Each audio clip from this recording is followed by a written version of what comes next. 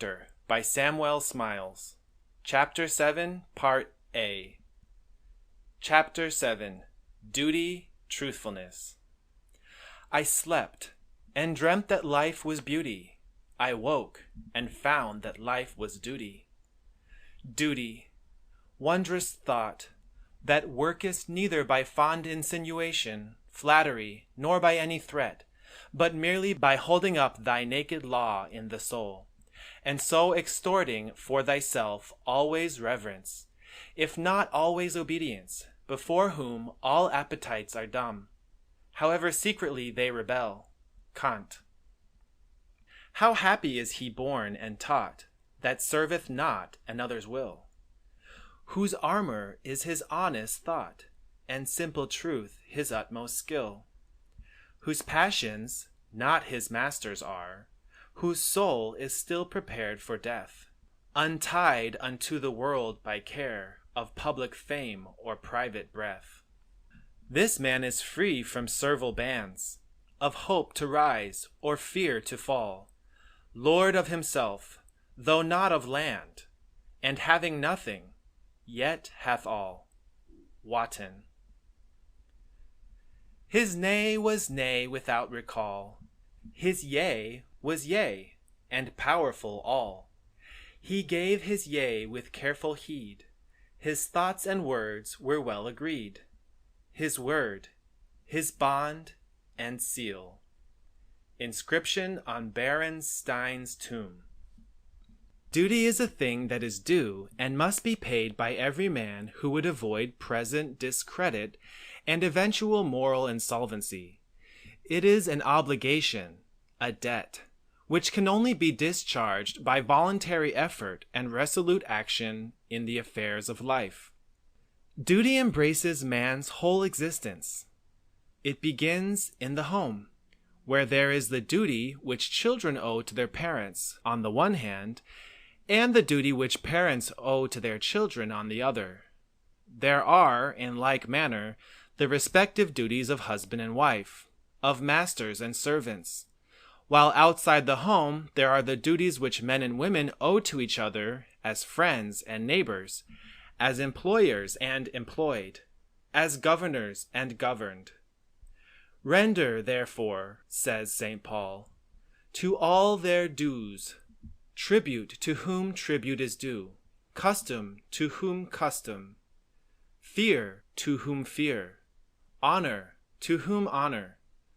Owe no man anything, but love one another, for he that loveth another hath fulfilled the law.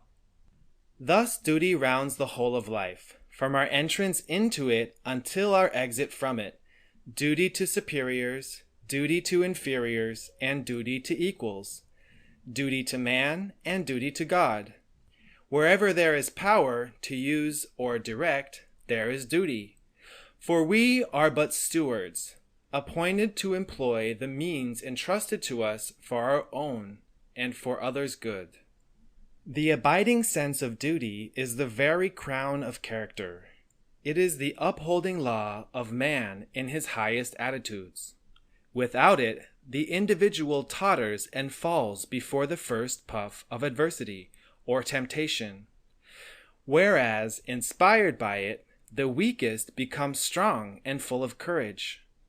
Duty, says Mrs. Jameson, is the cement which binds the whole moral edifice together, without which all power, goodness, intellect, truth, happiness, love itself can have no permanence, but all the fabric of existence crumbles away from under us, and leaves us at last sitting in the midst of a ruin, astonished at our own desolation. Duty is based upon a sense of justice, justice inspired by love, which is the most perfect form of goodness. Duty is not a sentiment, but a principle pervading the life, and it exhibits itself in conduct and in acts, which are mainly determined by man's conscience and free will. The voice of conscience speaks in duty done, and without its regulating and controlling influence, the brightest and greatest intellect may be merely as a light that leads astray. Conscience sets a man upon his feet, while his will holds him upright. Conscience is the moral governor of the heart, the governor of right action, of right thought, of right faith, of right life. And only through its dominating influence can the noble and upright character be fully developed.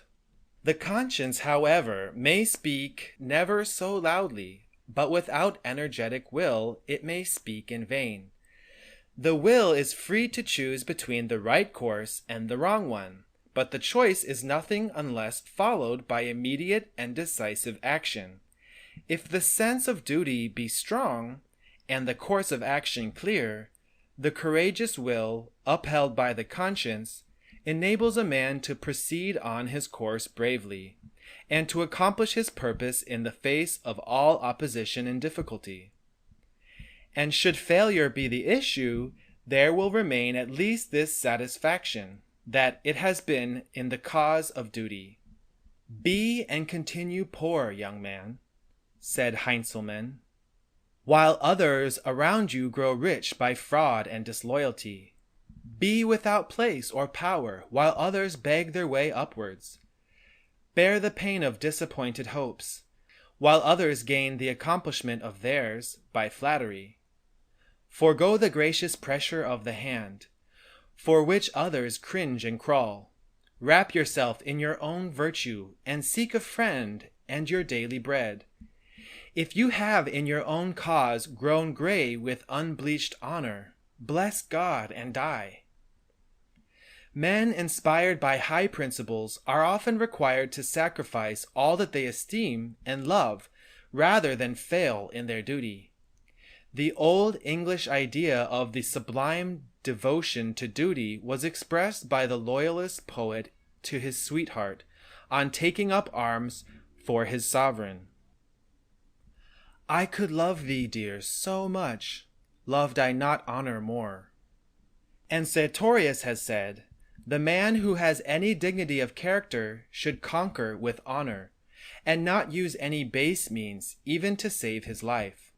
So St. Paul, inspired by duty and faith, declared himself as not only ready to be bound, but to die at Jerusalem. When the Marquis of Pescara was entreated by the princes of Italy to desert the Spanish cause, to which he was in honor bound, his noble wife, Vittoria Colonna, reminded him of his duty. She wrote to him, "Remember your honor, which raises you above fortune and above kings. By that alone, and not by the splendor of titles, is glory acquired, that glory which it will be your happiness and pride to transmit unspotted to your posterity." Such was the dignified view which she took of her husband's honor, and when he fell at Pavia, though young and beautiful, and besought by many admirers, she betook herself to solitude, that she might lament over her husband's loss and celebrate his exploits. To live really is to act energetically. Life is a battle to be fought valiantly, inspired by high and honorable resolve. A man must stand to his post and die there, if need be. Like the old Danish hero, his determination should be to dare nobly, to will strongly, and never to falter in the path of duty.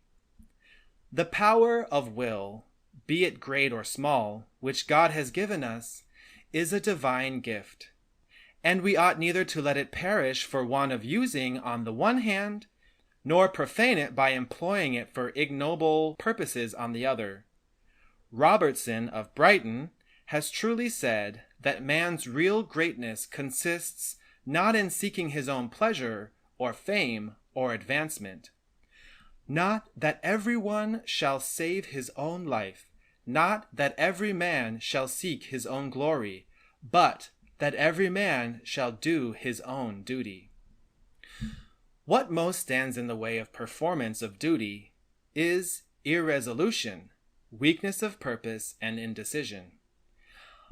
On the one side are conscience and the knowledge of good and evil. On the other are indolence, selfishness, love of pleasure, or passion. The weak and the ill-disciplined will may remain suspended for a time between these influences, but at length the balance inclines one way or the other, according as the will is called into action or otherwise. If it be allowed to remain passive, the lower influence of selfishness or passion will prevail, and thus man suffers abdiction. Individuality is renounced, character is degraded, and the man permits himself to become the mere passive slave of his senses. Thus the power of exercising the will promptly, in obedience to the dictates of conscience, and thereby resisting the impulses of the lower nature, is of essential importance in moral discipline, and absolutely necessary for the development of character in its best forms. To acquire the habit of well-doing, to resist evil propensities, to fight against sensual desire, to overcome inborn selfishness, may require a long and persevering discipline, but when once the practice of duty is learnt, it becomes consolidated in habit, and thenceforth is comparatively easy. The valiant good man is he who, by the resolute exercise of his free will, has to discipline himself as to have acquired the habit of virtue, as the bad man is he who, by allowing his free will to remain inactive, and giving the bridle to his desires and passions, has acquired the habit of vice, by which he becomes at last bound as by chains of iron. A man can only achieve strength of purpose by the action of his own free will. If he is to stand erect, it must be by his own efforts, for he cannot be kept propped up by the help of others. He is master of himself and his actions. He can avoid falsehood and be truthful. He can shun sensualism and be continent. He can turn aside from doing a cruel thing and can be benevolent and forgiving. All these lie within the sphere of individual efforts and come within the range of self-discipline, and it depends upon men themselves whether in these respects they will be free, pure, and good on the one hand, or enslaved, impure, and miserable on the other. Among the wise sayings of Epictetus, we find the following: "We do not choose our own parts in life, and have nothing to do with those parts. Our simple duty is confined to playing them well. The slave may be as free as the consul, and freedom is the chief of blessings. It dwarfs all others. Beside it, all others are insignificant. With it, all others are needless. Without it, no others are possible. You must teach men that happiness is not where, in their blindness and misery, they seek it. It is not in strength, for Myro and Ophelius were not happy, not in wealth, for Croesus was not happy, not in power, for the consuls were not happy, not in all these together, for Nero and Sardanapalus and Agamemnon sighed and wept and tore their hair, and were the slaves of circumstances, and the dupes of semblances. It lies in yourselves, in true freedom, in the absence of conquest of every ignoble fear, in perfect self-government, and in a power of contentment and peace, and the even flow of life amid poverty, exile, disease, and the very valley of the shadow of death." End of section 24.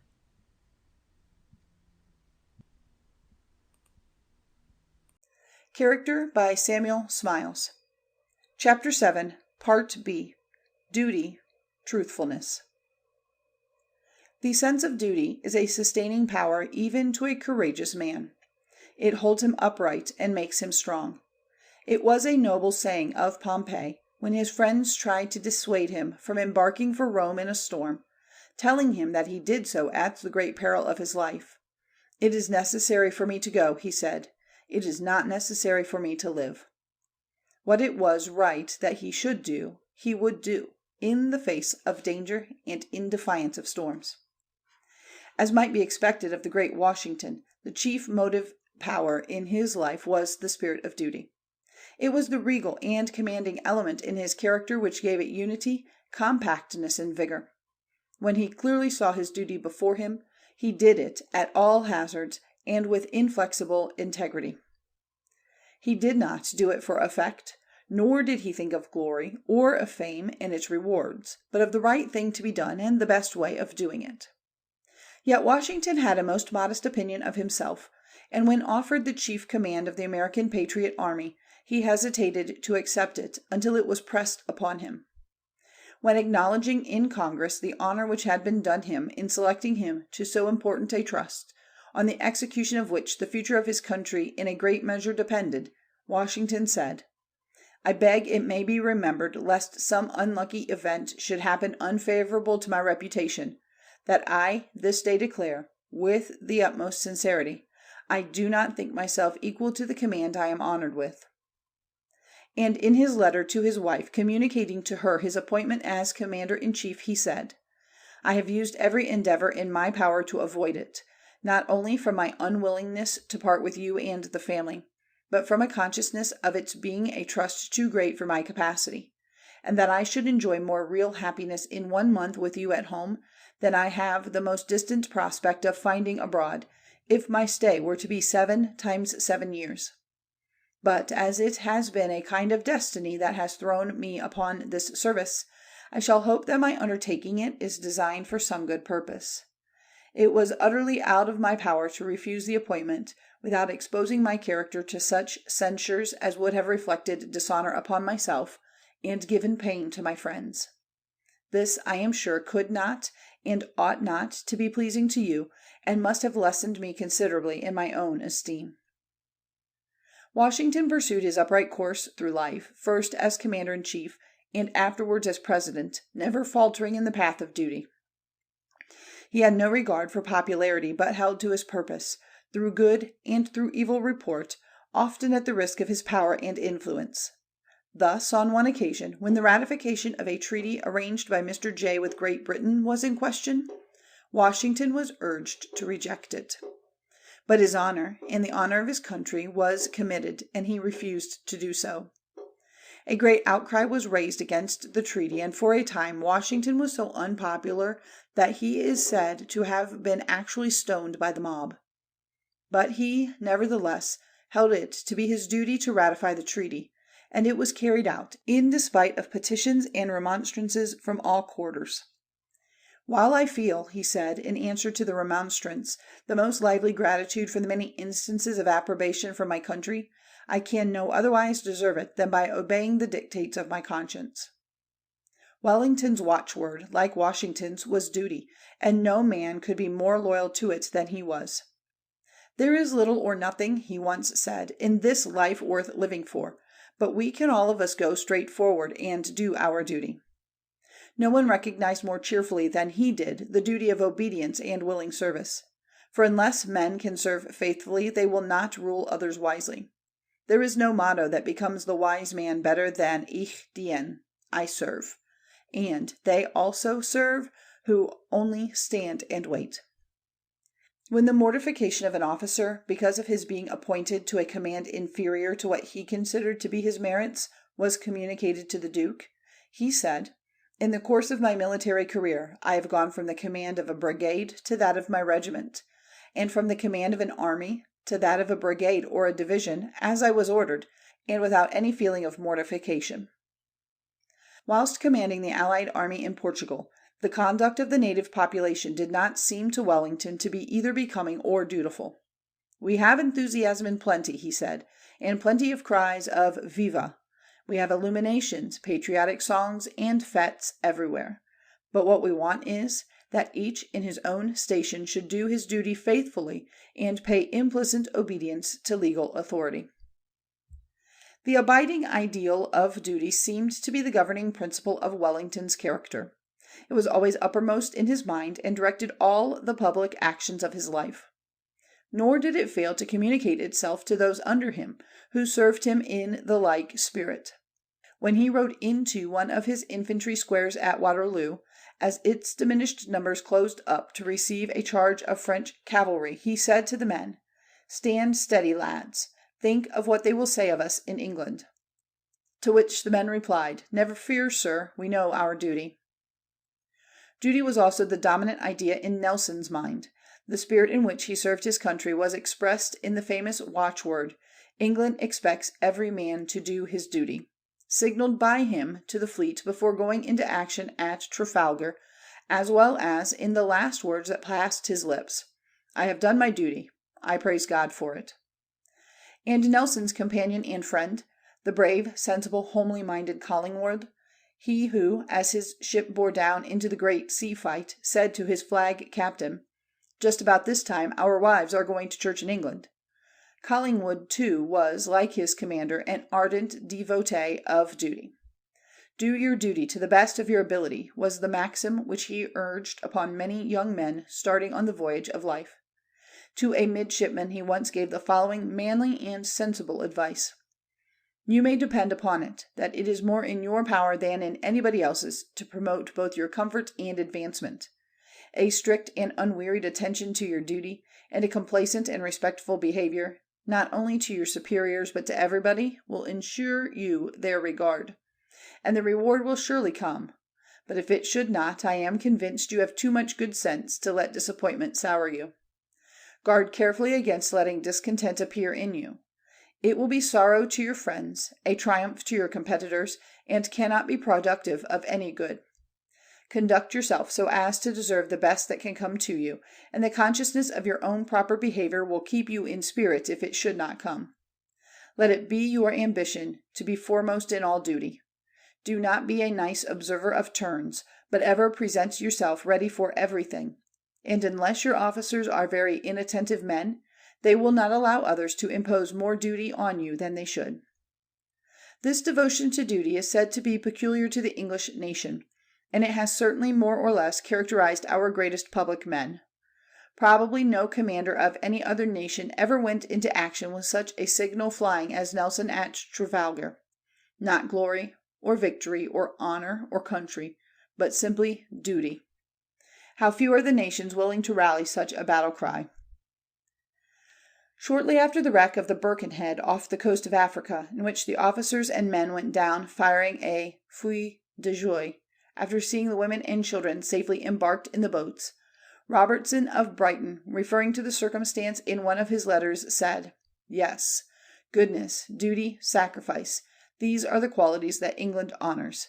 She gapes and wonders every now and then, like an awkward peasant, at some other things, railway kings, electrobiology, and other trumperies, but nothing stirs her grand old heart down to its central deeps universally and long except the right.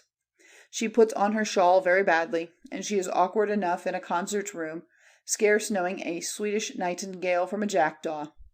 But blessings large and long upon her. She knows how to teach her sons to sink like men amidst sharks and billows, without parade, without display, as if duty were the most natural thing in the world, and she never mistakes long an actor for a hero, or a hero for an actor."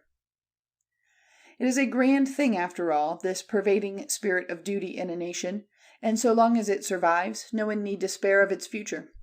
But when it has departed, or become deadened, and been supplanted by thirst for pleasure, or selfish aggrandizement, or glory, then woe to that nation, for its dissolution is near at hand. If there be one point on which intelligent observers are agreed more than another as to the cause of the late deplorable collapse of France as a nation, it was the utter absence of this feeling of duty, as well as of truthfulness, from the mind not only of the men, but of the leaders of the French people. The unprejudiced testimony of Baron Stoffel, French military attaché at Berlin before the war, is conclusive on this point. In his private report to the Emperor, found at the Tuileries, which was written in August 1869, about a year before the outbreak of the war, Baron Stoffel pointed out that the highly educated and disciplined German people were pervaded by an ardent sense of duty, and did not think it beneath them to reverence sincerely what was noble and lofty, whereas in all respects France presented a melancholy contrast. There the people, having sneered at everything, had lost the faculty of respecting anything, and virtue, family life, patriotism, honor, and religion were represented to a frivolous generation as only fitting subjects for ridicule. Alas, how terribly has France been punished for her sins against truth and duty! Yet the time was when France possessed many great men inspired by duty, but they were all men of a comparatively remote past. The race of Bayard, Duplessis, Coligny, Duquesne, Turenne, Colbert, and Sully seems to have died out and left no lineage. There has been an occasional great Frenchman of modern times who has raised the cry of duty, but his voice has been as that of one crying in the wilderness. De Tocqueville was one of such, but like all men of his stamp, he was proscribed, imprisoned, and driven from public life.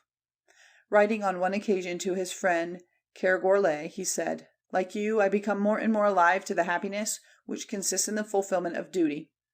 I believe there is no other so deep and so real. There is only one great object in the world which deserves our efforts, and that is the good of mankind." End of section 25.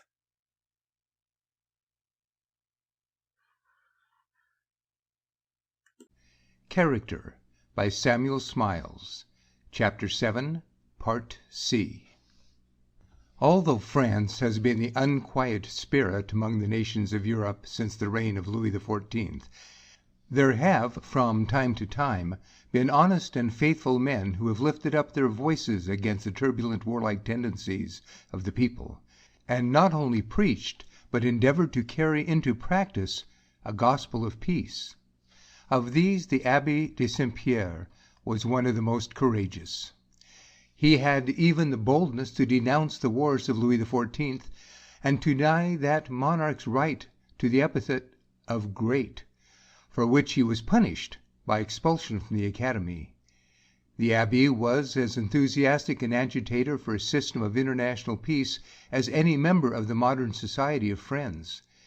As Joseph Sturge went to St. Petersburg to convert the Emperor of Russia to his views, so the Abbé went to Utrecht to convert the conference sitting there to his project for a diet, to secure perpetual peace.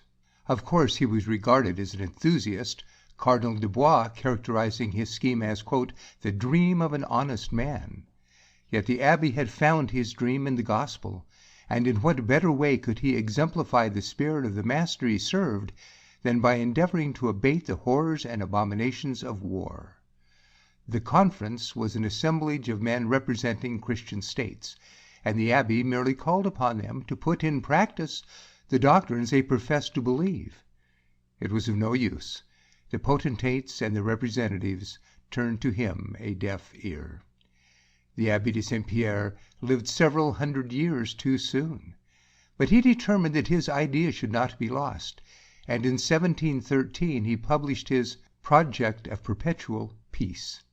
He there proposed the formation of a European Diet or Senate, to be composed of representatives of all nations, before which princes should be bound, before resorting to arms, to state their grievances and require redress.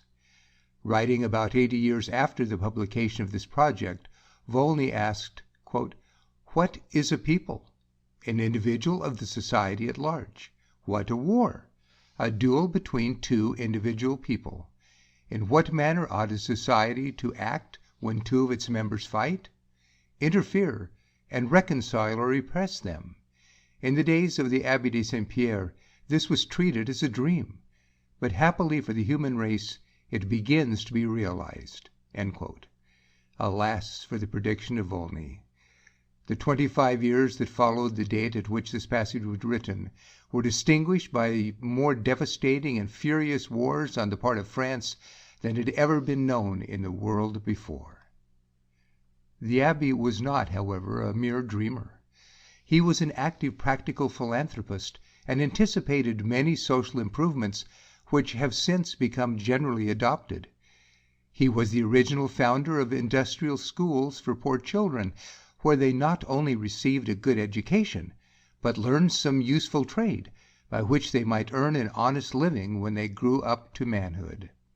He advocated the revision and simplification of the whole code of laws, an idea afterwards carried out by the first Napoleon. He wrote against dueling, against luxury, against gambling, against monasticism, quoting the remark of Segrais, that, quote, "the mania for a monastic life is the smallpox of the mind." End quote. He spent his whole income on acts of charity, not in almsgiving, but in helping poor children and poor men and women to help themselves. His object always was to benefit permanently those whom he assisted. He continued his love of truth and his freedom of speech to the last. At the age of 80 he said, quote, "If life is a lottery for happiness, my lot has been one of the best." End quote. When on his deathbed, Voltaire asked him how he felt, to which he answered, quote, "As about to make a journey into the country." End quote. And in this peaceful frame of mind he died. But so outspoken had St. Pierre been against corruption in high places that Maupetit, his successor at the Academy, was not permitted to pronounce his elegy, nor was it until 32 years after his death that this honor was done to his memory by d'Alembert. The true and emphatic epitaph of the good, truth-loving, truth-speaking abbé was this: he loved much. Duty is closely allied to truthfulness of character, and the dutiful man is, above all things, truthful in his words as in his actions. He says and he does the right thing in the right way and at the right time. There is probably no saying of Lord Chesterfield that commends itself more strongly to the approval of manly-minded men than that it is truth that makes the success of the gentleman. Clarendon, speaking of one of the noblest and purest gentlemen of his age, says of Falkland that he, quote, "was so severe an adorer of truth that he could as easily have given himself leave to steal as to dissemble." End quote. It was one of the finest things that Mrs. Hutchinson could say of her husband, that he was a thoroughly truthful and reliable man. Quote, "He never professed the thing he intended not, nor promised what he believed out of his power, nor failed in the performance of anything that was in his power to fulfill." End quote. Wellington was a severe admirer of truth. An illustration may be given. When afflicted by deafness, he consulted a celebrated aurist, who, after trying all remedies in vain, determined, as a last resource, to inject into the ear a strong solution of caustic. It caused the most intense pain, but the patient bore it with his usual equanimity. The family physician, accidentally calling one day, found the Duke with flushed cheeks and bloodshot eyes, and when he rose he staggered about like a drunken man.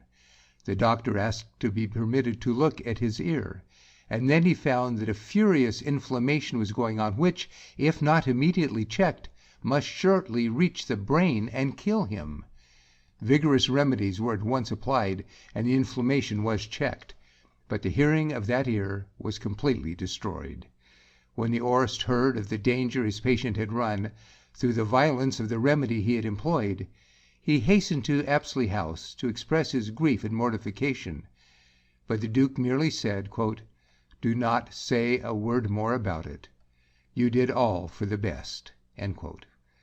The aurist said it would be his ruin when it became known that he had been the cause of so much suffering and danger to his grace. Quote, "But nobody need know anything about it. Keep your own counsel and depend upon it. I won't say a word to anyone." End quote.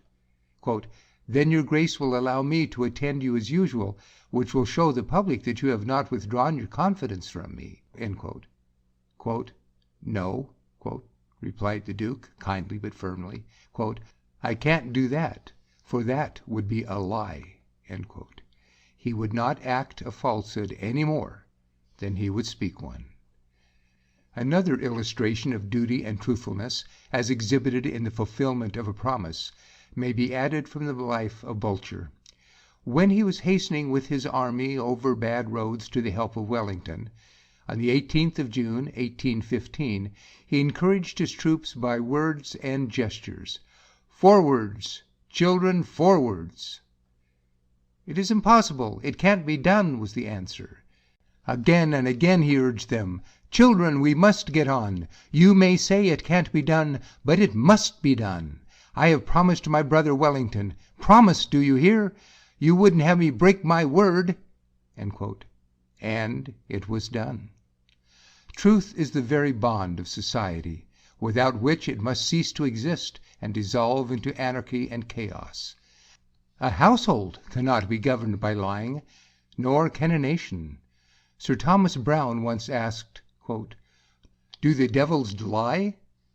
"No," was his answer, "for then even hell could not subsist." End quote.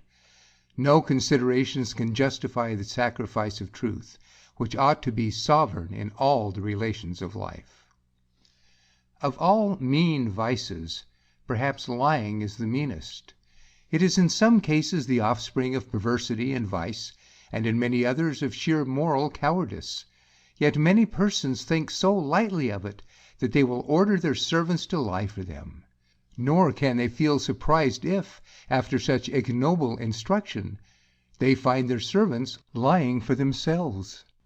Sir Harry Wotton's description of an ambassador as, quote, "an honest man sent to lie abroad for the benefit of his country," though meant as a satire, brought him into disfavor with James I when it became published, for an adversary quoted it as a principle of the king's religion. That it was not Wotton's real view of the duty of an honest man, it is obvious from the lines quoted at the head of this chapter on the character of a happy life, in which he eulogizes the man whose armor is his honest thought, and simple truth his utmost skill. But lying assumes many forms, such as diplomacy, expediency, and moral reservation. And under one guise or another, it is found more or less pervading all classes of society. Sometimes it assumes the form of equivocation or moral dodging, twisting and so stating the things said as to convey a false impression, a kind of lying which a Frenchman once described as, quote, "walking round about the truth." End quote. There are even men of narrow minds and dishonest natures who pride themselves upon their gesticular cleverness in equivocation, in their serpent-wise shirking of the truth and getting out of moral back doors in order to hide their real opinions and evade the consequences of holding and openly professing them. Institutions or systems based upon any such expedients must necessarily prove false and hollow. Quote, "Though a lie be ever so well dressed," says George Hebert, "it is ever overcome." End quote. Downright lying, though bolder and more vicious, is even more contemptible than such kind of shuffling and equivocation. Untruthfulness exhibits itself in many other forms, in reticency on the one hand, or exaggeration on the other, in disguise or concealment, in pretended concurrences in others' opinions, in assuming an attitude of conformity which is deceptive, in making promises or allowing them to be implied which are never intended to be performed, or even in refraining from speaking the truth when to do so is a duty. There are also those who are all things to all men, who say one thing and do another, like Bunyan's Mr. Facing Both Ways, only deceiving themselves when they think they are deceiving others, and who, being essentially insincere, fail to evoke confidence and invariably, in the end, turn out failures, if not impostors. Others are untruthful in their pretentiousness and in assuming merits which they do not really possess. The truthful man is, on the contrary, modest, and makes no parade of himself and his deeds. When Pitt was in his last illness, the news reached England of the great deeds of Wellington in India. Quote, "The more I hear of his exploits," said Pitt, "the more I admire the modesty with which he receives the praises he merits for them. He is the only man I ever knew that was not vain for what he had done, and yet had so much reason to be so." End quote. So it is said of Faraday by Professor Tyndall, that, quote, "pretense of all kinds, whether in life or in philosophy, was hateful to him." End quote. Dr. Marshall Hall was a man of like spirit, courageously truthful, dutiful, and manly. One of his most intimate friends has said of him that wherever he met with untruthfulness or sinister motive, he would expose it, saying, quote, "I neither will nor can give my consent to a lie." End quote. The question, right or wrong, once decided in his own mind, the right was followed, no matter what the sacrifice or the difficulty, neither expediency nor inclination weighing one jot in the balance. End of section 26.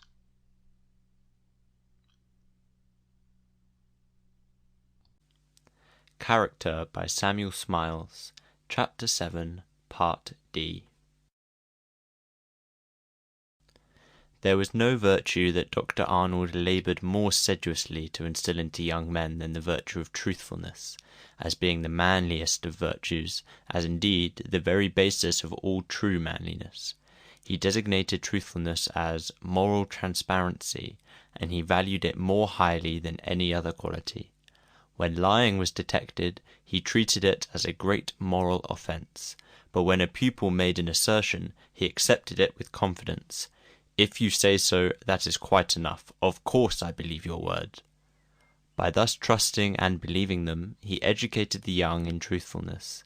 The boys at length coming to say to one another, "It's a shame to tell Arnold a lie. He always believes one." One of the most striking instances that could be given of the character of the dutiful, truthful, laborious man is presented in the life of the late George Wilson, Professor of Technology in the University of Edinburgh.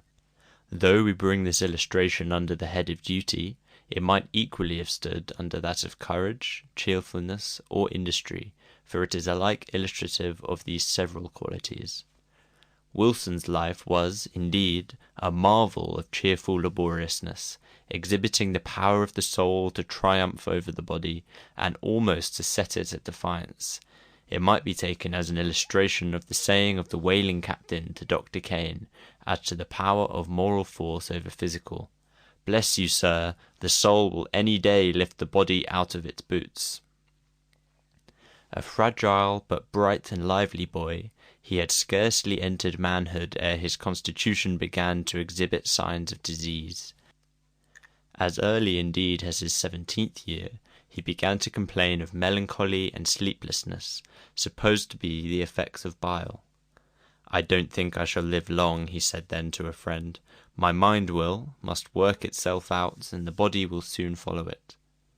A strange confession for a boy to make, but he gave his physical health no fair chance.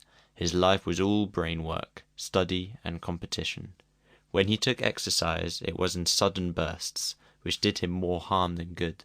Long walks in the Highlands jaded and exhausted him, and he returned to his brain work unrested and unrefreshed. It was during one of his forced walks of some 24 miles in the neighbourhood of Stirling that he injured one of his feet, and he returned home seriously ill. The result was an abscess, disease of the ankle joint, and long agony, which ended in the amputation of the right foot. But he never relaxed in his labours. He was now writing, lecturing, and teaching chemistry. Rheumatism and acute inflammation of the eye next attacked him, and retreated by cupping, blistering, and colchicum. Unable himself to write, he went on preparing his lectures, which he dictated to his sister. Pain haunted him day and night, and sleep was only forced by morphia. While in this state of general prostration, symptoms of pulmonary disease began to show themselves. Yet he continued to give the weekly lectures to which he stood committed to the Edinburgh School of Arts. Not one was shirked, though their delivery before a large audience was a most exhausting duty. "Well, there's another nail put into my coffin," was the remark made on throwing off his top-coat on returning home, and a sleepless night almost invariably followed. At 27, Wilson was lecturing 10, 11, or more hours weekly, usually with setons or open blister wounds upon him. His bosom friends, he used to call them. He felt the shadow of death upon him, and he worked as if his days were numbered. "Don't be surprised," he wrote to a friend, "if any morning at breakfast you hear that I am gone." But while he said so, he did not in the least degree indulge in the feeling of sickly sentimentality. He worked on as cheerfully and hopefully as if in the very fullness of his strength. To none, said he, is life so sweet as to those who have lost all fear to die. Sometimes he was compelled to desist from his labours by sheer debility, occasioned by loss of blood from the lungs, but after a few weeks' rest and change of air, he would return to his work, saying, "The water is rising in the well again," though disease had fastened on his lungs and was spreading there, and though suffering from a distressing cough, he went on lecturing as usual. To add to his troubles, when one day endeavouring to recover himself from a stumble occasioned by his lameness, he overstrained his arm and broke the bone near the shoulder, but he recovered from his successive accidents and illnesses in the most extraordinary way. The reed bent but did not break. The storm passed, and it stood erect as before.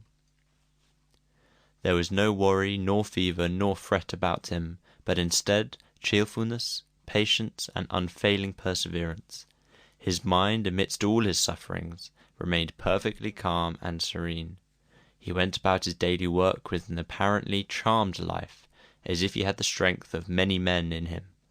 Yet all the while he knew he was dying, his chief anxiety being to conceal his state from those about him at home, to whom the knowledge of his actual condition would have been inexpressibly distressing. "I am cheerful among strangers," he said, and tried to live day by day as a dying man. He went on teaching as before, lecturing to the Architectural Institute and to the School of Arts. One day, after a lecture before the latter institute, he lay down to rest, and was shortly awakened by the rupture of a blood vessel, which occasioned him the loss of a considerable quantity of blood. He did not experience the despair and agony that Keats did on a like occasion, though he equally knew that the messenger of death had come and was waiting for him. He appeared at the family meals as usual, and next day he lectured twice, punctually fulfilling his engagements, but the exertion of speaking was followed by a second attack of hemorrhage. He now became seriously ill, and it was doubted whether he would survive the night. But he did survive, and during his convalescence he was appointed to an important public office, that of Director of the Scottish Industrial Museum, which involved a great amount of labour, as well as lecturing, in his capacity of Professor of Technology, which he held in connection with the office. From this time forward, his "dear museum," as he called it, absorbed all his surplus energies. While busily occupied in collecting models and specimens for the museum, he filled up his odds and ends of time in lecturing to ragged schools, ragged kirks, and medical missionary societies. He gave himself no rest, either of mind or body, and to die working was the fate he envied. His mind would not give in, but his poor body was forced to yield, and a severe attack of hemorrhage, bleeding from both lungs and stomach, compelled him to relax in his labours. "For a month or some 40 days," he wrote, "a dreadful Lent, the mind has blown geographically from Araby the Blessed, but thermometrically from Iceland the Accursed. I have been made a prisoner of war, hit by an icicle in the lungs, and have shivered and burned alternately for a large portion of the last month, and spat blood till I grew pale with coughing. Now I am better, and tomorrow I give my concluding lecture, thankful that I have contrived, notwithstanding all my troubles, to carry on without missing a lecture to the last day of the Faculty of Arts to which I belong." How long was it to last? He himself began to wonder, for he had long felt his life as if ebbing away. At length he became languid, weary, and unfit for work. Even the writing of a letter cost him a painful effort, and he felt as if to lie down and sleep were the only things worth doing. Yet shortly after, to help a Sunday school, he wrote his 5 Gateways of Knowledge as a lecture, and afterwards expanded it into a book. He also recovered strength sufficient to enable him to proceed with his lectures to the institutions to which he belonged, besides on various occasions undertaking to do other people's work. "I am looked down upon as good as mad," he wrote to his brother, "because, on a hasty notice, I took a defaulting lecturer's place at the Philosophical Institution, and discoursed on the polarization of light. But I like work, it is a family weakness." Then followed chronic malaise. Sleepless nights, days of pain, and more spitting of blood. My only painless moments, he says, were when lecturing. In this state of prostration and disease, the indefatigable man undertook to write the life of Edward Forbes, and he did it, like everything he undertook, with admirable ability. He proceeded with his lectures as usual. To an association of teachers he delivered a discourse on the educational value of industrial science. After he had spoken to his audience for an hour, he left them to say whether he should go on or not, and they cheered him on to another half-hour's address. "It is curious," he wrote, "the feeling of having an audience like clay in your hands to mould for a season as you please. It is terribly responsible power. I do not mean for a moment to imply that I am indifferent to the good opinion of others, for otherwise, but again this is much less a concern with me than to deserve it. It was not so once. I had no wish for unmerited praise, but I was too ready to settle that I did merit it. Now the word duty seems to me the biggest word in the world, and is uppermost in all my serious doings." This was written only about 4 months before his death. A little later he wrote, "I spin my thread of life from week to week rather than from year to year." Constant attacks of bleeding from the lungs sapped his little remaining strength, but did not altogether disable him from lecturing. He was amused by one of his friends proposing to put him under trustees for the purpose of looking after his health, but he would not be restrained from working, so long as a vestige of strength remained. One day in the autumn of 1859, he returned from his customary lecture in the University of Edinburgh with a severe pain in his side. He was scarcely able to crawl upstairs. Medical aid was sent for, and he was pronounced to be suffering from pleurisy and inflammation of the lungs. His enfeebled frame was ill able to resist so severe a disease, and he sank peacefully to the rest he so longed for after a few days' illness. Wrong not the dead with tears. A glorious bright tomorrow endeth a weary life of pain and sorrow. The life of George Wilson, so admirably and affectionately related by his sister, is probably one of the most marvellous records of pain and long-suffering, and yet of persistent, noble, and useful work that is to be found in the whole history of literature.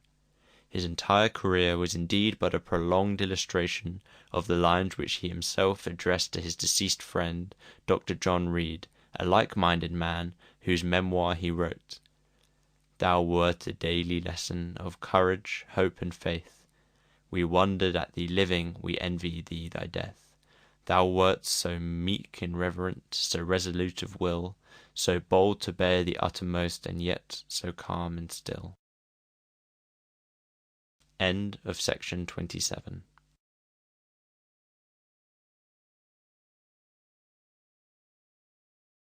Character by Samuel Smiles. Chapter 8, Part A, Temper. Temper is 9/10 of Christianity. Bishop Wilson. Heaven is a temper, not a place. Dr. Chalmers. And should my youth, as youth is apt, I know, some harshness show, all vain asperities I day by day would wear away, till the smooth temper of my age should be like the high leaves upon the holly tree. Southey. Even power itself hath not 1/2 the might of gentleness. Leigh Hunt. It has been said that men succeed in life quite as much by their temper as by their talents. However this may be, it is certain that their happiness in life depends mainly upon their equanimity of disposition, their patience and forbearance, and their kindness and thoughtfulness for those about them. It is really true what Plato says, that in seeking the good of others we find our own. There are some natures so happily constituted that they can find good in everything. There is no calamity so great but they can adduce comfort and consolation from it. No sky so black but they can discover a gleam of sunshine issuing through it from some quarter or another. And if the sun be not visible to their eyes, they at least comfort themselves with the thought that it is there, though veiled from them for some good and wise purpose. Such happy natures are to be envied. They have a beam in the eye, a beam of pleasure, gladness, religious cheerfulness, philosophy, call it what you will. Sunshine is about their hearts, and their mind gilds with its own hues all that it looks upon. When they have burdens to bear, they bear them cheerfully, not repining, nor fretting, nor wasting their energies in useless lamentation, but struggling onward manfully, gathering up such flowers as lie along their path. Let it not for a moment be supposed that men such as those we speak of are weak and unreflective. The largest and most comprehensive natures are generally also the most cheerful, the most loving, the most hopeful, the most trustful. It is the wise man, of large vision, who is the quickest to discern the moral sunshine gleaming through the darkest cloud. In present evil he sees prospective good. In pain he recognizes the effort of nature to restore health. In trials he finds correction and discipline. And in sorrow and suffering he gathers courage, knowledge, and the best practical wisdom. When Jeremy Taylor had lost all, when his house had been plundered, and his family driven out of doors, and all his worldly estate had been sequestrated, he could still write this: I am fallen into the hands of publicans and sequestrators, and they have taken all from me. What now? Let me look about me. They have left me the sun and moon, a loving wife, and many friends to pity me, and some to relieve me. And I can still discourse, and unless I list, they have not taken away my merry countenance, and my cheerful spirit, and a good conscience. They have still left me the providence of God, and all the promises of the gospel, and my religion, and my hopes of heaven, and my charity to them too. And still I sleep and digest, I eat and drink, I read and meditate, and he that hath so many causes of joy, and so great, is very much in love with sorrow and peevishness, who loves all these pleasures, and chooses to sit down upon his little handful of thorns. Although cheerfulness of disposition is very much a matter of inborn temperament, it is also capable of being trained and cultivated like any other habit. We may make the best of life, or we may make the worst of it, and it depends very much upon ourselves whether we extract joy or misery from it. There are always two sides of life on which we can look, according as we choose, the bright side or the gloomy. We can bring the power of the will to bear in making the choice, and thus cultivate the habit of being happy, or the reverse. We can encourage the disposition of looking at the brightest side of things instead of the darkest. And while we see the cloud, let us not shut our eyes to the silver lining. The beam in the eye sheds brightness, beauty, and joy upon life in all its phases. It shines upon coldness and warms it, upon suffering and comforts it, upon ignorance and enlightens it, upon sorrow and cheers it. The beam in the eye gives luster to intellect and brightens beauty itself. Without it, the sunshine of life is not felt, flowers bloom in vain, the marvels of heaven and earth are not seen or acknowledged, and creation is but a dreary, lifeless, soulless blank. While cheerfulness of disposition is a great source of enjoyment in life, it is also a great safeguard of character. A devotional writer of the present day, in answer to the question, How are we to overcome temptation?, says, Cheerfulness is the first thing, cheerfulness is the second, and cheerfulness is the third. It furnishes the best soil for the growth of goodness of wisdom. It is also the best of moral and mental tonics. The best cordial of all, said Dr. Marshall Hall to one of his patients, is cheerfulness. And Solomon has said that a merry heart doeth good like a medicine. When Luther was once applied to for a remedy against melancholy, his advice was gaiety and courage. Innocent gaiety and rational, honorable courage are the best medicine for young men and for old men too, for all men against sad thoughts. Next to music, if not before it, Luther loved children and flowers. The great gnarled man had a heart as tender as a woman's. Cheerfulness is also an excellent wearing quality. It has been called the bright weather of the heart. It gives harmony of soul and is a perpetual song without words. It is tantamount to repose. It enables nature to recruit its strength, whereas worry and discontent debilitate it, involving constant wear and tear. How is it that we see such men as Lord Palmerston growing old in harness, working on vigorously to the end? Mainly through equanimity of temper and habitual cheerfulness. They have educated themselves in the habit of endurance, of not being easily provoked, of bearing and forbearing, of hearing harsh and even unjust things said of them without indulging in undue resentment, and avoiding worrying, petty, and self-tormenting cares. An intimate friend of Lord Palmerston, who observed him closely for 20 years, has said that he never saw him angry, with perhaps one exception, and that was when the ministry responsible for the calamity in Afghanistan, of which he was one, were unjustly accused by their opponents of falsehood, perjury, and willful mutilation of public documents. So far as can be learnt from biography, men of the greatest genius have been for the most part cheerful, contented men, not eager for reputation, money, or power, but relishing life and keenly susceptible of enjoyment, as we find reflected in their works. Such seem to have been Homer, Horace, Virgil, Montaigne, Shakespeare, Cervantes. Healthy, serene cheerfulness is apparent in their great creations. Among the same class of cheerful-minded men may also be mentioned Luther, More, Bacon, Leonardo da Vinci, Raphael, and Michelangelo.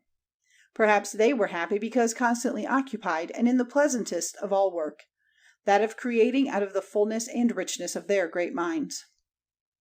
Milton, too, though a man of many trials and sufferings, may have been a man of great cheerfulness and elasticity of nature. Though overtaken by blindness, deserted by friends, and fallen upon evil days, darkness before and danger's voice behind, yet he did not bate heart or hope, but still bore up and steered right onward. Henry Fielding was a man borne down through life by debt and difficulty and bodily suffering, and yet Lady Mary Wortley Montagu has said of him that by virtue of his cheerful disposition she was persuaded he had known more happy moments than any person on earth. Dr. Johnson, through all his trials and sufferings and hard fights with fortune, was a courageous and cheerful-natured man. He manfully made the best of life and tried to be glad in it. Once, when a clergyman was complaining of the dullness of society in the country, saying, "They only talk of runts," 17 young cows, Johnson felt flattered by the observation of Mrs. Thrale's mother, who said, "Sir, Dr. Johnson would learn to talk of runts," meaning that he was a man who would make the most of his situation, whatever it was. Johnson was of opinion that a man grew better as he grew older, and that his nature mellowed with age. This is certainly a much more cheerful view of human nature than that of Lord Chesterfield, who saw life through the eyes of a cynic, and held that the heart never grows better by age, it only grows harder. But both sayings may be true according to the point from which life is viewed, and the temper by which man is governed. For while the good, profiting by experience and disciplining themselves by self-control, will grow better, the ill-conditioned, uninfluenced by experience, will only grow worse. Sir Walter Scott was a man full of the milk of human kindness. Everybody loved him. He was never 5 minutes in a room ere the little pets of the family, whether dumb or lisping, had found out his kindness for all their generation. Scott related to Captain Basil Hall an incident of his boyhood which showed the tenderness of his nature. One day, a dog coming towards him, he took up a big stone, threw it, and hit the dog. The poor creature had strength enough left to crawl up to him and lick his feet, although he saw its leg was broken.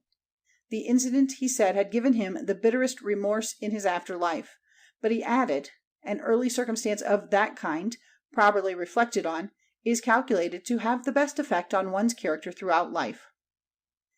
"Give me an honest laughter," Scott would say, and he himself laughed the heart's laugh. He had a kind word for everybody, and his kindness acted all round him like a contagion, dispelling the reserve and awe which his great name was calculated to inspire. "He'll come here," said the keeper of the ruins of Melrose Abbey to Washington Irving. "He'll come here sometimes, with great folks in his company, and the first I'll know of it is hearing his voice calling out, 'Johnny, Johnny Bower!' And when I go out, I'm sure to be greeted with a joke or a pleasant word. He'll stand and crack and laugh with me just like an old wife, and to think that of a man that has such an awful knowledge of history." Dr. Arnold was a man of the same hearty cordiality of manner, full of human sympathy. There was not a particle of affectation or pretense of condescension about him. "I never knew such a humble man as the doctor," said the parish clerk at Laleham. "He comes and shakes us by the hand as if he was one of us." "He used to come to my house," said an old woman near Fox How, "and talk to me as if I were a lady." Sidney Smith was another illustration of the power of cheerfulness. He was ever ready to look on the bright side of things. The darkest cloud had to him its silver lining. Whether working as country curate or as parish rector, he was always kind, laborious, patient, and exemplary, exhibiting in every sphere of life the spirit of a Christian, the kindness of a pastor, and the honor of a gentleman. In his leisure he employed his pen on the side of justice, freedom, education, toleration, emancipation, and his writings, though full of common sense and bright humor, are never vulgar, nor did he ever pander to popularity or prejudice. His good spirits, thanks to his natural vivacity and stamina of constitution, never forsook him, and in his old age, when borne down by disease, he wrote to a friend, "I have gout, asthma, and 7 other maladies, but I am otherwise very well." In one of the last letters he wrote to Lady Carlisle, he said, "If you hear of 16 or 18 pounds of flesh wanting an owner, they belong to me. I look as if a curate had been taken out of me." Great men of science have for the most part been patient, laborious, cheerful-minded men. Such were Galileo, Descartes, Newton, and Laplace. Euler, the mathematician, one of the greatest of natural philosophers, was a distinguished instance. Towards the close of his life he became completely blind, but he went on writing as cheerfully as before, supplying the want of sight by various ingenious mechanical devices, and by the increased cultivation of his memory, which became exceedingly tenacious. His chief pleasure was in the society of his grandchildren, to whom he taught their little lessons in the intervals of his severer studies. In like manner, Professor Robison of Edinburgh, the first editor of the Encyclopaedia Britannica, when disabled from work by a lingering and painful disorder, found his chief pleasure in the society of his grandchild. "I am infinitely delighted," he wrote to James Watt, "with observing the growth of its little soul, and particularly with its numberless instincts, which formerly passed unheeded. I thank the French theorists for more forcibly directing my attention to the finger of God which I discern in every awkward movement and every wayward whim. They are all guardians of his life and growth and power. I regret indeed that I have not time to make infancy and the development of its powers my sole study."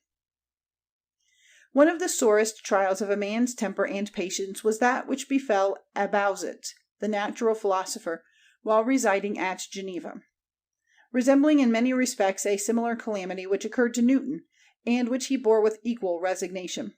Amongst other things, Abauzit devoted much study to the barometer and its variations, with the object of deducing the general laws which regulated atmospheric pressure. During 27 years he made numerous observations daily, recording them on sheets prepared for the purpose. One day, when a new servant was installed in the house, she immediately proceeded to display her zeal by putting things to rights. Abauzit's study, amongst other rooms, was made tidy and set in order. When he entered it, he asked of the servant, "What have you done with the paper that was round the barometer?" "Oh, sir," was the reply, "it was so dirty that I burnt it, and put in its place this paper, which you will see is quite new." Abauzit crossed his arms, and after some moments of internal struggle, he said, in a tone of calmness and resignation, "You have destroyed the results of 27 years' labor. In future, touch nothing whatever in this room." End of section 28.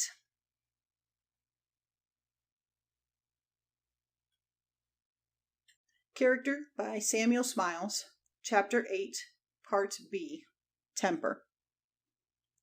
The study of natural history, more than that of any other branch of science, seems to be accompanied by unusual cheerfulness and equanimity of temper on the part of its votaries, the result of which is, that the life of naturalists is on the whole more prolonged than that of any other class of men in science.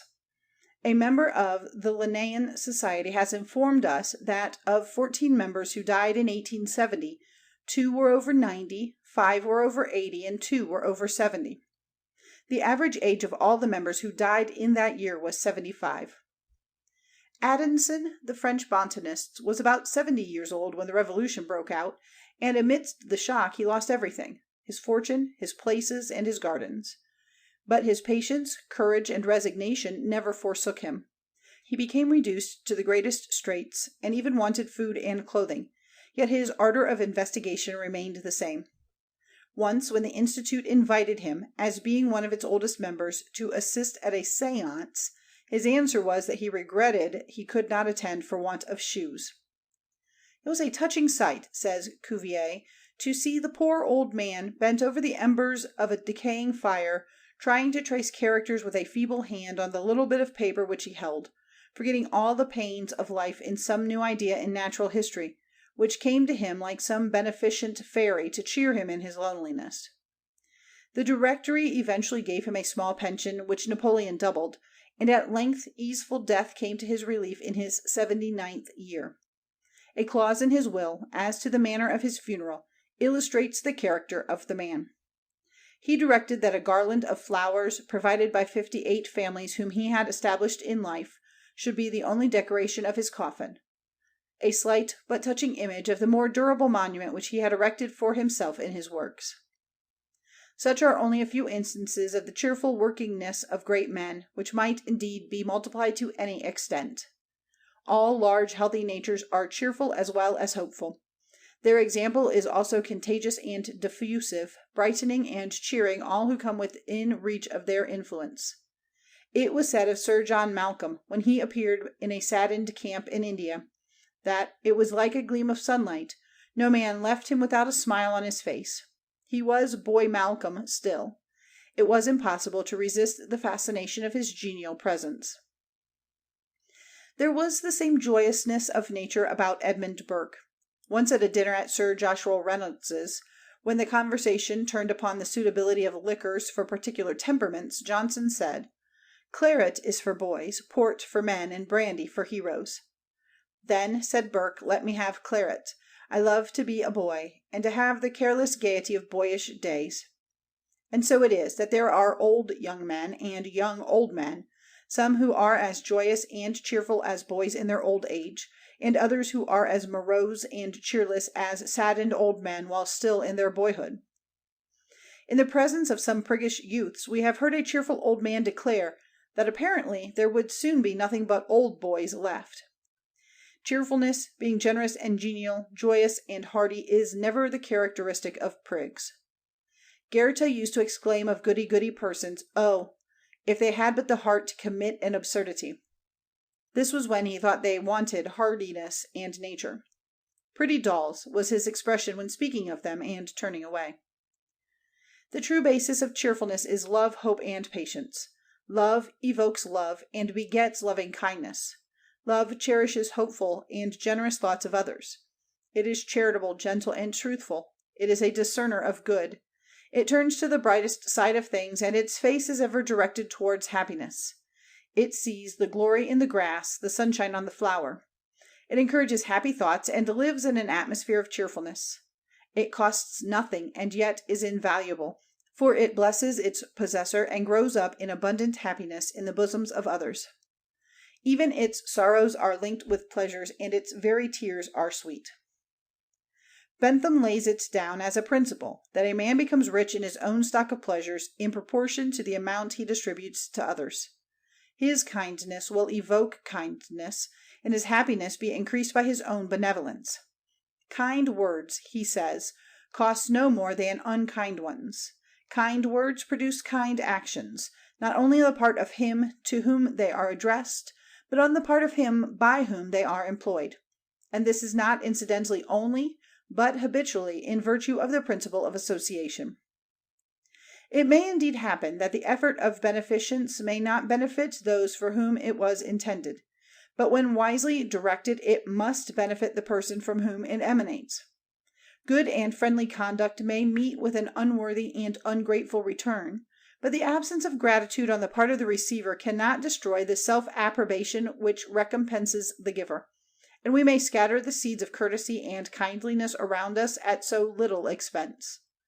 Some of them will inevitably fall on good ground and grow up into benevolence in the minds of others, and all of them will bear fruit of happiness in the bosom whence they spring. Once blessed are all the virtues always, twice blessed sometimes.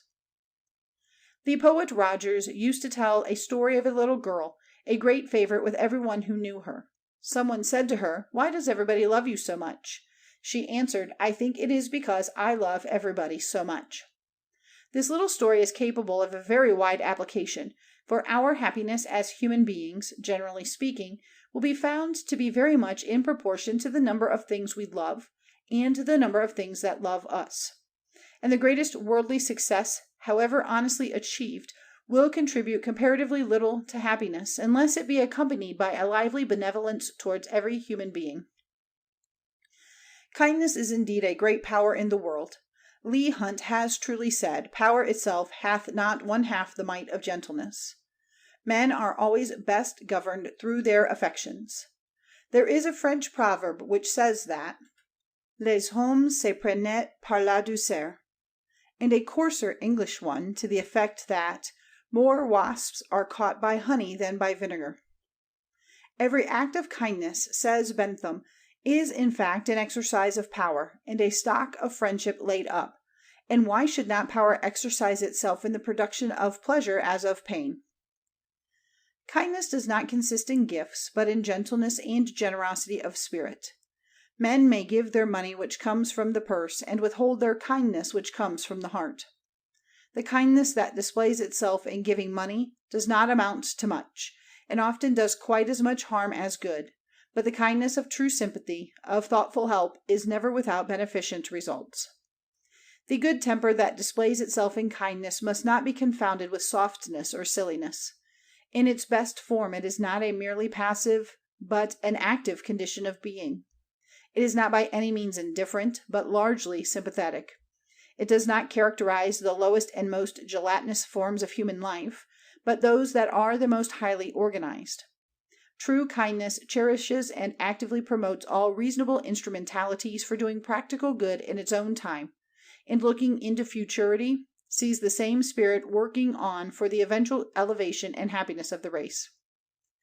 It is the kindly dispositioned men who are the active men of the world, while the selfish and the skeptical, who have no love but for themselves, are its idlers. Buffon used to say that he would give nothing for a young man who did not begin life with an enthusiasm of some sort. It showed that at least he had faith in something good, lofty, and generous, even if unattainable. Egotism, skepticism, and selfishness are always miserable companions in life, and they are especially unnatural in youth. The egotist is next door to a fanatic. Constantly occupied with self, he has no thought to spare for others. He refers to himself in all things, thinks of himself, and studies himself until his own little self becomes his own little God. Worst of all are the grumblers and growlers at fortune, who find that whatever is wrong, and will do nothing to set matters right, who declare all to be barren from Dan even to Beersheba. These grumblers are invariably found the least efficient helpers in the school of life. As the worst workmen are usually the readiest to strike, so the least industrious members of society are the readiest to complain. The worst wheel of all is the one that creaks. There is such a thing as the cherishing of discontent until the feeling becomes morbid. The jaundiced see everything about them yellow. The ill-conditioned think all things awry and the whole world out of joint. All is vanity and vexation of spirit. The little girl in Punch, who found her doll stuffed with bran, and forthwith declared everything to be hollow and wanted to go into a nunnery, had her counterpart in real life. Many full-grown people are quite as morbidly unreasonable. There are those who may be said to enjoy bad health. They regard it as a sort of property. They can speak of my headache, my backache, and so forth, until in course of time it becomes their most cherished possession.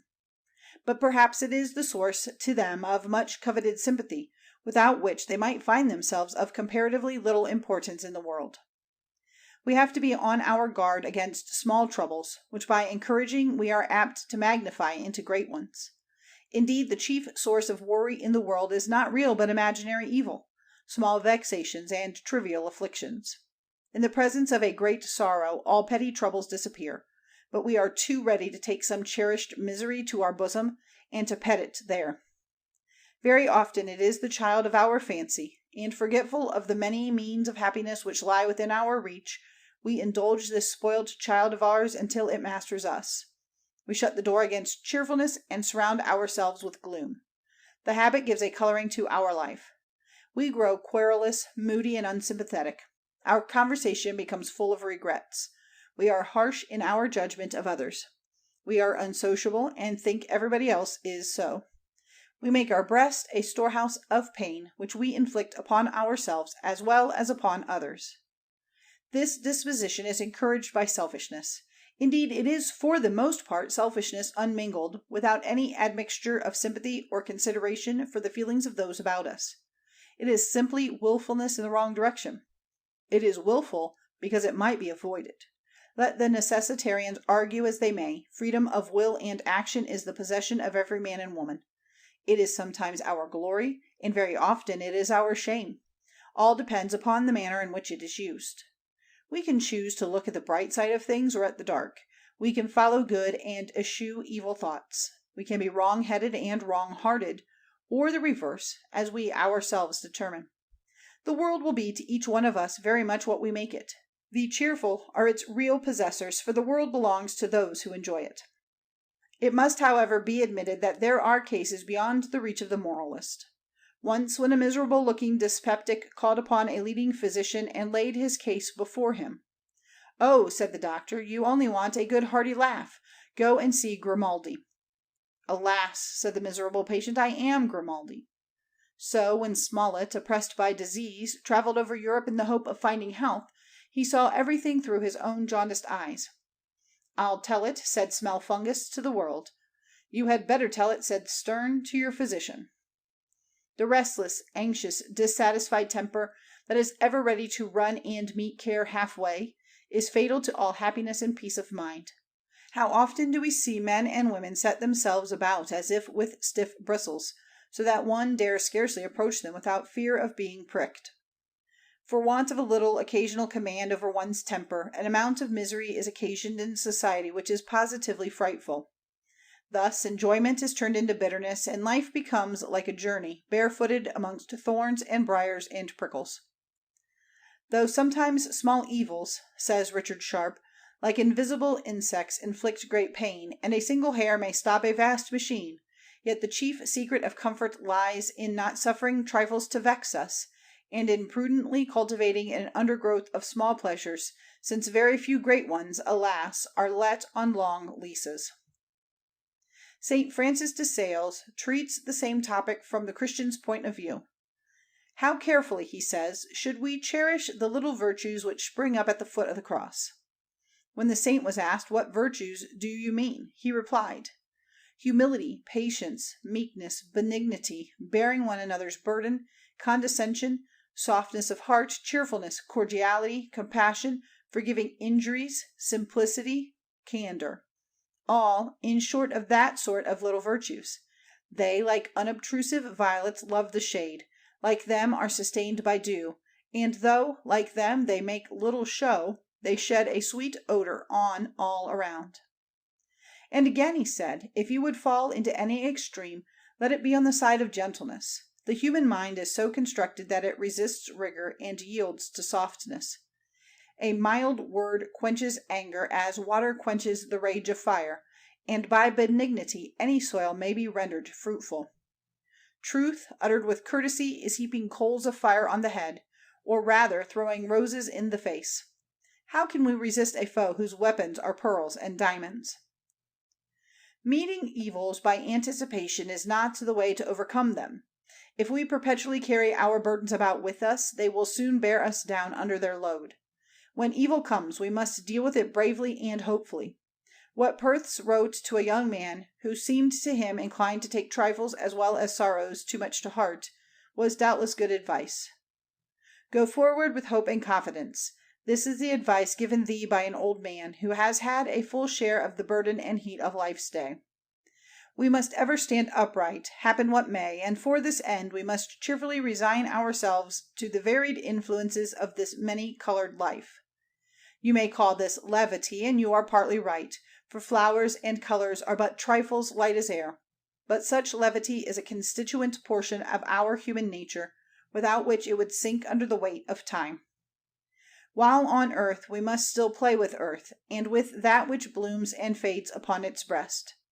The consciousness of this mortal life, being but the way to a higher goal, by no means precludes our playing with it cheerfully, and indeed we must do so, otherwise our energy in action will entirely fail. Cheerfulness also accompanies patience, which is one of the main conditions of happiness and success in life. He that will be served, says George Herbert, must be patient. It was said of the cheerful and patient King Alfred that good fortune accompanied him like a gift of God. Marlborough's expectant calmness was great, and a principal secret of his success as a general. Patience will overcome all things, he wrote to Godolphin in 1702. In the midst of a great emergency, while baffled and opposed by his allies, he said, "Having done all that is possible, we should submit with patience." Last and chiefest of blessings is hope, the most common of possessions. For as Thales the philosopher said, even those who have nothing else have hope. Hope is the great helper of the poor. It has even been styled the poor man's bread. It is also the sustainer and inspirer of great deeds. It is recorded of Alexander the Great that when he succeeded to the throne of Macedon, he gave away amongst his friends the greater part of the estates which his father had left him. And when Perdiccas asked him what he reserved for himself, Alexander answered, "The greatest possession of all, hope." The pleasures of memory, however great, are stale compared with those of hope, for hope is the parent of all effort and endeavor, and every gift of noble origin is breathed upon by hope's perpetual breath. It may be said to be the moral engine that moves the world and keeps it in action, and at the end of all there stands before us what Robertson of Ellon styled the great hope. "If it were not for hope," said Byron, "where would the future be? In hell? It is useless to say where the present is, for most of us know, and as for the past, what predominates in memory? Hope baffled. Ergo, in all human affairs, it is hope, hope, hope." End of section 29.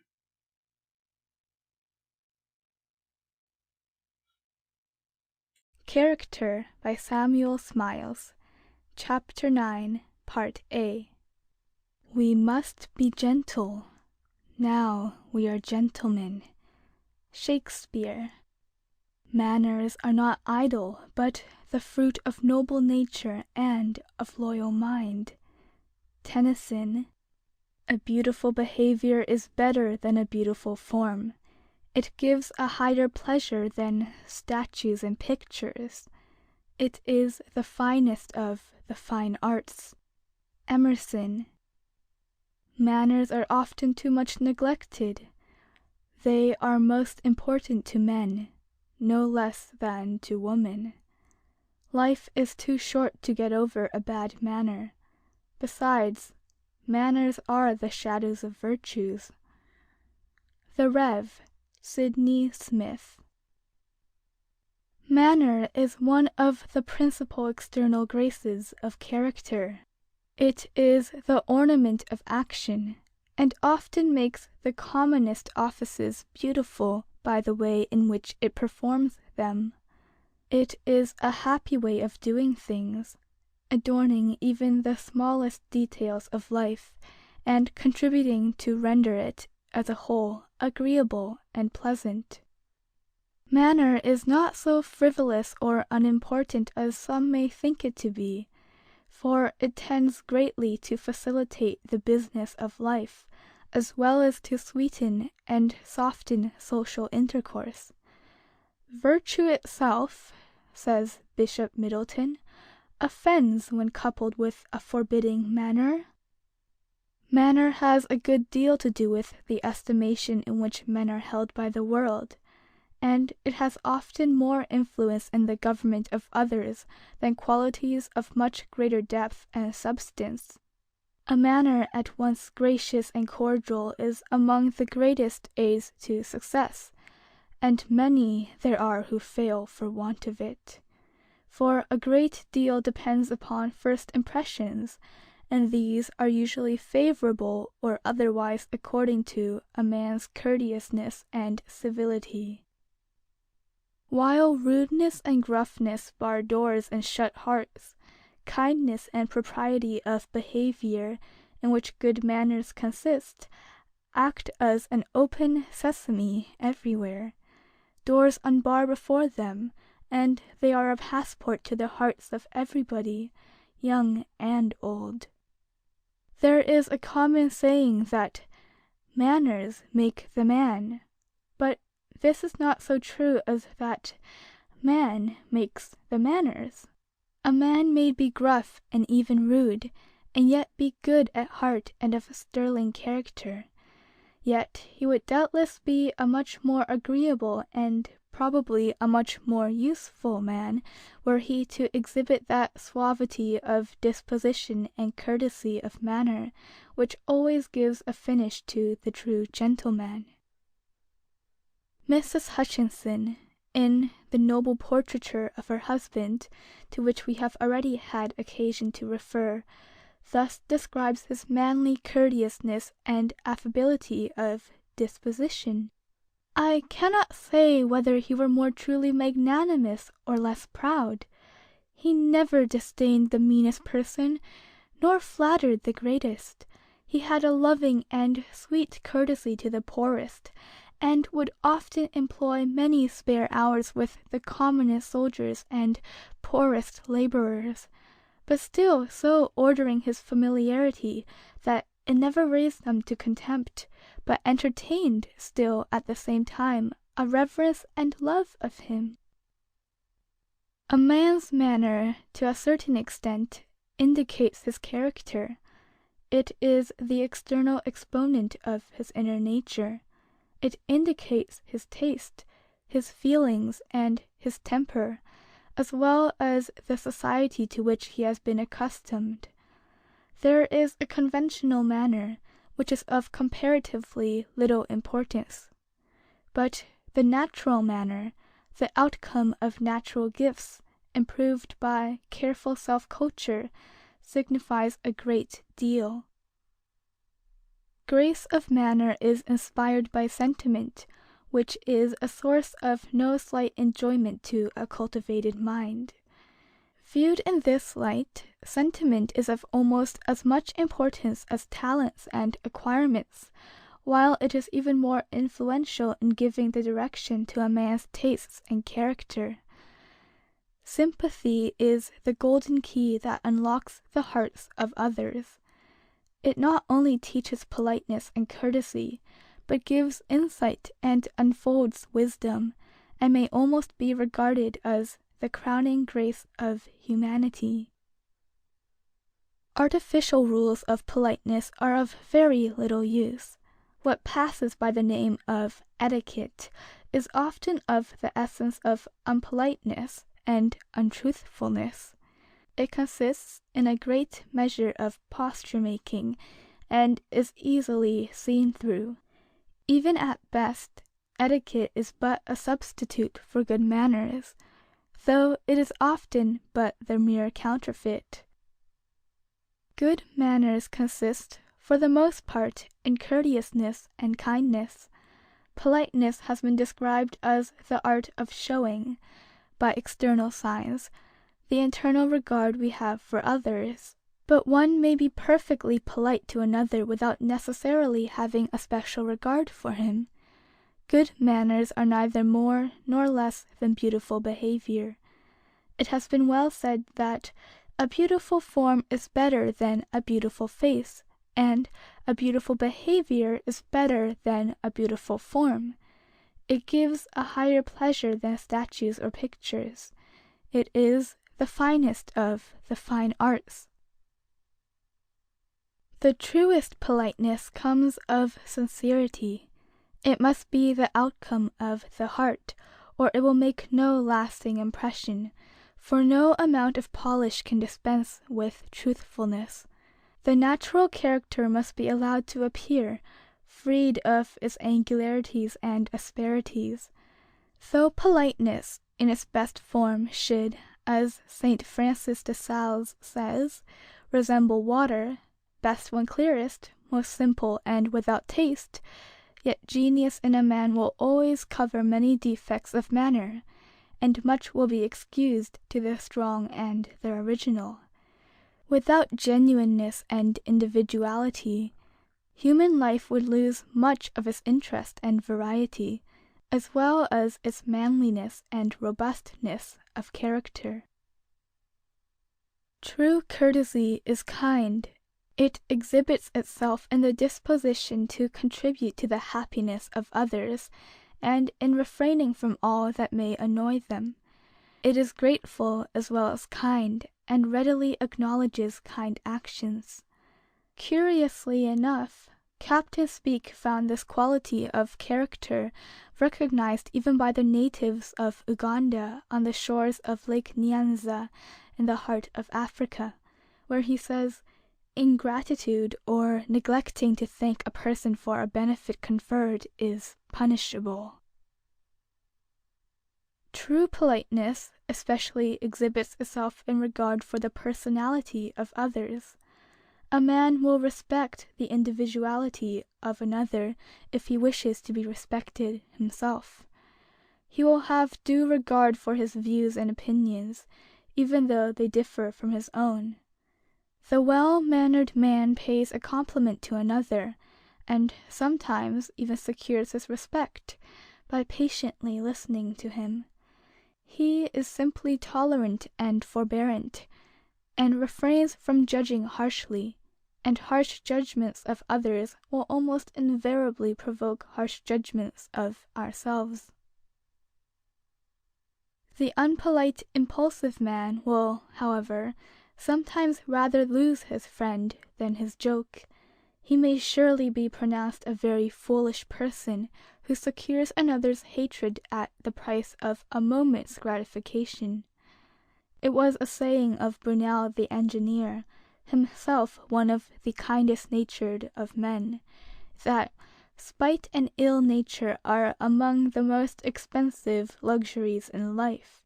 Dr. Johnson once said, "Sir, a man has no more right to say an uncivil thing than to act one, no more right to say a rude thing to another than to knock him down." A sensible, polite person does not assume to be better or wiser or richer than his neighbor. He does not boast of his rank, or his birth, or his country, or look down upon others because they have not been born to like privileges with himself. He does not brag of his achievements or of his calling, or talk shop whenever he opens his mouth. On the contrary, in all that he says or does, he will be modest, unpretentious, unassuming, exhibiting his true character in performing rather than in boasting, in doing rather than in talking. Want of respect for the feelings of others usually originates in selfishness and issues in hardness and repulsiveness of manner. It may not proceed from malignity so much as from want of sympathy and want of delicacy, a want of that perception of and attention to those little and apparently trifling things by which pleasure is given or pain occasioned to others. Indeed, it may be said that in self-sacrificingness, so to speak, in the ordinary intercourse of life, mainly consists the difference between being well and ill-bred. Without some degree of self-restraint in society, a man may be found almost insufferable. No one has pleasure in holding intercourse with such a person, and he is a constant source of annoyance to those about him. For want of self-restraint, many men are engaged all their lives in fighting with difficulties of their own making, and rendering success impossible by their own cross-grained ungentleness, whilst others, and maybe much less gifted, make their way and achieve success by simple patience, equanimity, and self-control. It has been said that men succeed in life quite as much by their temper as by their talents.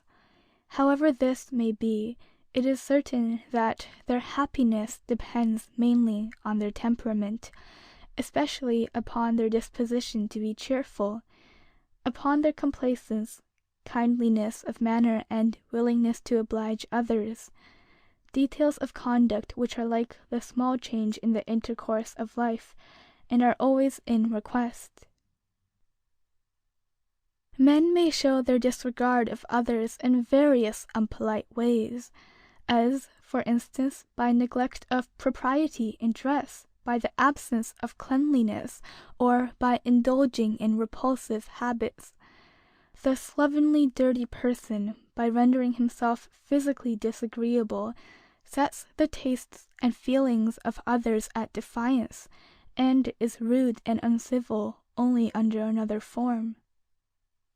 David Ancillon, a Huguenot preacher of singular attractiveness, who studied and composed his sermons with the greatest care, was accustomed to say that it was showing too little esteem for the public to take no pains in preparation, and that a man who should appear on a ceremonial day in his nightcap and dressing-gown could not commit a greater breach of civility. The perfection of manner is ease, that it attracts no man's notice as such, but is natural and unaffected. Artifice is incompatible with courteous frankness of manner. Rochefoucauld had said that nothing so much prevents our being natural as the desire of appearing so.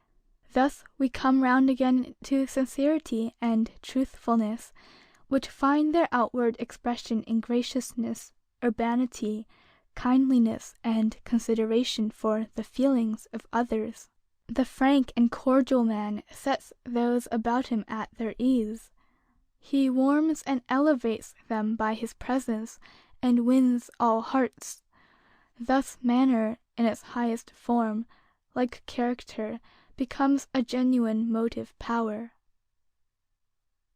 The love and admiration, says Canon Kingsley, which that truly brave and loving man, Sir Sidney Smith, won from everyone, rich and poor, with whom he came in contact, seems to have arisen from the one fact, that without, perhaps, having any such conscious intention, he treated rich and poor, his own servants and the noblemen his guests, alike, and alike courteously, considerately, cheerfully, affectionately, so leaving a blessing and reaping a blessing wherever he went. Good manners are usually supposed to be the peculiar characteristic of persons gently born and bred, and of persons moving in the higher rather than in the lower spheres of society, and this is no doubt to a great extent true, because of the more favorable surroundings of the former in early life. But there is no reason why the poorest classes should not practice good manners towards each other as well as the richest. End of section 30. Recording by Felicia Wang. Character by Samuel Smiles. Chapter 6, Part B. Manner, Art. Men who toil with their hands, equally with those who do not, may respect themselves and respect one another. It is by their demeanor to each other, in other words, by their manners, that self-respect as well as mutual respect are indicated. There is scarcely a moment in their lives the enjoyment of which might not be enhanced by kindliness of this sort, in the workshop, in the street, or at home. The civil workman will exercise increased power amongst his class, and gradually induce them to imitate him by his persistent steadiness, civility, and kindness. Thus Benjamin Franklin, when a working man, is said to have reformed the habits of an entire workshop. One may be polite and gentle with very little money in his purse. Politeness goes far, yet costs nothing. It is the cheapest of all commodities. It is the humblest of the fine arts, yet it is so useful and so pleasure-giving that it might almost be ranked amongst the humanities. Every nation may learn something of others, and if there could be one thing more than another that the English working class might afford to copy with advantage from their continental neighbors, it is their politeness. The French and Germans, even of the humblest classes, are gracious in manner, complaisant, cordial, and well-bred. The foreign workman lifts his cap and respectfully salutes his fellow workmen in passing. There is no sacrifice of manliness in this, but grace and dignity. Even the lowest poverty of the foreign work people is not misery, simply because it is cheerful. Though not receiving one half the income which our working classes do, they do not sink into wretchedness and drown their troubles in drink, but contrive to make the best of life and to enjoy it even amidst poverty. Good taste is a true economist. It may be practiced on small means and sweeten the lot of labor as well as of ease. It is all the more enjoyed indeed when associated with industry and the performance of duty. Even the lot of poverty is elevated by taste. It exhibits itself in the economies of the household. It gives brightness and grace to the humblest dwelling. It produces refinement. It engenders goodwill, and creates an atmosphere of cheerfulness. Thus, good taste, associated with kindliness, sympathy, and intelligence, may elevate and adorn even the lowliest lot. The first and best school of manners, as of character, is always the home, where woman is the teacher. The manners of society at large are but the reflex of the manners of our collective homes, neither better nor worse. Yet with all the disadvantages of ungenial homes, men may practice self-culture of manner as of intellect, and learn by good examples to cultivate a graceful and agreeable behavior towards others. Most men are like so many gems in the rough, which need polishing by contact with other and better natures to bring out their full beauty and luster. Some have but one side polished, sufficient only to show the delicate graining of the interior. But to bring out the full qualities of the gem needs the discipline of experience and contact with the best examples of character in the intercourse of daily life. A good deal of the success of manner consists in tact, and it is because women on the whole have greater tact than men they prove its most influential teachers. They have more self-restraint than men and are naturally more gracious and polite. They possess an intuitive quickness and readiness of action, have a keener insight into character, and exhibit greater discrimination and address. In matters of social detail, aptness and dexterity come to them like nature, and hence well-mannered men usually receive their best culture by mixing in the society of gentle and adroit women. Tact is an intuitive art of manner which carries one through a difficulty better than either talent or knowledge. Talent, says a public writer, is power. Tact is skill. Talent is weight. Tact is momentum. Talent knows what to do. Tact knows how to do it. Talent makes a man respectable. Tact makes him respected. Talent is wealth. Tact is ready money. The difference between a man of quick tact and of no tact whatever was exemplified in an interview which once took place between Lord Palmerston and Mr. Baynes, the sculptor. At the last sitting which Lord Palmerston gave him, Baynes opened the conversation with, "Any news, my lord, from France? How do we stand with Louis Napoleon?" The Foreign Secretary raised his eyebrows for an instant and quietly replied, "Really, Mr. Baynes, I don't know. I have not seen the newspapers." Poor Baynes, with many excellent qualities and much real talent, was one of the many men who entirely missed their way in life through want of tact. Such is the power of manner combined with tact that Wilkes, one of the ugliest of men, used to say that in winning the graces of a lady there was not more than 3 days' difference between him and the handsomest man in England. But this reference to Wilkes reminds us that too much importance must not be attached to manner, for it does not afford any genuine test of character. The well-mannered man may, like Wilkes, be merely acting a part, and that for an immoral purpose. Manner, like other fine arts, gives pleasure and is exceedingly agreeable to look upon, but it may be assumed as a disguise, as men, assume a virtue, though they have it not. It is but the exterior sign of good conduct, but may be no more than skin deep. The most highly polished person may be thoroughly depraved in heart, and his superfine manners may, after all, only consist in pleasing gestures and in fine phrases. On the other hand, it must be acknowledged that some of the richest and most generous natures have been wanting in the graces of courtesy and politeness. As a rough rind sometimes covers the sweetest fruit, so a rough exterior often conceals a kindly and hearty nature.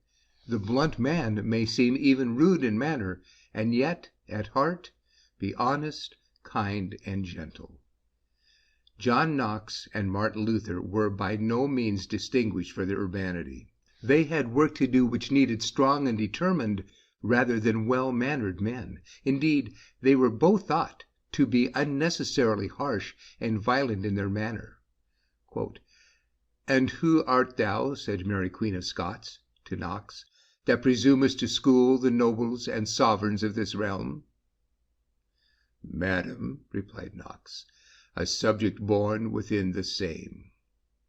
It is said that his boldness or roughness more than once made Queen Mary weep. When Regent Morton heard of this, he said, "Well, 'tis better that women should weep than bearded men." As Knox was retiring from the Queen's presence on one occasion, he overheard one of the royal attendants say to another, "He is not afraid." Turning round upon them, he said, "And why should the pleasing face of a gentleman frighten me? I have looked at the faces of angry men, and yet have not been afraid beyond measure." When the reformer, worn out by excess of labor and anxiety, was at length laid to his rest, the regent, looking down into the open grave, exclaimed, in words which made a strong impression from their aptness and truth, "There lies he who never feared the face of man." Luther also was thought by some to be a mere compound of violence and ruggedness, but, as in the case of Knox, the times in which he lived were rude and violent, and the work he had to do could scarcely have been accomplished with gentleness and suavity. To rouse Europe from its lethargy, he had to speak and to write with force and even vehemence. Yet Luther's vehemence was only in words. His apparently rude exterior covered a warm heart. In private life he was gentle, loving, and affectionate. He was simple and homely, even to commonness. Fond of all common pleasures and enjoyments, he was anything but an austere man or a bigot, for he was hearty, genial, and even jolly. Luther was the common people's hero in his lifetime, and he remains so in Germany to this day. Samuel Johnson was rude and often gruff in manner, but he had been brought up in a rough school. Poverty in early life had made him acquainted with strange companions.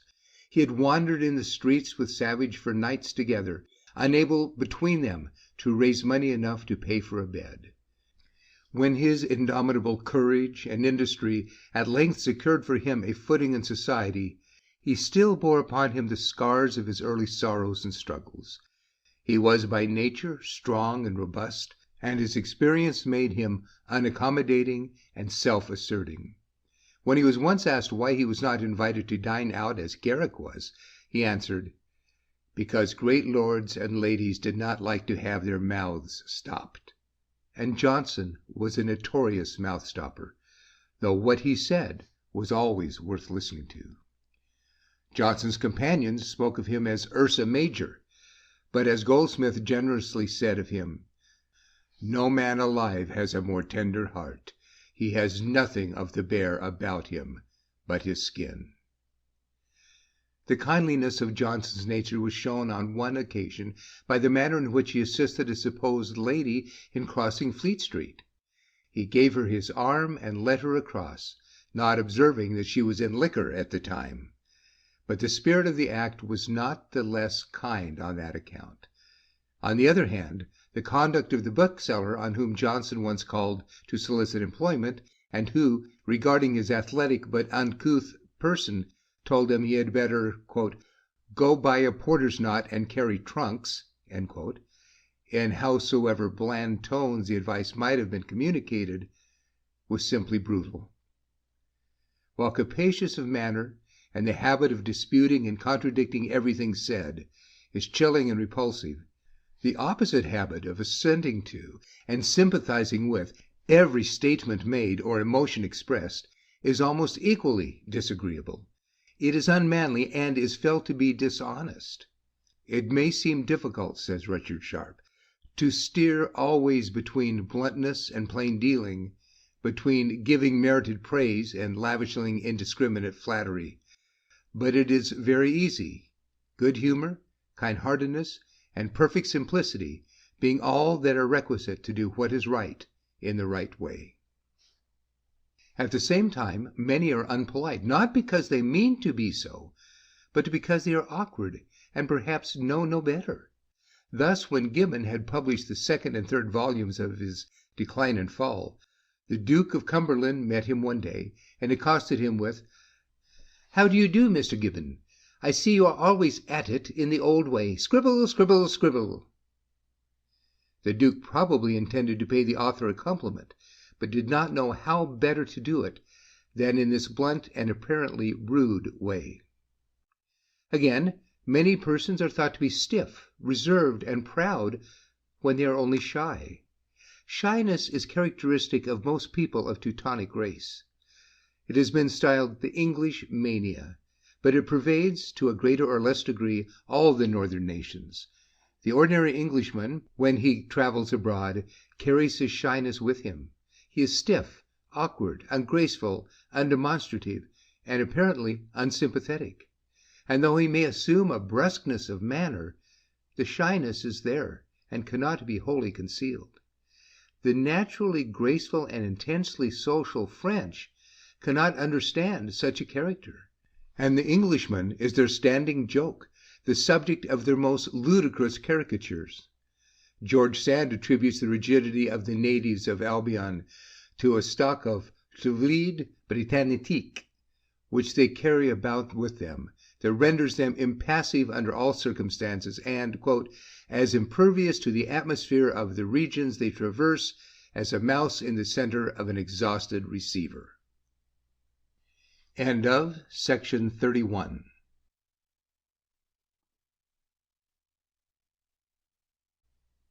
Character by Samuel Smiles. Chapter 6, Part C. Manner, Art. The average Frenchman or Irishman excels the average Englishman, German, or American in courtesy and ease of manner simply because it is his nature. They are more social and less self-dependent than men of Teutonic origin, more demonstrative and less reticent. They are more communicative, conversational, and freer in their intercourse with each other in all respects, whilst men of German race are comparatively stiff, reserved, shy, and awkward. At the same time, a people may exhibit ease, gaiety, and sprightliness of character, and yet possess no deeper qualities calculated to inspire respect. They may have every grace of manner, and yet be heartless, frivolous, selfish. The character may be on the surface only, and without any solid qualities for a foundation. There can be no doubt as to which of the two sorts of people, the easy and graceful, or the stiff and awkward, is the most agreeable to meet, either in business, in society, or in the casual intercourse of life. Which make the fastest friends, the truest men of their word, and most conscientious performers of their duty, is an entirely different matter. The dry gauche Englishman, to use the French phrase, l'anglais impeter, is certainly a somewhat disagreeable person to meet at first. He looks as if he'd swallowed a poker. He is shy himself, and the cause of shyness in others. He is stiff, not because he is proud, but because he is shy, and he cannot shake it off, even if he would. Indeed, we should not be surprised to find that even the clever writer who describes the English Philistine in all his enormity of awkward manner and absence of grace, were himself as shy as a bat. When two shy men meet, they seem like a couple of icicles. They sidle away and turn their backs on each other in a room, or when traveling, creep into opposite corners of a railway carriage. When shy Englishmen are about to start a journey by railway, they walk along the train to discover an empty compartment in which to bestow themselves. And when once ensconced, they inwardly hate the next man who comes in. So, on entering the dining room of their club, each shy man looks out for an unoccupied table until sometimes all the tables in the room are occupied by single diners. All this apparent unsociableness is merely shyness, the national characteristic of the Englishman. Quote, "The disciples of Confucius," observed Mr. Arthur Helps, "say that when in the presence of the prince, his manner displayed respectful uneasiness.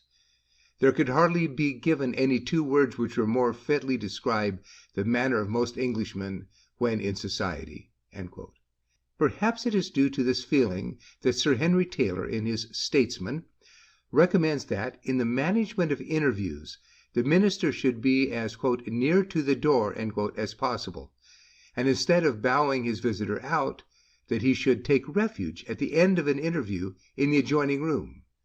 Quote, "Timid and embarrassed men," he says, "will sit as if they were rooted to the spot, when they are conscious that they will have to traverse the length of a room in their retreat. In every case, an interview will find a more easy and pleasing termination when the door is at hand, as the last words are spoken." End quote. The late Prince Albert, one of the gentlest and most amiable, was also one of the most retiring of men. He struggled much against his sense of shyness, but was never able to either conquer or conceal it.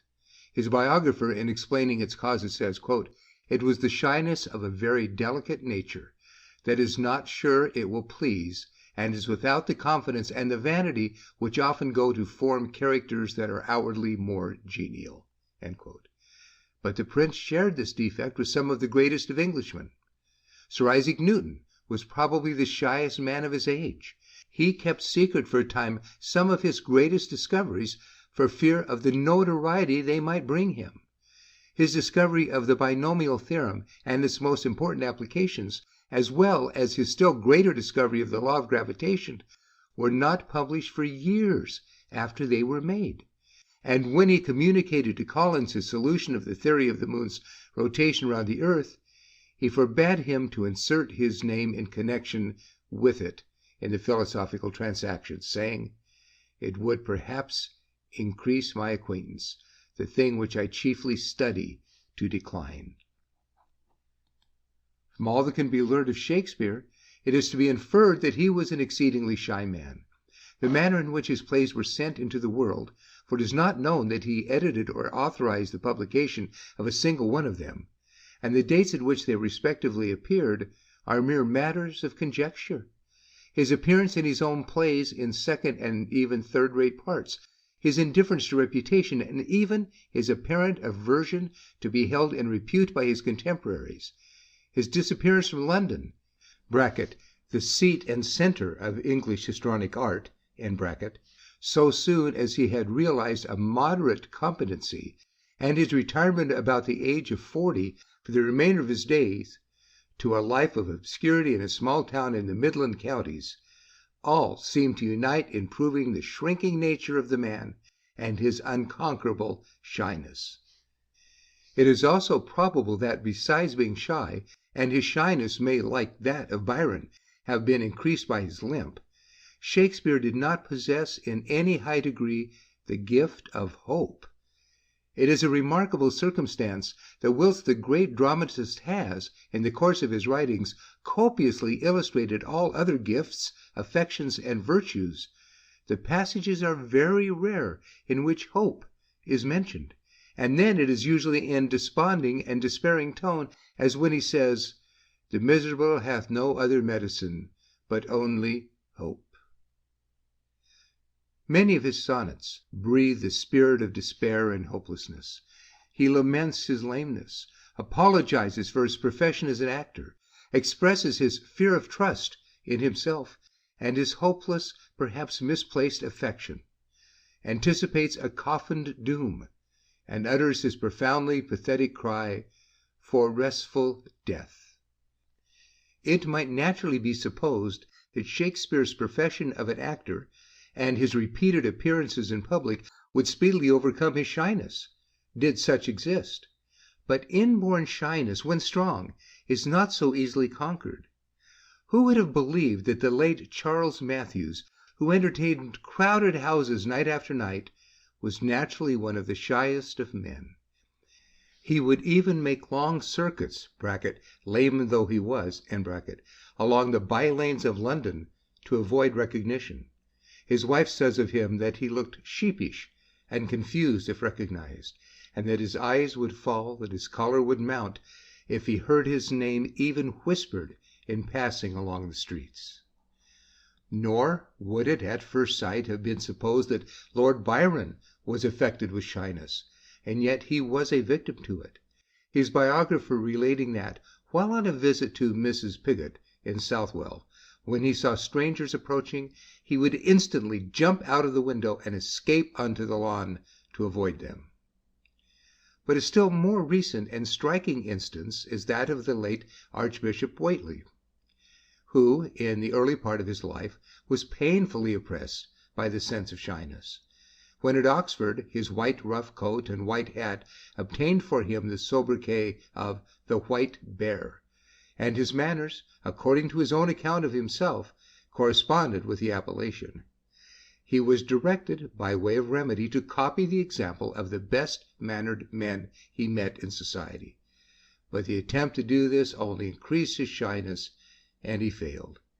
He found that he was all the while thinking of himself rather than of others, whereas thinking of others rather than oneself is of the true essence of politeness. Finding he was making no progress, Whately was driven to utter despair, and then he said to himself, "Why should I endure this torture all my life to no purpose? I would bear it still if there was any success to be hoped for, but since there is not, I will die quietly without taking any more doses. I have tried my very utmost, and I find that I must be as awkward as a bear all my life in spite of it. I will endeavor to think as little about it as a bear, and make up my mind to endure what can't be cured."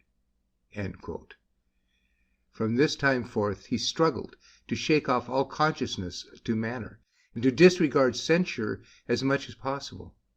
In adopting this course, he says, "I succeeded beyond my expectations, for I not only got rid of my personal sufferings of shyness, but also of most of the faults of manner which consciousness produces, and acquired at once an easy and natural manner, careless indeed in the extreme, from its originating in a stern defiance of opinion, which I had convinced myself must be ever against me, rough and awkward, for smoothness and grace are quite out of my way, and, of course, tutorially pedantic, but unconscious, and therefore giving expression to that goodwill towards men which I really feel, and these, I believe, are the main points."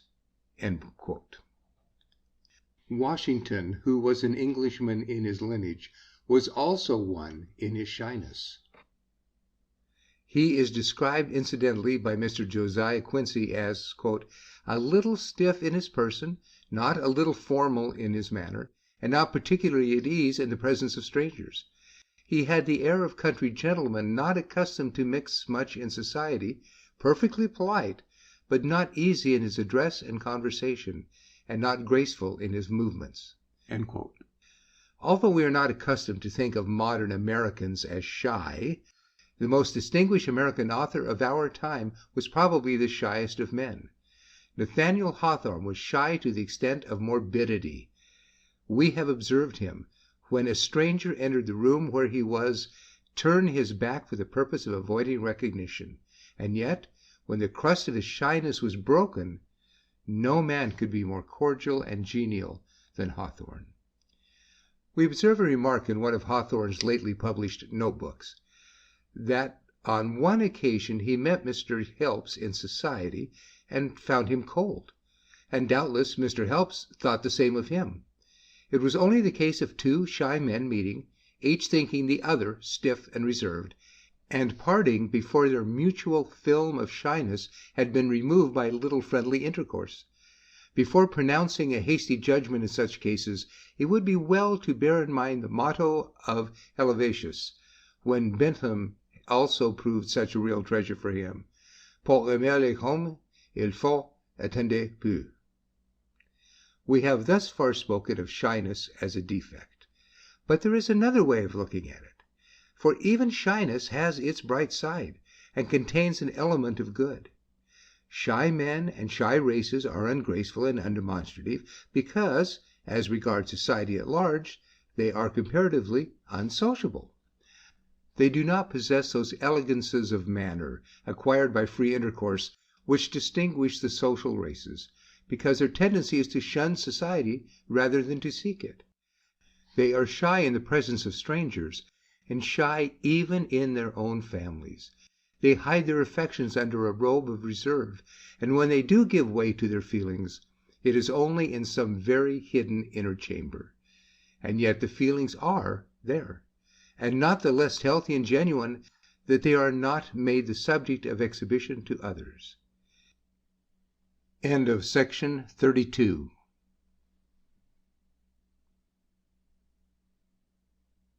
Character by Samuel Smiles.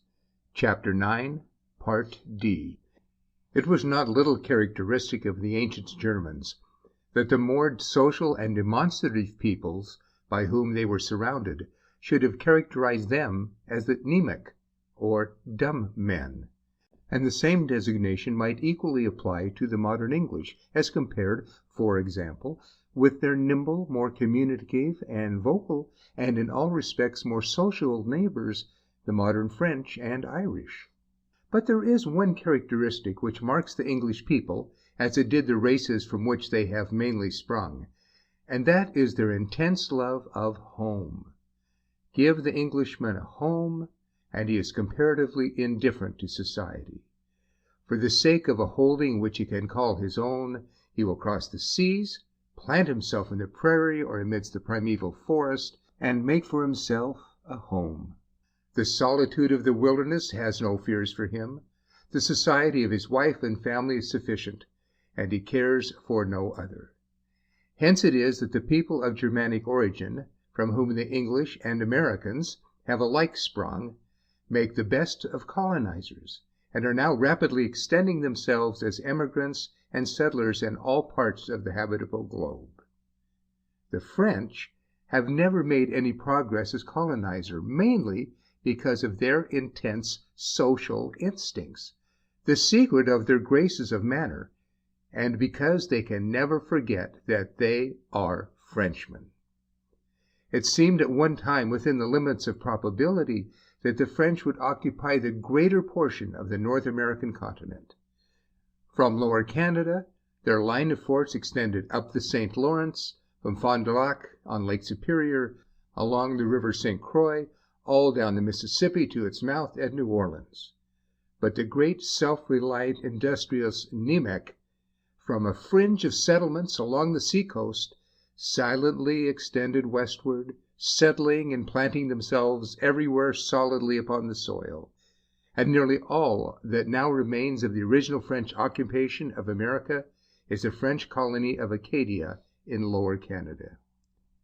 And even there we find one of the most striking illustrations of that intense sociability of the French which keeps them together, and prevents their spreading over and planting themselves firmly in a new country, as it is the instinct of the men of Teutonic races to do.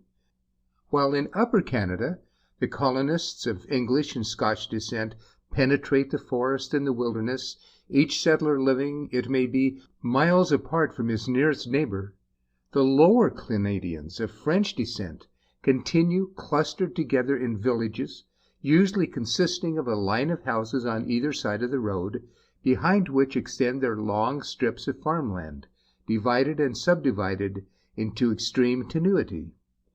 They willingly submit to all the inconveniences of this method of farming, for the sake of each other's society, rather than betake themselves to the solitary backwoods as English, Germans, and Americans so readily do.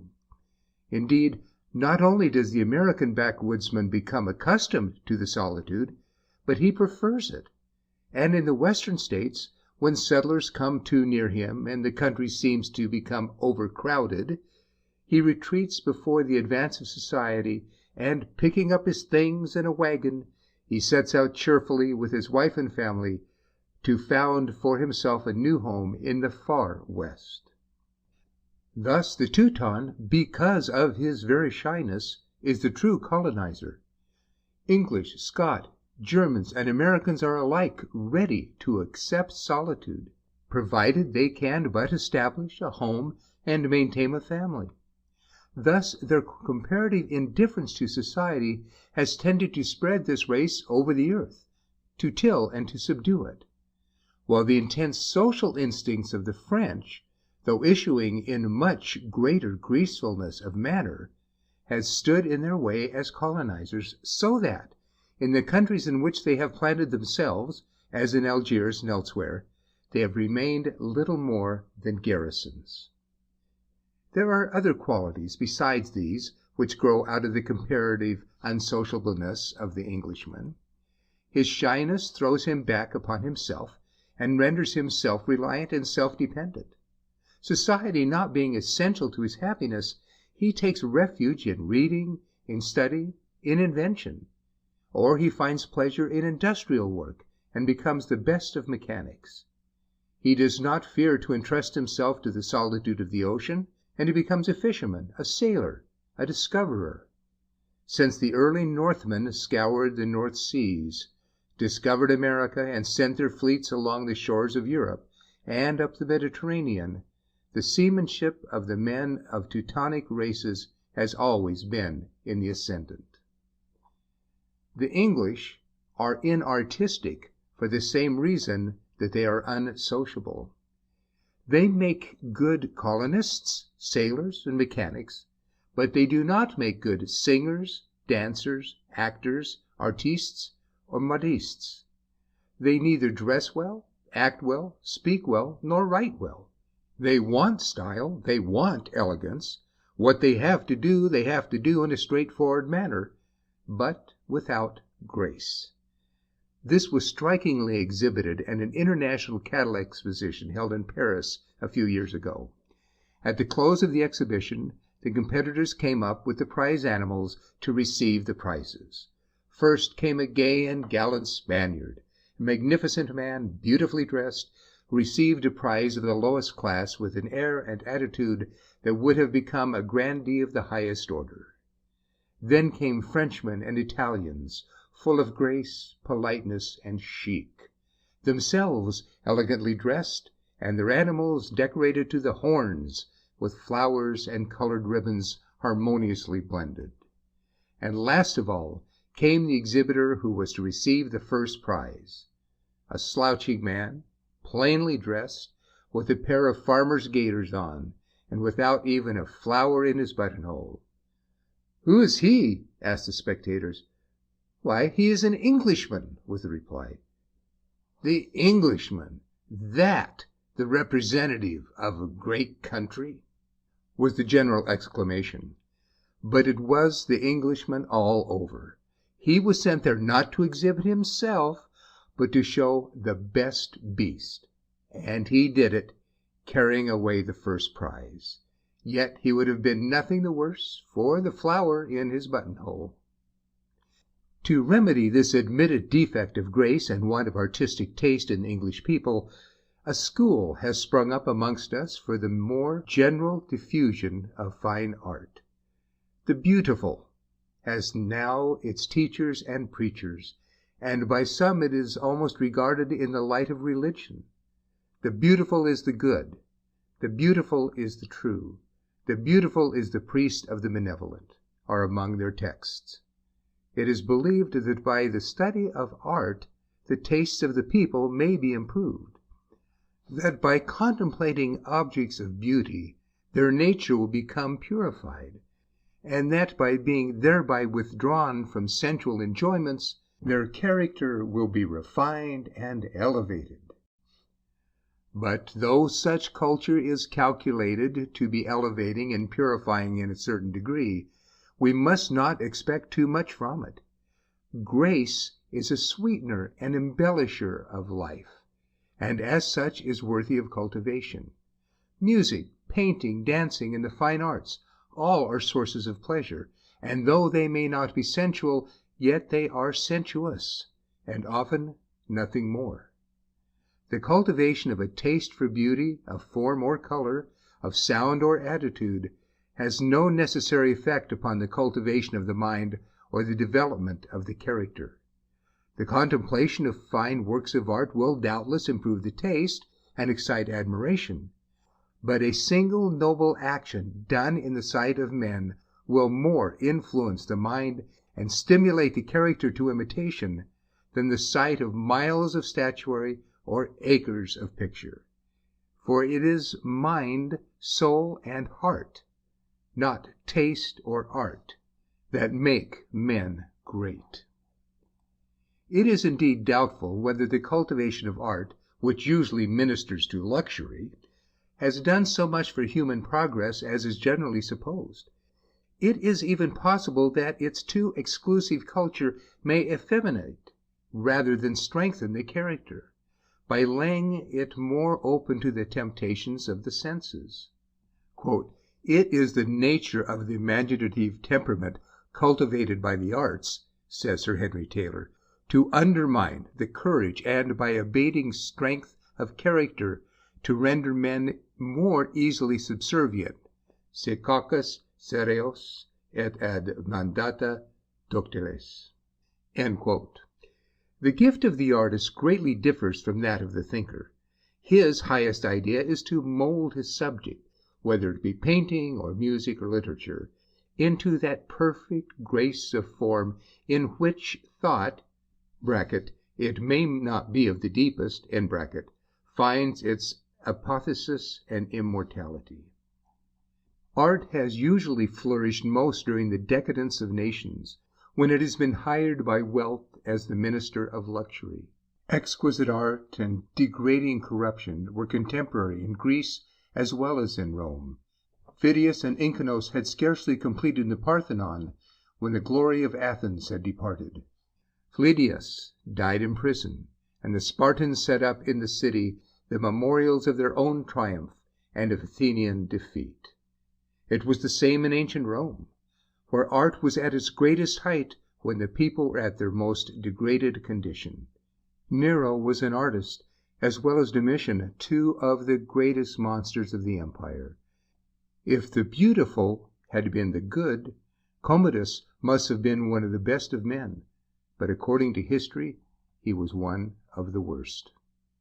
Again, the greatest period of modern Roman art was that in which Pope Leo X flourished, of whose reign it has been said that profligacy and licentiousness prevailed amongst the people and clergy, as they had done almost uncontrolled ever since the pontificate of Alexander VI. In like manner, the period in which art reached its highest point in the Low Countries was that which immediately succeeded the destruction of civil and religious liberty and the prostration of national life under the despotism of Spain.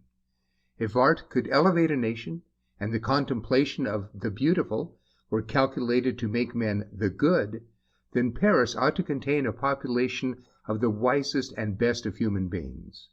Rome also is a city of great art, and yet there the virtus or valor of the ancient Romans has characteristically degenerated into virtu, or a taste for knickknacks, whilst, according to recent accounts, the city itself is inexpressibly foul. Art would sometimes even appear to have a close connection with dirt, and it is said of Mr. Ruskin that when searching for works of art in Venice, his attendant in his explorations would sniff an ill odor, and when it was strong would say, quote, "Now we are coming to something very old and fine," end quote, meaning in art. A little common education in cleanliness, where it is wanting, would probably be much more improving as well as wholesome than any amount of education in fine art. Ruffles are all very well, but it is folly to cultivate them to the neglect of the shirt. Whilst, therefore, grace of manner, politeness of behavior, elegance of demeanor, and all the arts that contribute to make life pleasant and beautiful are worthy of cultivation, it must not be at the expense of the more solid and enduring qualities of honesty, sincerity, and truthfulness. The fountain of beauty must be in the heart, more than in the eye, and if art do not tend to produce beautiful life and noble practice, it will be of comparatively little avail. Politeness of manner is not worth much unless accompanied by polite action. Grace may be but skim deep, very pleasant and attractive, and yet very heartless. Art is a source of innocent enjoyment and an important aid to higher culture, but unless it leads to higher culture, it will probably be merely sensuous. And when art is merely sensuous, it is enfeebling and demoralizing rather than strengthening or elevating. Honest courage is of greater worth than any amount of grace. Purity is better than elegance, and cleanliness of body, mind, and heart than any amount of fine art. In fine, while the cultivation of the graces is not to be neglected, it should ever be held in mind that there is something far higher and nobler to be aimed at, greater than pleasure, greater than art, greater than wealth, greater than power, greater than intellect, greater than genius, and that is purity and excellence of character. Without a solid, sterling basis of individual goodness, all the grace, elegance, and art in the world would fail to save or to elevate a people. End of section 33.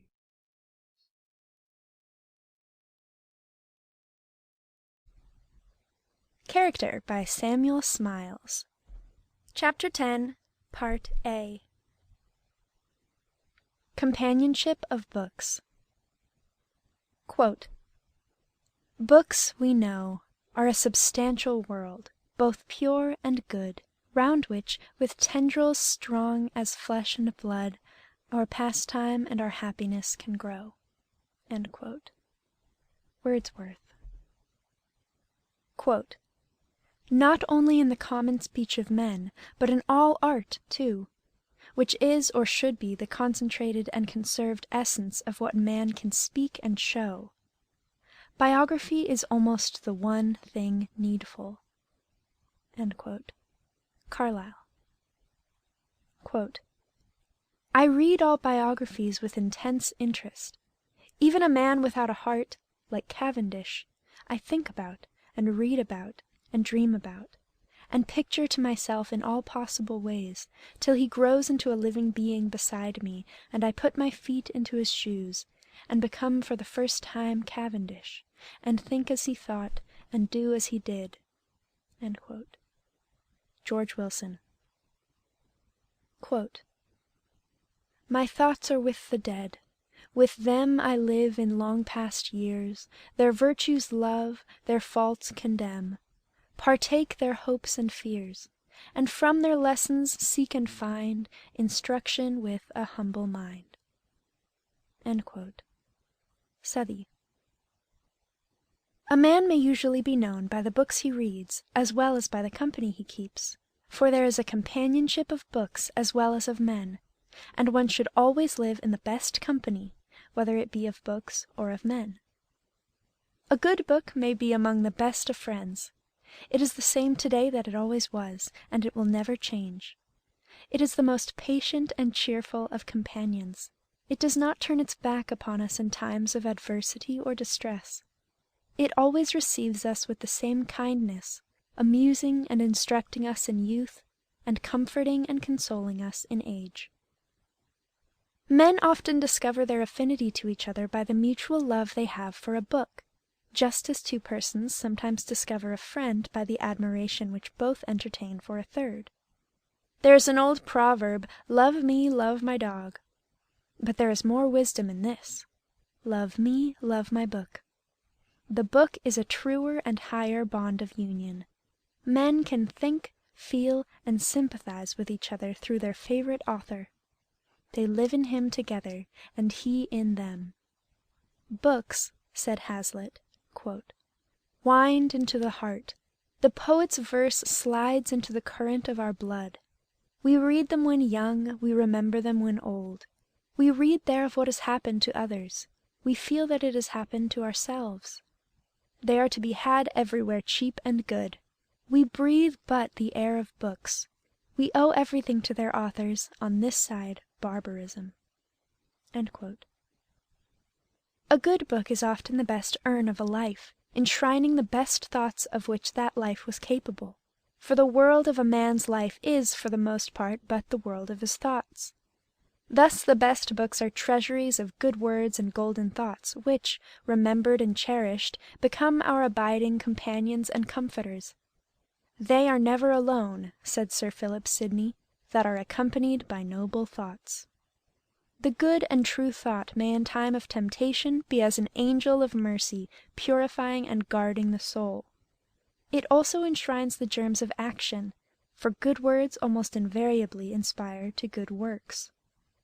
Thus Sir Henry Lawrence prized above all other compositions Wordsworth's Character of the Happy Warrior, which he endeavoured to embody in his own life.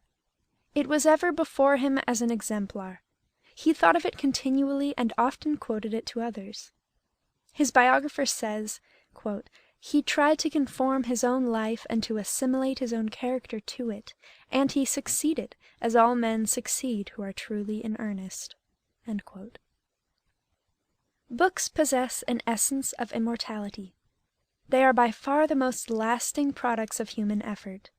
Temples crumble into ruin, pictures and statues decay, but books survive. Time is of no account with great thoughts, which are as fresh today as when they first passed through their authors' minds ages ago. What was then said and thought still speaks to us as vividly as ever from the printed page. The only effect of time has been to sift and winnow out the bad products, for nothing in literature can long survive but what is really good. Books introduce us to the best society. They bring us into the presence of the greatest minds that have ever lived. We hear what they said and did. We see them as if they were really alive. We are participators in their thoughts. We sympathize with them, enjoy with them, grieve with them. Their experience becomes ours, and we feel as if we were in a measure actors with them in the scenes which they describe. The great and good do not die, even in this world. Embalmed in books their spirits walk abroad. The book is a living voice. It is an intellect to which one still listens. Hence we ever remain under the influence of the great men of old. Quote, the dead but sceptred sovereigns who still rule our spirits from their urns. End quote. The imperial intellects of the world are as much alive now as they were ages ago. Homer still lives, and though his personal history is hidden in the mists of antiquity, his poems are as fresh today as if they had been newly written. Plato still teaches his transcendent philosophy. Horace, Virgil, and Dante still sing as when they lived. Shakespeare is not dead. His body was buried in 1616, but his mind is as much alive in England now, and his thought as far-reaching as in the time of the Tudors. The humblest and poorest may enter the society of these great spirits without being thought intrusive. All who can read have got the entrée. Would you laugh? Cervantes or Rabelais will laugh with you. Do you grieve? There is Thomas à Kempis or Jeremy Taylor to grieve with and console you. Always it is to books and the spirits of great men embalmed in them that we turn, for entertainment, for instruction and solace, in joy and in sorrow, as in prosperity and in adversity. Man himself is, of all things in the world, the most interesting to man. Whatever relates to human life, its experiences, its joys, its sufferings, its achievements, has usually attractions for him beyond all else. Each man is more or less interested in all other men as his fellow creatures, as members of the great family of humankind, and the larger a man's culture, the wider is the range of his sympathies in all that affects the welfare of his race. Men's interest in each other as individuals manifests itself in 1,000 ways, in the portraits which they paint, in the busts which they carve, in the narratives which they relate of each other. Man, says Emerson, can paint or make or think nothing but man. Most of all is this interest shown in the fascination which personal history possesses for him.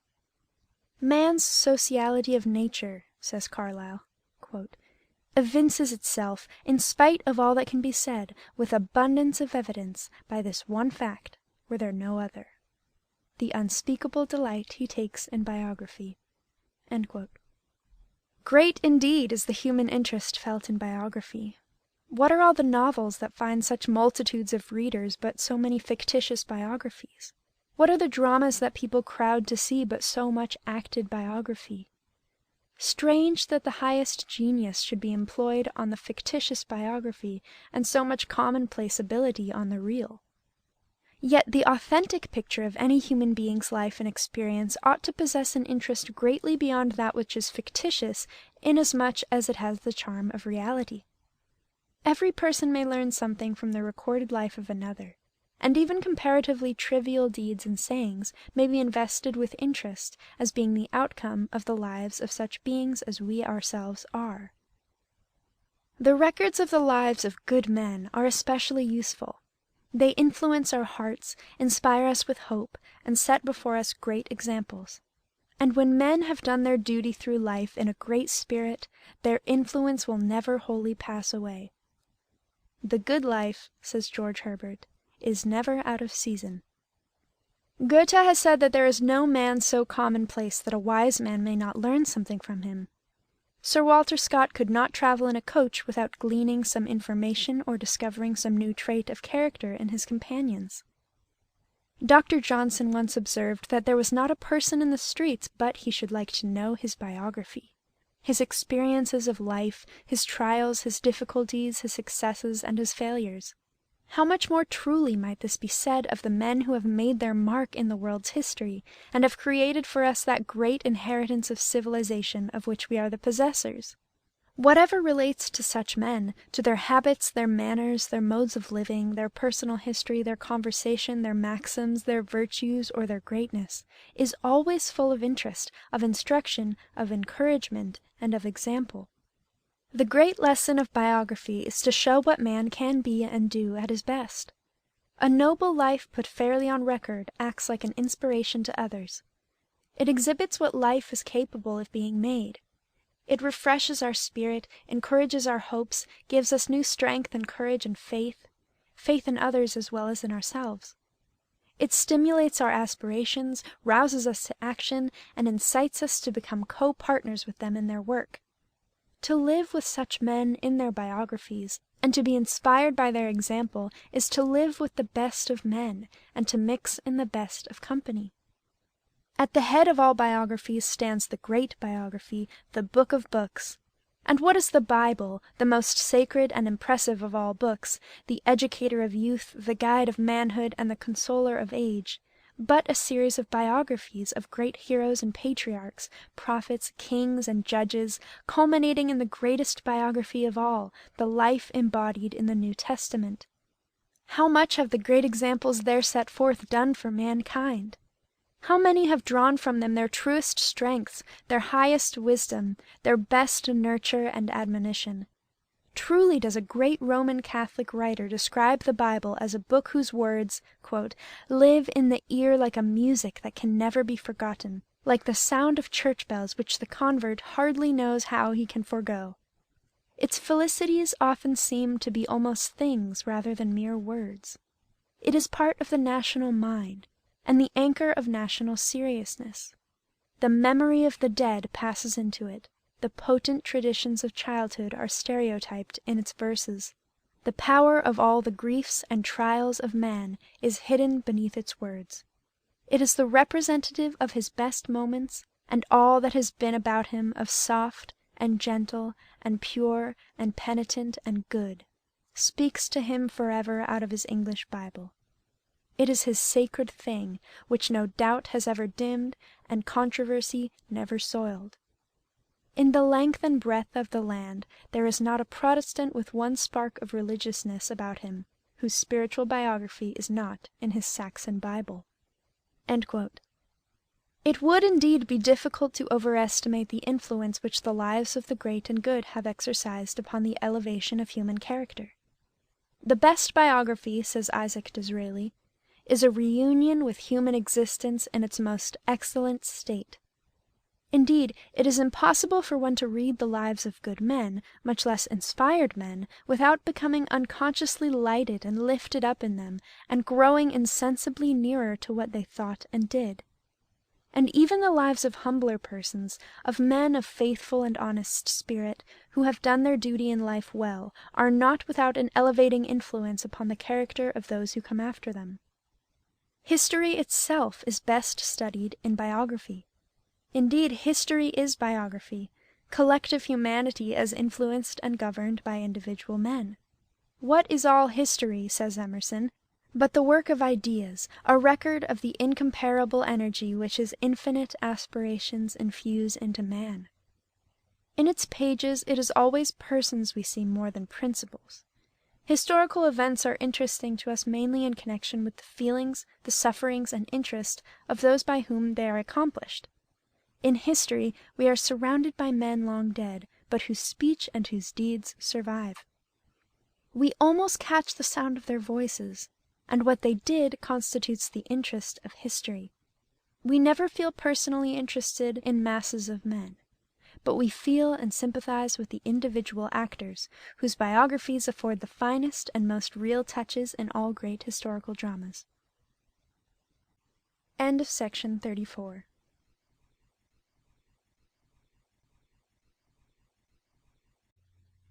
Character by Samuel Smiles.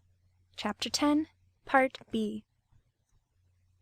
Among the great writers of the past, probably the two that have been most influential in forming the characters of great men of action and great men of thought have been Plutarch and Montaigne. The one by presenting heroic models for imitation, the other by probing questions of constant recurrence in which the human mind in all ages has taken the deepest interest. And the works of both are for the most part cast in a biographic form, their most striking illustrations consisting in the exhibitions of character and experience which they contain. Plutarch's Lives, though written nearly 1800 years ago, like Homer's Iliad, still holds its ground as the greatest work of its kind. It was the favorite book of Montaigne, and to Englishmen it possesses the special interest of having been Shakespeare's principal authority in his great classical dramas.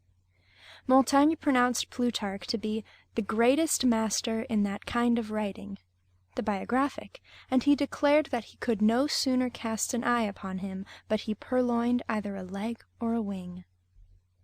Alfieri was first drawn with passion to literature by reading Plutarch. "I read," said he, quote, "the lives of Timoleon, Caesar, Brutus, Pelopidas, more than 6 times, with cries, with tears, and with such transports that I was almost furious. Every time that I met with one of the grand traits of these great men, I was seized with such vehement agitation as to be unable to sit still." End quote. Plutarch was also a favorite with persons of such various minds as Schiller and Benjamin Franklin, Napoleon, and Madame Roland. The latter was so fascinated by the book that she carried it to church with her in the guise of a missal, and read it surreptitiously during the service. It has also been the nurture of heroic souls such as Henry IV of France, Turenne, and the Napiers. It was one of Sir William Napier's favorite books when a boy. His mind was early imbued by it with a passionate admiration for the great heroes of antiquity, and its influence had, doubtless, much to do with the formation of his character, as well as the direction of his career in life. It is related of him that in his last illness, when feeble and exhausted, his mind wandered back to Plutarch's heroes, and he descanted for hours to his son-in-law on the mighty deeds of Alexander, Hannibal, and Caesar. Indeed, if it were possible to poll the great body of readers in all ages whose minds have been influenced and directed by books, it is probable that, excepting always the Bible, the immense majority of votes would be cast in favor of Plutarch. And how is it that Plutarch has succeeded in exciting an interest which continues to attract and rivet the attention of readers of all ages and classes to this day? In the first place, because the subject of his work is great men, who occupied a prominent place in the world's history, and because he had an eye to see and a pen to describe the more prominent events and circumstances in their lives. And not only so, but he possessed the power of portraying the individual character of his heroes, for it is the principle of individuality which gives the charm and interest to all biography. The most engaging side of great men is not so much what they do as what they are, and does not depend upon their power of intellect, but on their personal attractiveness. Thus, there are men whose lives are far more eloquent than their speeches, and whose personal character is far greater than their deeds. It is also to be observed that while the best and most carefully drawn of Plutarch's portraits are of life-size, many of them are little more than busts. They are well proportioned but compact, and within such reasonable compass that the best of them, such as the lives of Caesar and Alexander, may be read in half an hour. Reduced to this measure, they are, however, greatly more imposing than a lifeless colossus or an exaggerated giant. They are not overlaid by disquisition and description, but the characters naturally unfold themselves. Montaigne, indeed, complained of Plutarch's brevity. No doubt, he added, quote, "but his reputation is the better for it, though in the meantime we are the worse. Plutarch would rather we should applaud his judgment than commend his knowledge, and had rather leave us with an appetite to read more than glutted with what we have already read. He knew very well that a man may say too much even on the best subjects, such as have lean and spare bodies stuff themselves out with clothes, so they who are defective in matter endeavor to make amends with words." End quote. Plutarch possessed the art of delineating the more delicate features of mind and minute peculiarities of conduct, as well as the foibles and defects of his heroes, all of which is necessary to faithful and accurate portraiture. To see him, says Montaigne, quote, "pick out a light action in a man's life, or a word, that does not seem to be of any importance, is itself a whole discourse." End quote. He even condescends to inform us of such homely particulars as that Alexander carried his head affectedly on one side, that Alcibiades was a dandy and had a lisp which became him, giving a grace and persuasive turn to his discourse, that Cato had red hair and grey eyes, and was a usurer at a screw, selling off his old slaves when they became unfit for hard work, that Caesar was bald and fond of gay dress, and that Cicero, like Lord Brougham, had involuntary twitchings of the nose. Such minute particulars may by some be thought beneath the dignity of biography, but Plutarch thought them requisite for the due finish of the complete portrait which he sets himself to draw, and it is by small details of character, personal traits, features, habits, and characteristics, that we are enabled to see before us the men as they really lived. Plutarch's great merit consists in his attention to these little things, without giving them undue preponderance, or neglecting those which are of greater moment.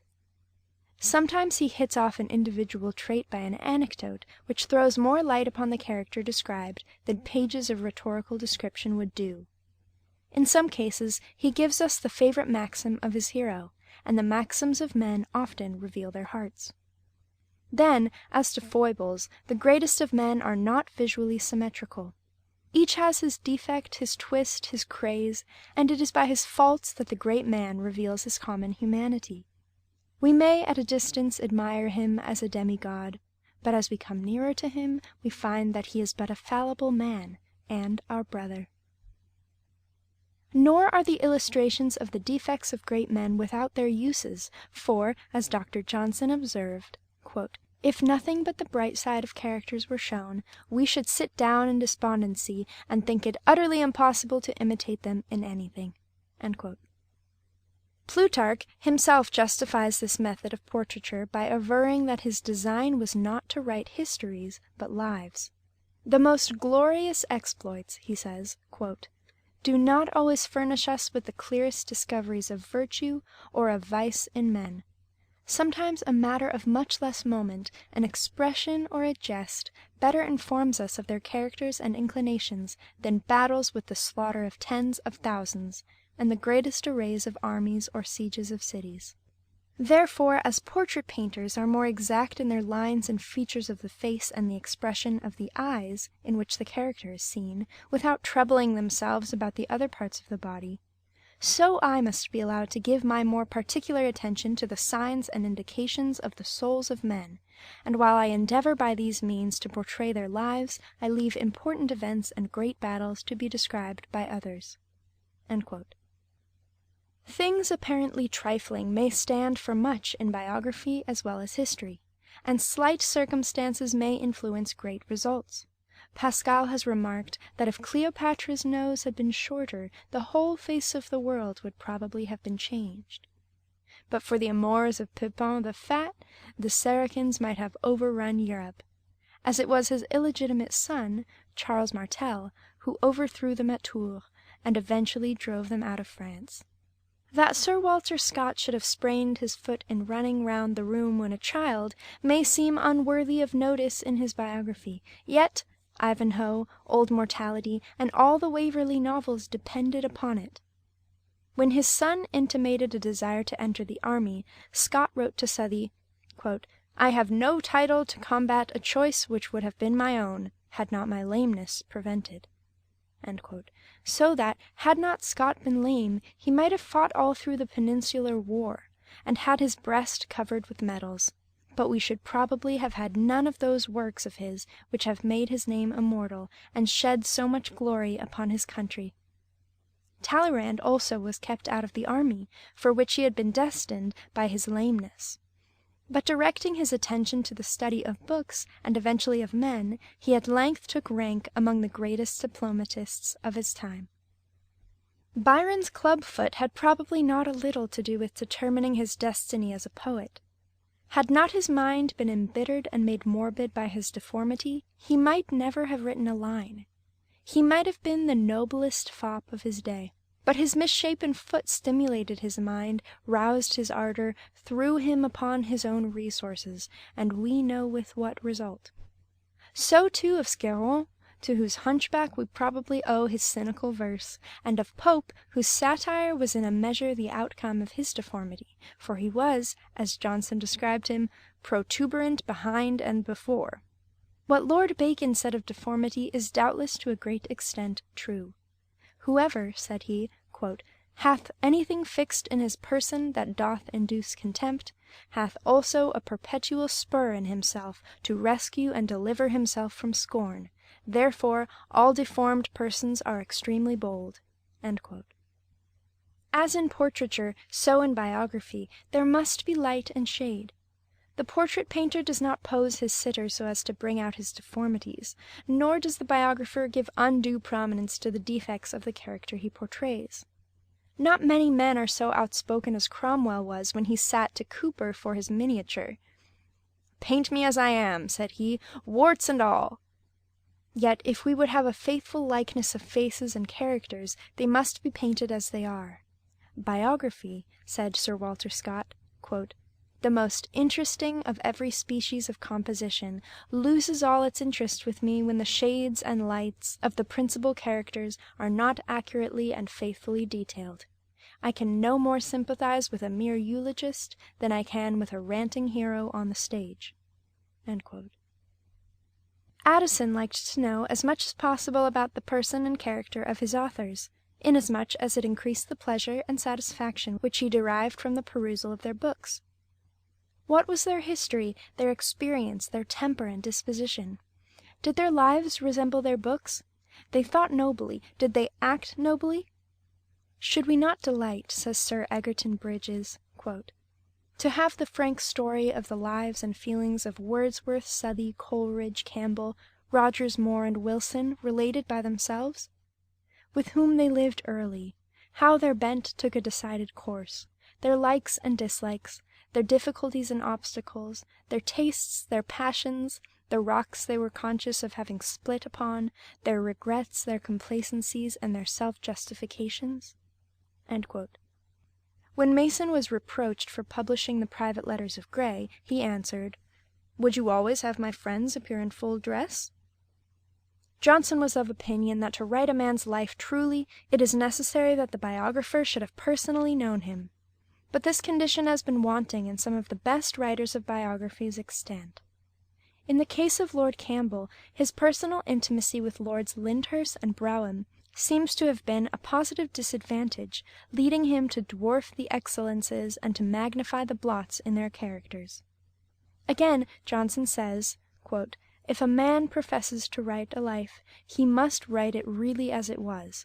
A man's peculiarities and even his vices should be mentioned because they mark his character." End quote. But there is always this difficulty, that while minute details of conduct, favorable or otherwise, can best be given from personal knowledge, they cannot always be published out of regard for the living, and when the time arrives when they may at length be told, they are then no longer remembered.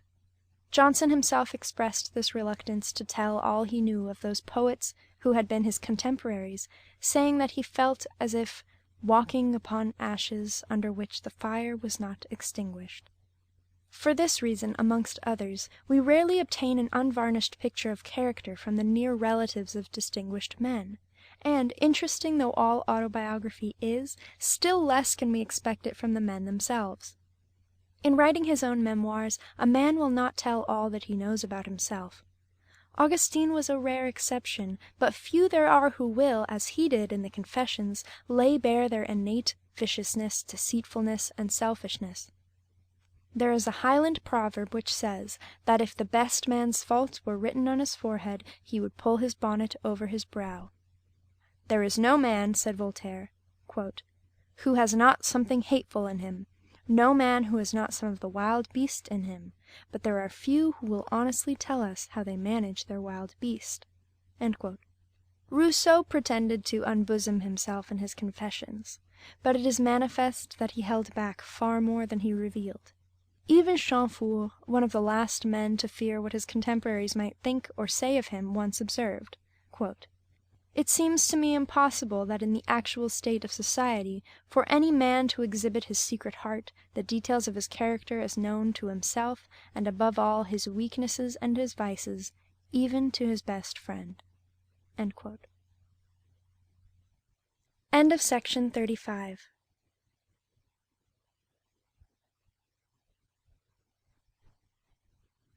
Character by Samuel Smiles.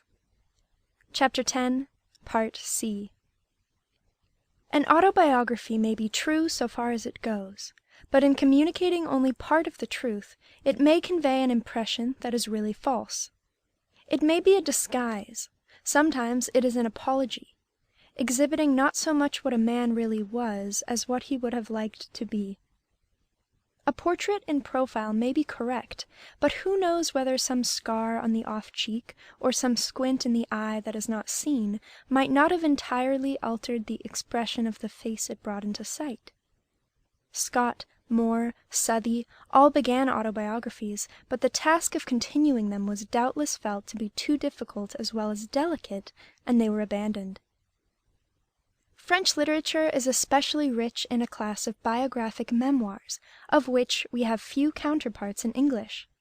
We refer to their mémoires pour servir, such as those of Sully, de Comines, Lauzun, de Retz, de Thou, Rochefoucauld, etc., in which we may have recorded an immense mass of minute and circumstantial information relative to many great personages of history. They are full of anecdotes illustrative of life and character, and of details which might be called frivolous, but that they throw a flood of light on the social habits and general civilization of the periods to which they relate.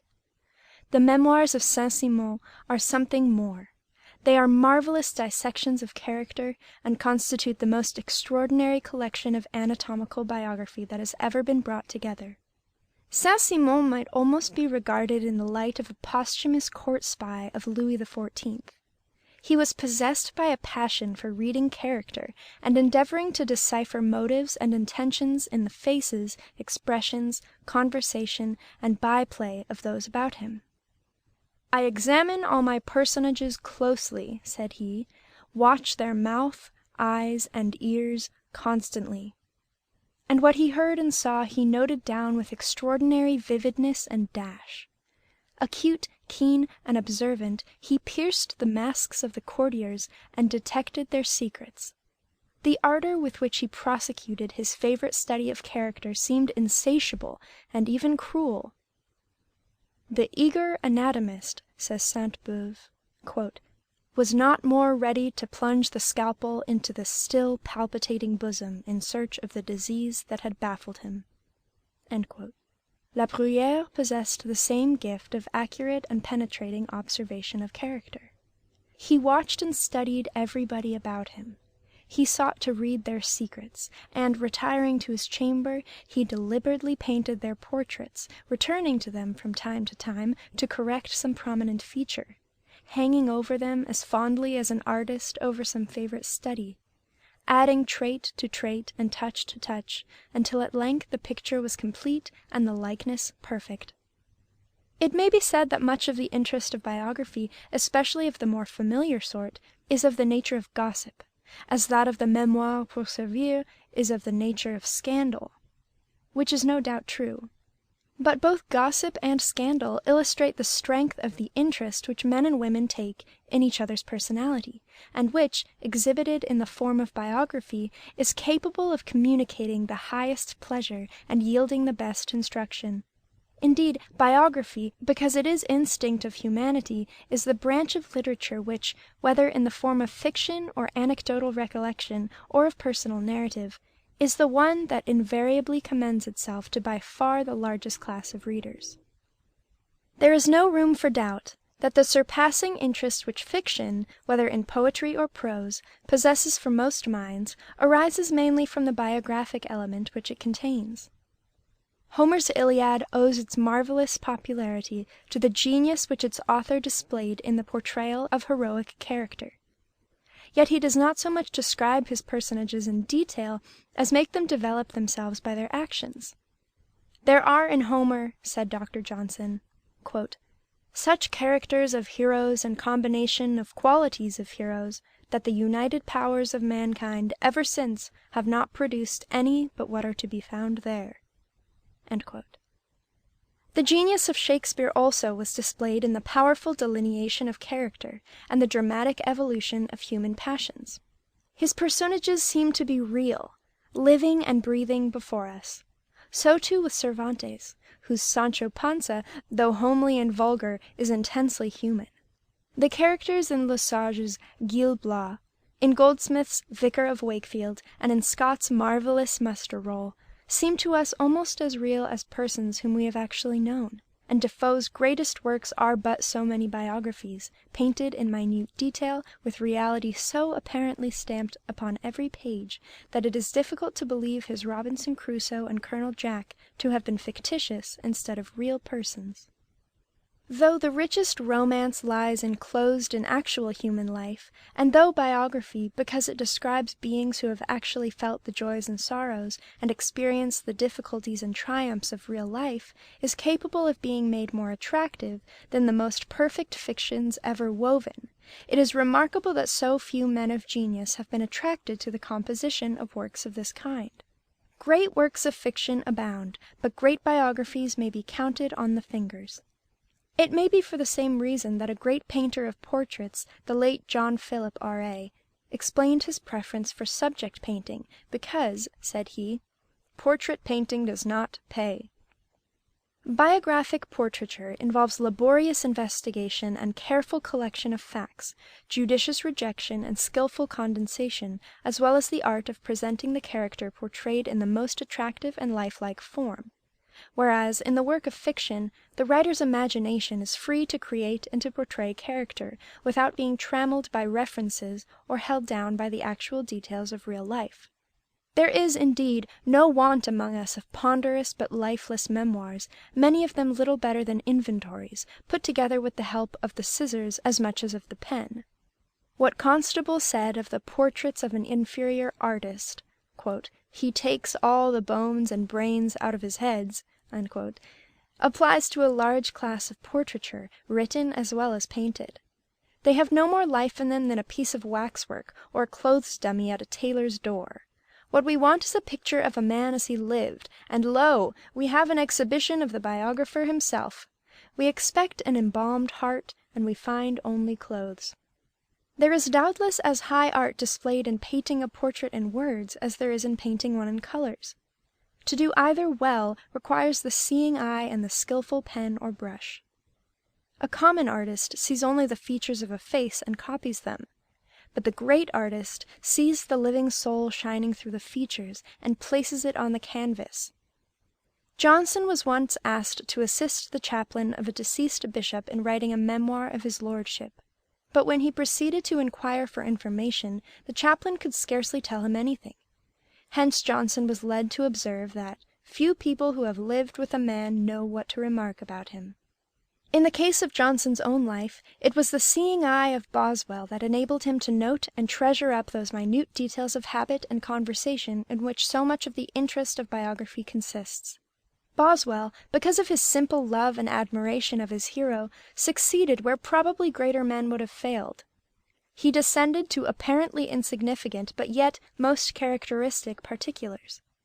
Thus he apologizes for informing the reader that Johnson, when journeying, carried in his hand a large English oak stick, adding, "I remember Dr. Adam Smith, in his rhetorical lectures at Glasgow, told us he was glad to know that Milton wore latchets in his shoes instead of buckles."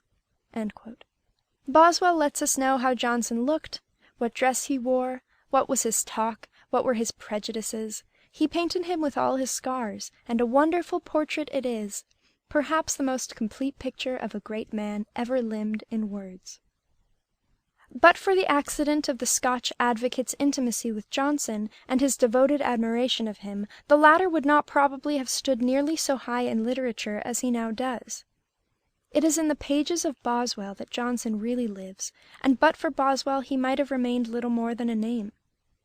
Others there are who have bequeathed great works to posterity, but of whose lives next to nothing is known. What would we not give to have a Boswell's account of Shakespeare? We positively know more of the personal history of Socrates, of Horace, of Cicero, of Augustine, than we do of that of Shakespeare.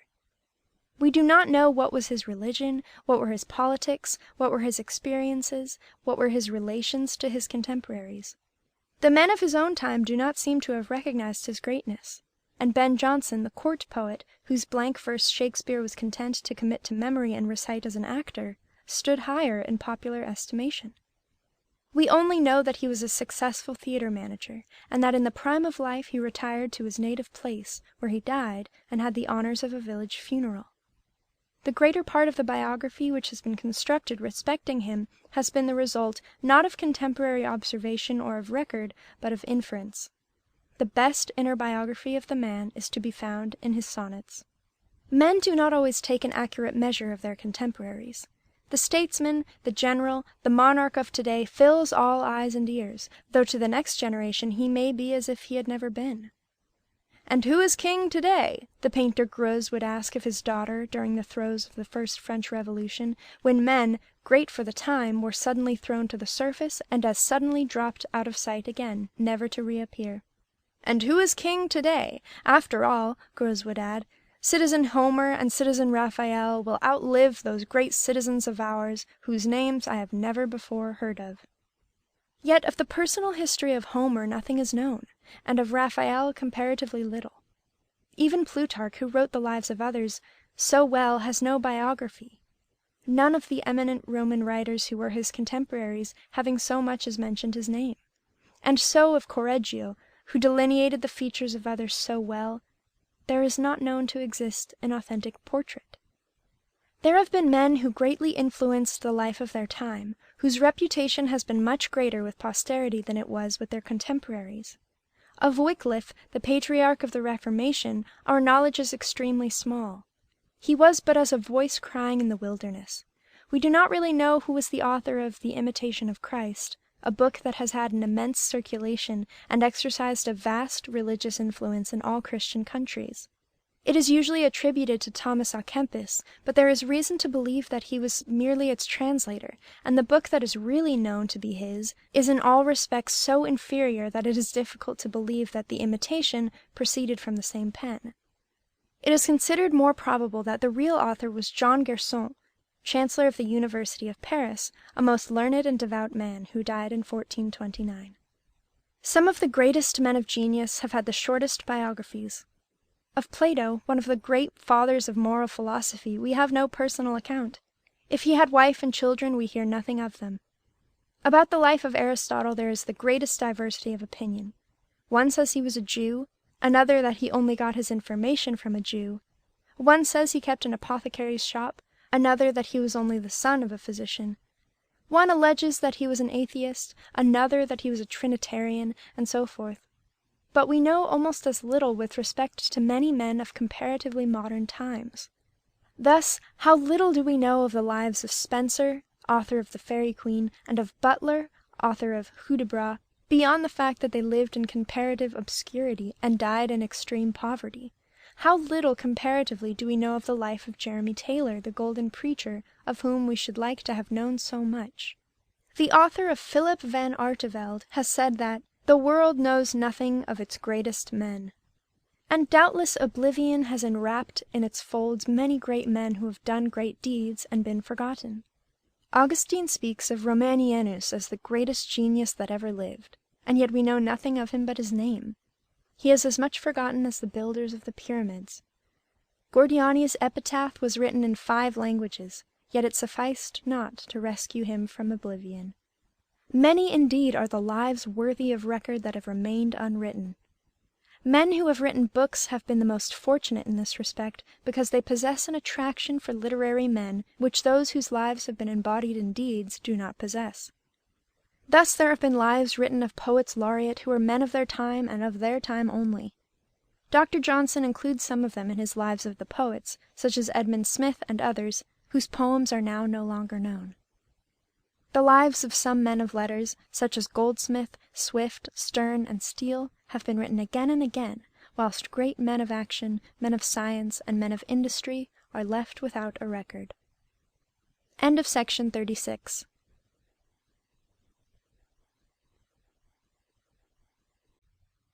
Character by Samuel Smiles. Chapter 10, Part D. We have said that a man may be known by the company he keeps in his books. Let us mention a few of the favorites of the best-known men. Plutarch's admirers have already been referred to. Montaigne also has been the companion of most meditative men. Although Shakespeare must have studied Plutarch carefully, inasmuch as he copied from him freely, even to his very words, it is remarkable that Montaigne is the only book which we certainly know to have been in the poet's library. One of Shakespeare's existing autographs has been found in a copy of Florio's translation of the Essays, which also contains on the flyleaf the autograph of Ben Jonson. Milton's favorite books were Homer, Ovid, and Euripides. The latter book was also the favorite of Charles James Fox, who regarded the study of it as especially useful to a public speaker. On the other hand, Pitt took especial delight in Milton, whom Fox did not appreciate, taking pleasure in reciting from Paradise Lost the grand speech of Belial before the assembled powers of Pandemonium. Another of Pitt's favorite books was Newton's Principia. Again, the Earl of Chatham's favorite book was Barrow's Sermons, which he read so often as to be able to repeat them from memory, while Burke's companions were Demosthenes, Milton, Bolingbroke, and Young's Night Thoughts. Curran's favorite was Homer, which he read through once a year. Virgil was another of his favorites, his biographer Phillips saying that he once saw him reading the Aeneid in the cabin of a Holyhead packet, while everyone around him was prostrate by seasickness. Of the poets, Dante's favorite was Virgil, Corneille's was Lucain, Schiller's was Shakespeare, Gray's was Spenser, whilst Coleridge admired Collins and Bowles. Dante himself was a favorite with most great poets, from Chaucer to Byron and Tennyson. Lord Brougham, Macaulay, and Carlyle have alike admired and eulogized the great Italian. The former advised the students at Glasgow that, next to Demosthenes, the study of Dante was the best preparative for the eloquence of the pulpit or the bar. Robert Hall sought relief in Dante from the racking pains of spinal disease, and Sidney Smith took to the same poet for comfort and solace in his old age. It was characteristic of Goethe that his favorite book should have been Spinoza's Ethics, in which he said he had found a peace and consolation such as he had been able to find in no other work. Barrow's favorite was St. Chrysostom, Bossuet's was Homer, Bunyan's was the old legend of Sir Bevis of Southampton, which in all probability gave him the first idea of his Pilgrim's Progress. One of the best prelates that ever sat on the English bench, Dr. John Sharp, said, "Shakespeare and the Bible have made me Archbishop of York." The two books which most impressed John Wesley when a young man were The Imitation of Christ and Jeremy Taylor's Holy Living and Dying. Yet Wesley was accustomed to caution his young friends against overmuch reading. "Beware you be not swallowed up in books," he would say to them. "An ounce of love is worth a pound of knowledge." Wesley's own life had been a great favorite with many thoughtful readers. Coleridge says, in his preface to Southey's Life of Wesley, that it was more often in his hands than any other in his ragged book regiment. "To this work and to the life of Richard Baxter," he says, quote, "I was used to resort whenever sickness and languor made me feel the want of an old friend of whose company I could never be tired. How many and many an hour of self-oblivion do I owe to this Life of Wesley, and how often have I argued with it, questioned, remonstrated, been peevish and asked pardon, then again listened and cried, 'Right! Excellent!' and in yet heavier hours entreated it, as it were, to continue talking to me, for that I heard and listened and was soothed, though I could make no reply." End quote. Sumet had only a very few books in his library, but they were of the best. Homer, Virgil, Dante, Camoens, Tasso, and Milton. De Quincey's favorite few were Donne, Chillingworth, Jeremy Taylor, Milton, South, Barrow, and Sir Thomas Browne. He described these writers as a Pleiad or constellation of 7 golden stars, such as in their class no literature can match, and from whose works he would undertake to build up an entire body of philosophy. Frederick the Great of Prussia manifested his strong French leanings in his choice of books, his principal favorites being Bayle, Rousseau, Voltaire, Rollin, Fleury, Malebranche, and one English author, Locke. His especial favorite was Bayle's Dictionary, which was the first book that lay hold of his mind, and he thought so highly of it that he made himself an abridgment and translation of it into German, which was published. It was a saying of Frederick's that books make up no small part of true happiness. In his old age he said, "My latest passion will be for literature." It seems odd that Marshall Blucher's favorite book should have been Klopstock's Messiah, and Napoleon Bonaparte's favorites, Ossian's Poems and The Sorrows of Werther. But Napoleon's range of reading was very extensive. It included Homer, Virgil, Tasso, novels of all countries, histories of all times, mathematics, legislation, and theology. He detested what he called the bombast and tinsel of Voltaire. The praises of Homer and Ossian he was never wearied of sounding. "Read again," he said to an officer on board the Bellerophon. Quote, "Read again the poets of Achilles, devour Ossian. Those are the poets who lift up the soul and give to man a colossal greatness." End quote. The Duke of Wellington was an extensive reader. His principal favorites were Clarendon, Bishop Butler, Smith's Wealth of Nations, Hume, the Archduke Charles, Leslie, and the Bible.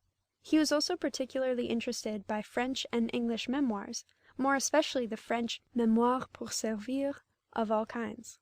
When at Walmer, Mr. Gleig says, the Bible, the Prayer Book, Taylor's Holy Living and Dying, and Caesar's Commentaries lay within the Duke's reach, and judging by the marks of use on them, they must have been much read and often consulted. While books are among the best companions of old age, they are often the best inspirers of youth. The first book that makes a deep impression on a young man's mind often constitutes an epoch in his life.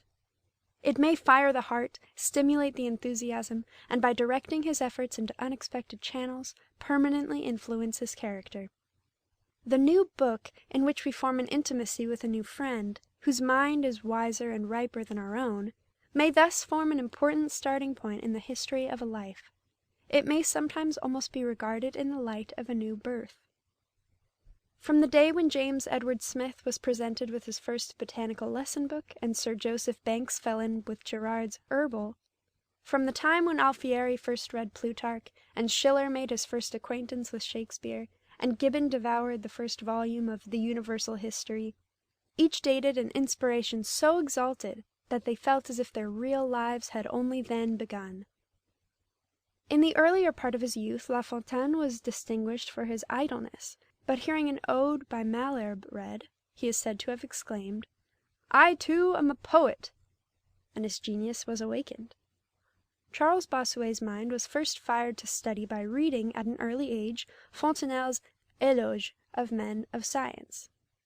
Another work of Fontenelle, On the Plurality of Worlds, influenced the mind of Lalande in making choice of a profession. "It is with pleasure," says Lalande himself in a preface to the book, which he afterwards edited, "that I acknowledge my obligation to it for that devouring activity which its perusal first excited in me at the age of 16, and which I have since retained." In like manner, La Cepede was directed to the study of natural history by the perusal of Buffon's Histoire Naturelle, which he found in his father's library, and read over and over again until he almost knew it by heart.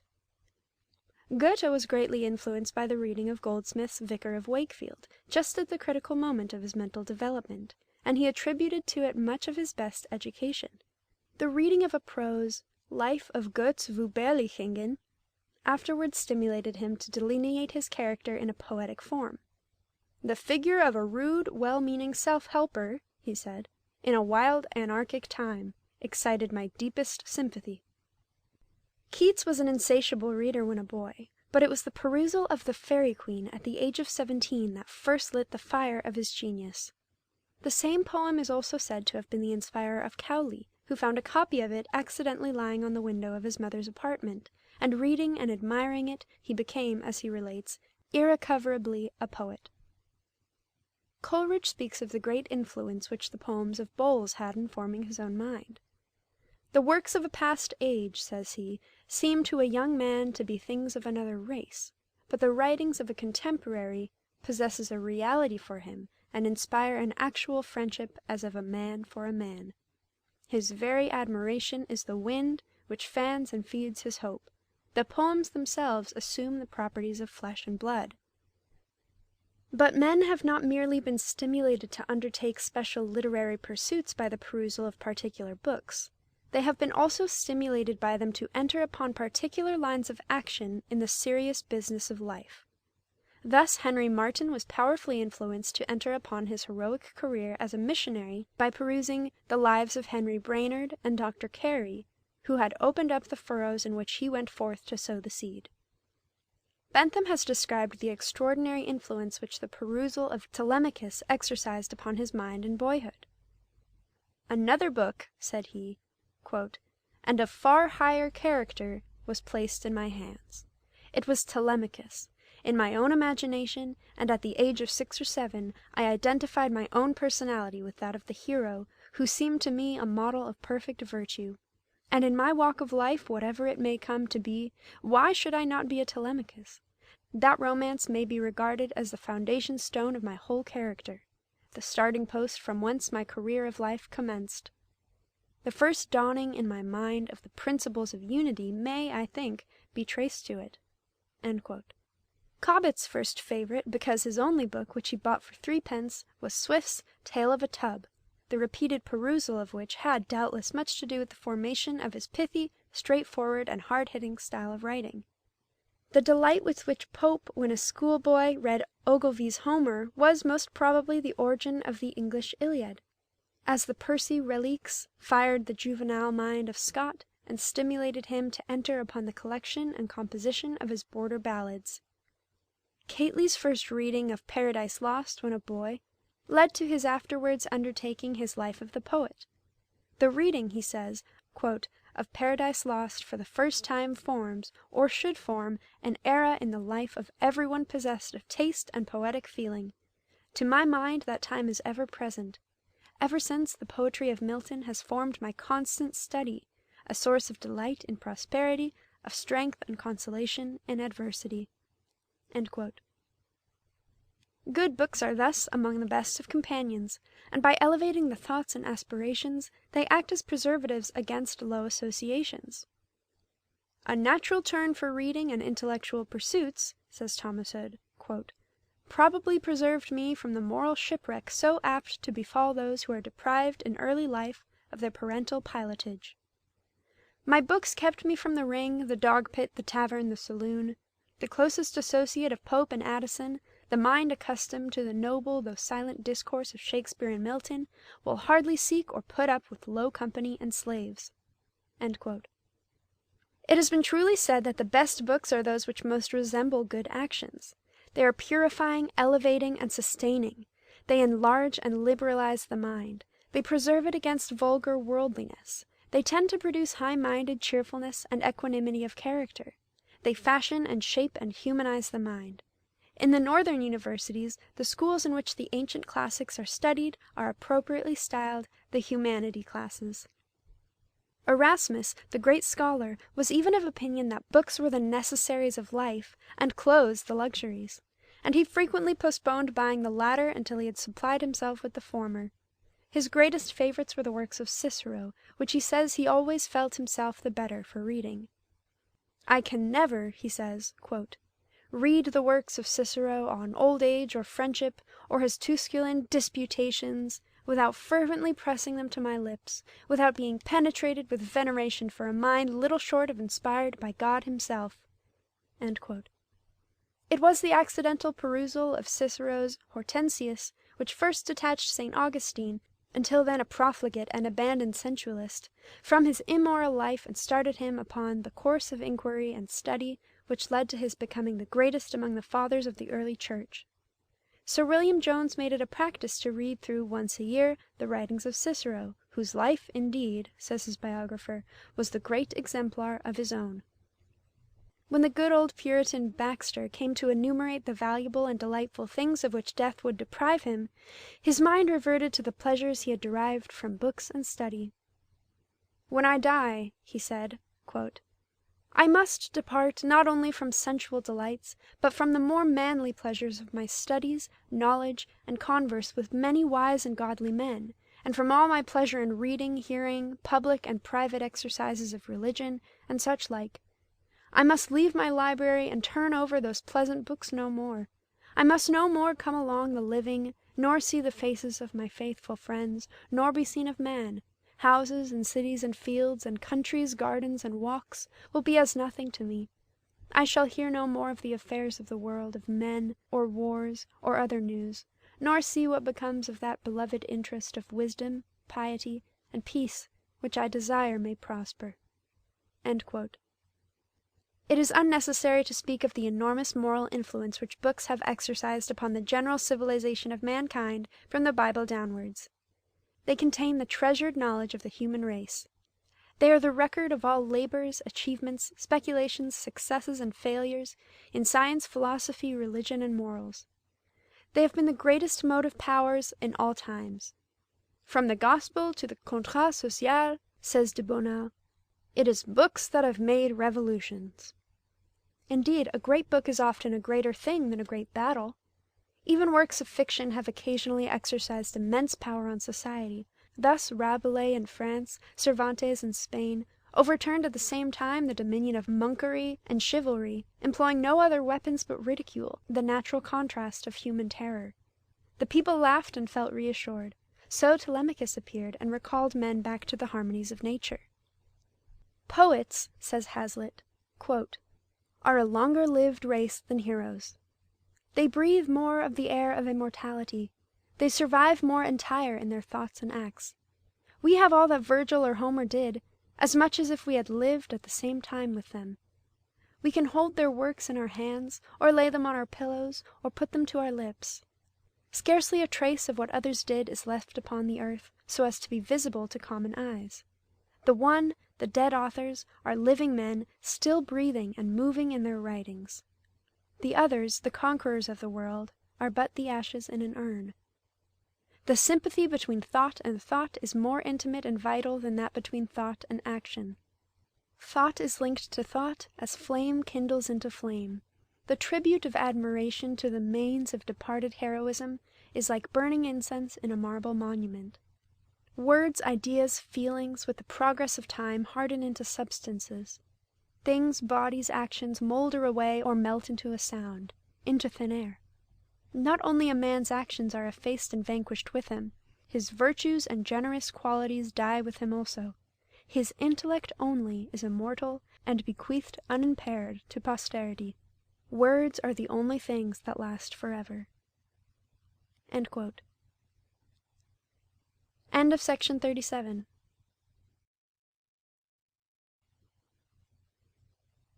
Character by Samuel Smiles.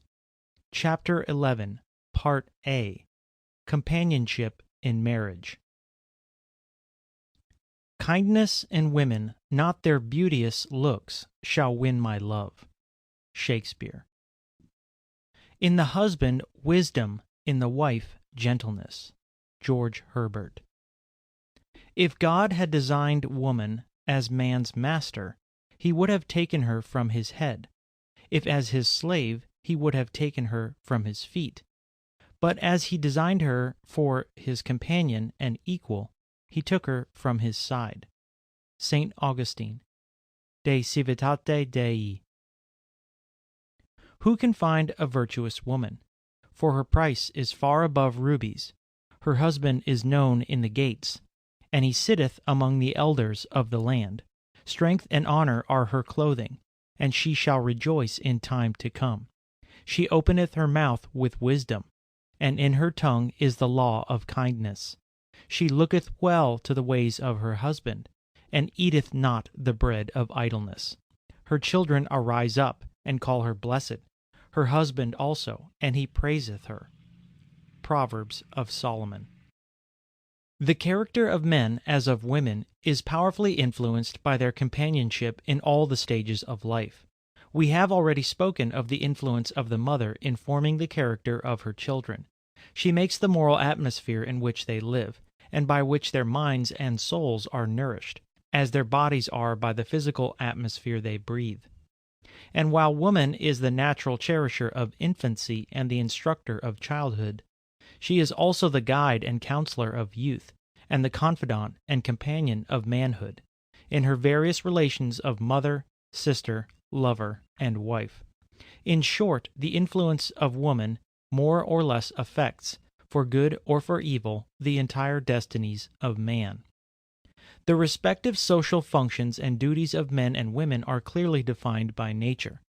God created man and woman, each to do their proper work, each to fill their proper sphere. Neither can occupy the position nor perform the functions of the other. Their several vocations are perfectly distinct.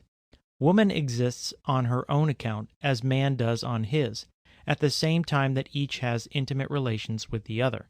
Humanity needs both for the purposes of the race, and in every consideration of social progress both must necessarily be included. Though companions and equals, yet, as regards the measure of their powers, they are unequal. Man is stronger, more muscular, and of rougher fiber. Woman is more delicate, sensitive, and nervous. The one excels in power of brain, the other in qualities of heart, and though the head may rule, it is the heart that influences. Both are alike adapted for the respective functions they have to perform in life, and to attempt to impose woman's work upon man would be quite as absurd as to attempt to impose man's work upon woman. Men are sometimes womanlike, and women are sometimes manlike, but these are only exceptions which prove the rule.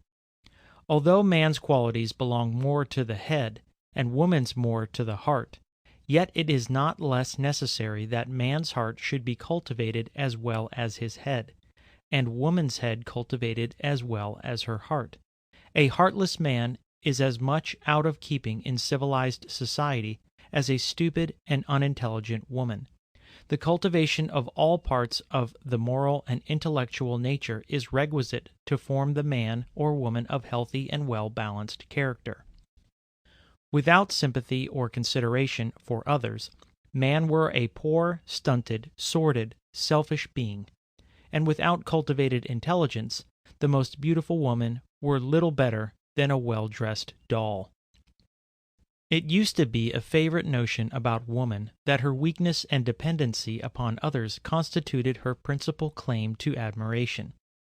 If we were to form an image of dignity in a man, said Sir Richard Steele, we should give him wisdom and valor, as being essential to the character of manhood.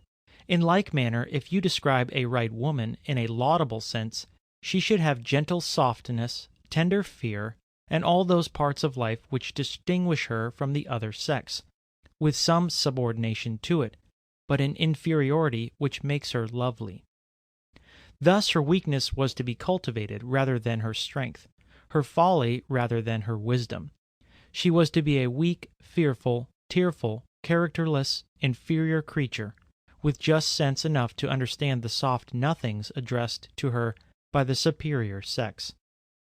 She was to be educated as an ornamental appanage of man, rather as an independent intelligence, or as a wife, mother, companion, or friend. Pope, in one of his moral essays, asserts that most women have no characters at all, and again he says, "Ladies, like variegated tulips, show, 'tis to their changes half their charms we owe, fine by defect and delicately weak." This satire characteristically occurs in the poet's Epistle to Martha Blount, the housekeeper who so tyrannically ruled him, and in the same verses he spitefully girds at Lady Mary Wortley Montagu, at whose feet he had thrown himself as a lover and been contemptuously rejected. But Pope was no judge of women, nor was he even a very wise or tolerant judge of men. It is still too much the practice to cultivate the weakness of woman rather than her strength, and to render her attractive rather than self-reliant. Her sensibilities are developed at the expense of her health of body as well as of mind. She lives, moves, and has her being in the sympathy of others. She dresses that she may attract, and is burdened with accomplishments that she may be chosen. Weak, trembling, and dependent, she incurs the risk of becoming a living embodiment of the Italian proverb, "So good that she is good for nothing." On the other hand, the education of young men too often errs on the side of selfishness.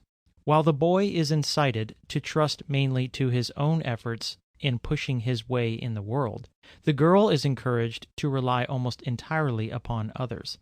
He is educated with too exclusive reference to himself, and she is educated with too exclusive reference to him. He is taught to be self-reliant and self-dependent, while she is taught to be distrustful of herself, dependent, and self-sacrificing in all things. Thus the intellect of the one is cultivated at the expense of the affections, and the affections of the other at the expense of the intellect. It is unquestionable that the highest qualities of woman are displayed in her relationship to others, through the medium of her affections. She is the nurse whom nature has given to all humankind. She takes charge of the helpless, and nourishes and cherishes those we love. She is the presiding genius of the fireside, where she creates an atmosphere of serenity and contentment suitable for the nurture and growth of character in its best forms. She is by her very constitution compassionate, gentle, patient, and self-denying. Loving, hopeful, trustful, her eye sheds brightness everywhere. It shines upon coldness and warms it, upon suffering and relieves it, upon sorrow and cheers it. Her silver flow of subtle paced counsel in distress, right to the heart and brain, though undescried, winning its way with extreme gentleness, through all the outworks of suspicion's pride. Woman has been styled the angel of the unfortunate. She is ready to help the weak, to raise the fallen, to comfort the suffering. It was characteristic of woman that she should have been the first to build and endow a hospital. It has been said that wherever a human being is in suffering, his sighs call a woman to his side. When Mungo Park, lonely, friendless, and famished, after being driven forth from an African village by the men, was preparing to spend the night under a tree, exposed to the rain and the wild beasts which there abounded. A poor Negro woman, returning from the labors of the field, took compassion upon him, conducted him into her hut, and there gave him food, succor, and shelter. But while the most characteristic qualities of woman are displayed through her sympathies and affections, it is also necessary for her own happiness as a self-dependent being to develop and strengthen her character by due self-culture, self-reliance, and self-control. It is not desirable, even were it possible, to close the beautiful avenues of the heart. Self-reliance of the best kind does not involve any limitation in the range of human sympathy, but the happiness of woman as of man depends in a great measure upon her individual completeness of character. And that self-dependence which springs from the due cultivation of the intellectual powers, conjoined with a proper discipline of the heart and conscience, will enable her to be more useful in life as well as happy, to dispense blessings intelligently as well as to enjoy them, and most of all, those which spring from mutual dependence and social sympathy. To maintain a high standard of purity in society, the culture of both sexes must be in harmony and keep equal pace.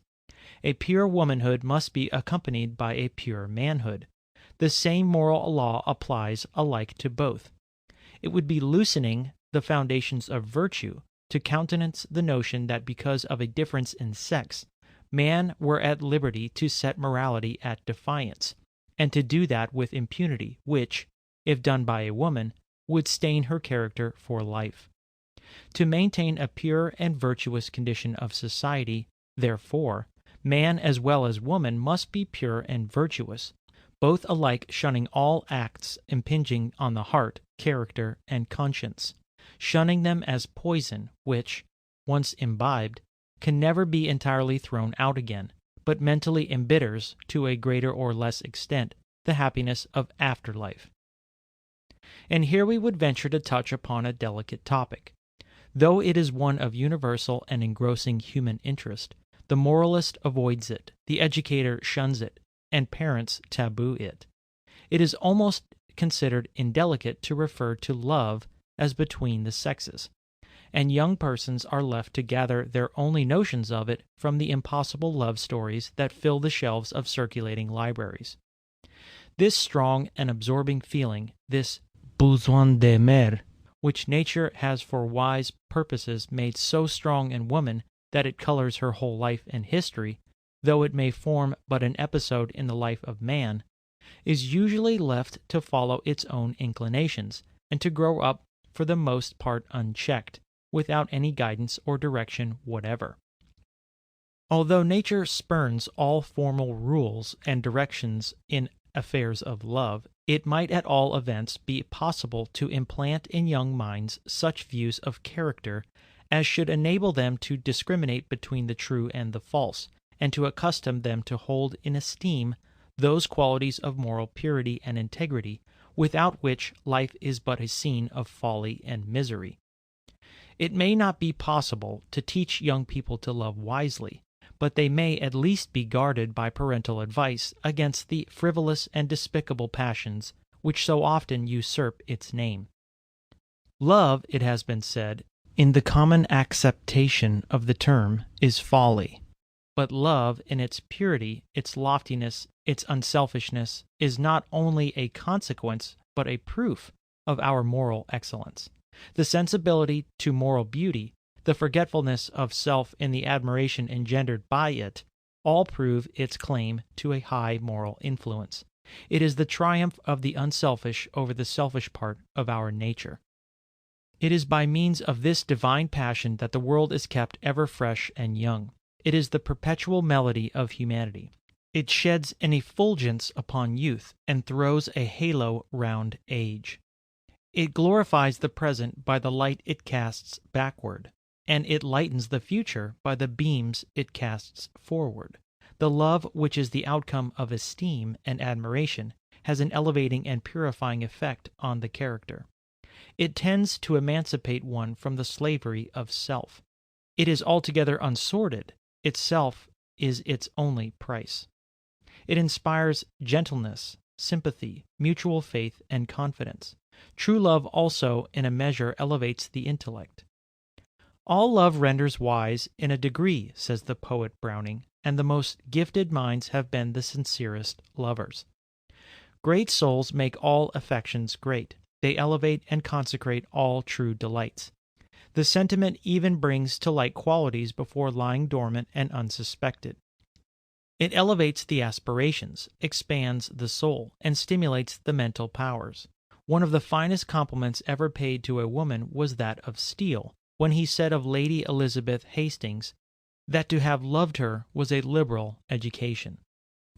Viewed in this light, woman is an educator in the highest sense, because, above all other educators, she educates humanly and lovingly. It has been said that no man and no woman can be regarded as complete in their experience of life until they have been subdued into union with the world through their affections. As woman is not woman until she has known love, neither is man man. Both are requisite to each other's completeness. Plato entertained the idea that lovers each sought a likeness in the other, and that love was only the divorced half of the original human being entering into union with its counterpart. But philosophy would here seem to be at fault, for affection quite as often springs from unlikeness as from likeness in its object. The true union must needs be one of mind as well as of heart, and based on mutual esteem as well as mutual affection. No true and enduring love, says Fichte, can exist without esteem. Every other draws regret after it, and is unworthy of any noble human soul. One cannot really love the bad, but always something that we esteem and respect as well as admire. In short, true union must rest on qualities of character, which rule in domestic as in public life. But there is something far more than mere respect and esteem in the union between man and wife. The feeling on which it rests is far deeper and tenderer, such, indeed, as never exists between men or between women. In matters of affection, says Nathaniel Hawthorne, there is always an impassable gulf between man and man. They can never quite grasp each other's hands, and therefore man never derives any intimate help, any heart sustenance from his brother man, but from woman, his mother, his sister, or his wife. End of section 38.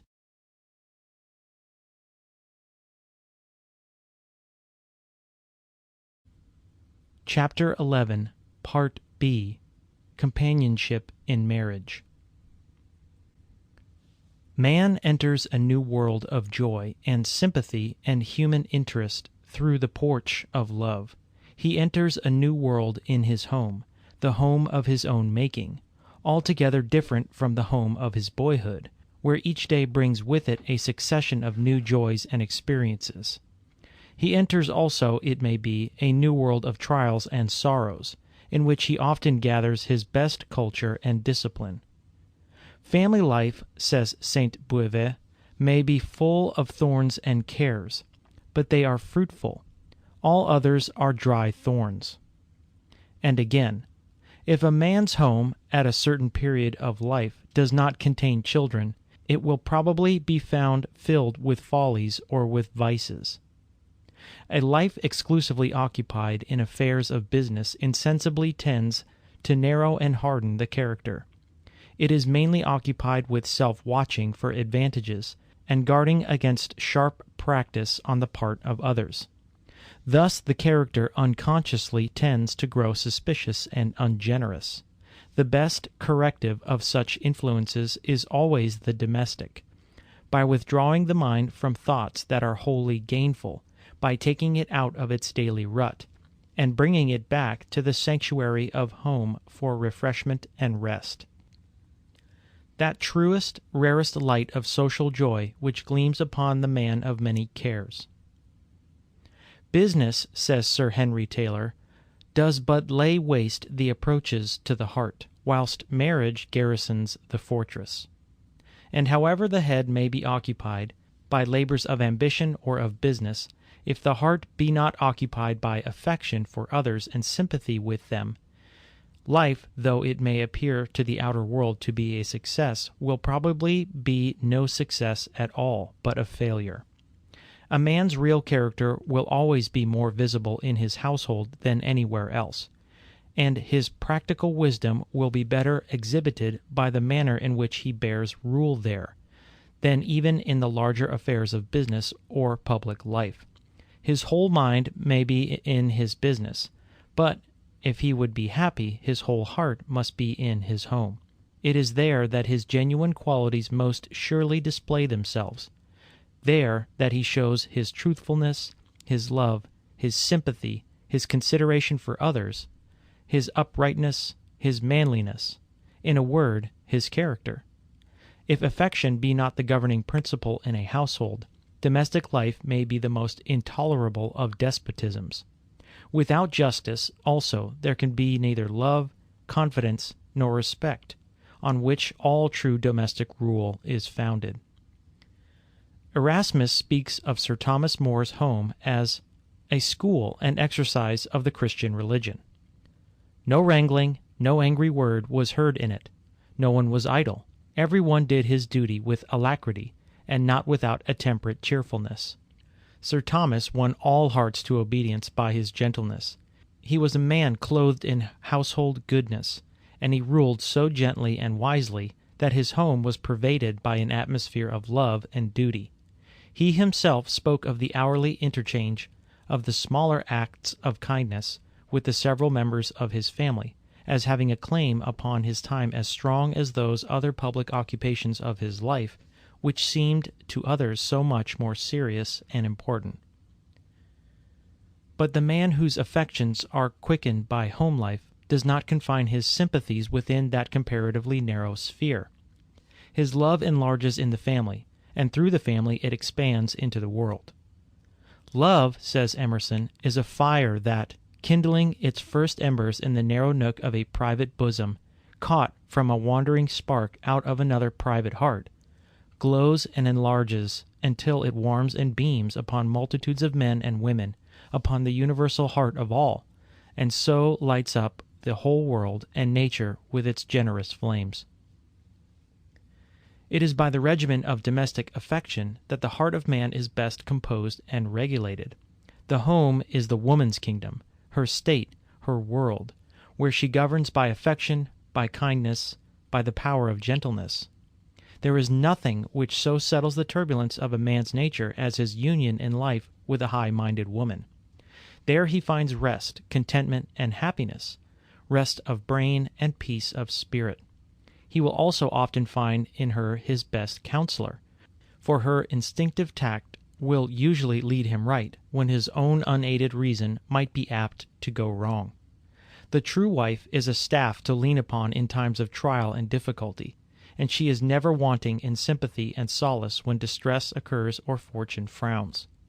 In the time of youth she is a comfort and an ornament of man's life, and she remains a faithful helpmate in maturer years, when life has ceased to be an anticipation and we live in its realities. What a happy man must Edmund Burke have been when he could say of his home, "Every care vanishes the moment I enter under my own roof." And Luther, a man full of human affection, speaking of his wife, said, "I would not exchange my poverty with her for all the riches of Croesus without her." Of marriage he observed, "The utmost blessing that God can confer on a man is the possession of a good and pious wife, with whom he may live in peace and tranquillity, to whom he may confide his whole possessions, even his life and welfare."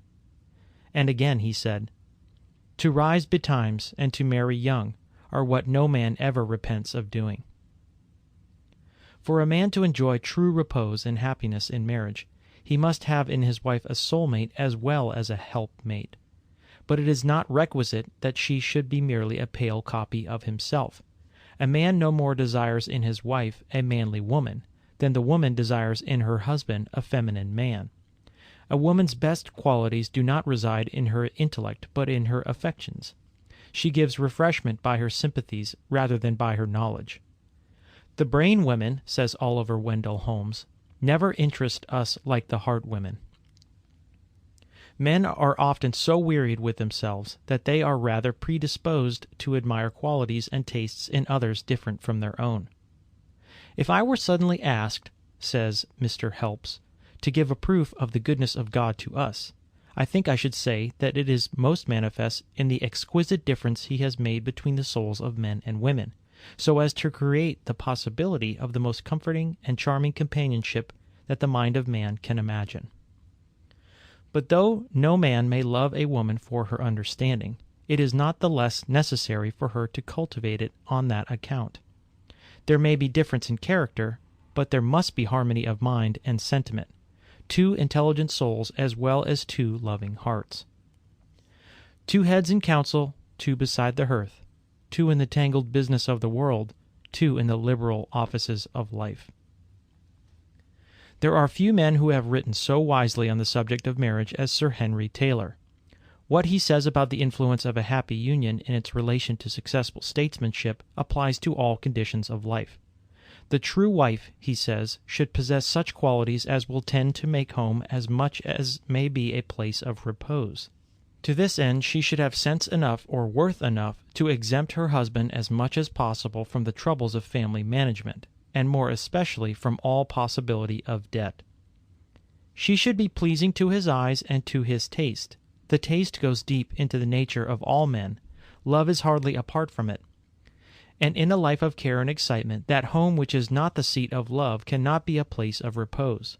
Rest for the brain and peace for the spirit being only to be had through the softening of the affections. He should look for a clear understanding, cheerfulness, and alacrity of mind, rather than gaiety and brilliancy, and for a gentle tenderness of disposition in preference to an impassioned nature. Lively talents are too stimulating in a tired man's house. Passion is too disturbing.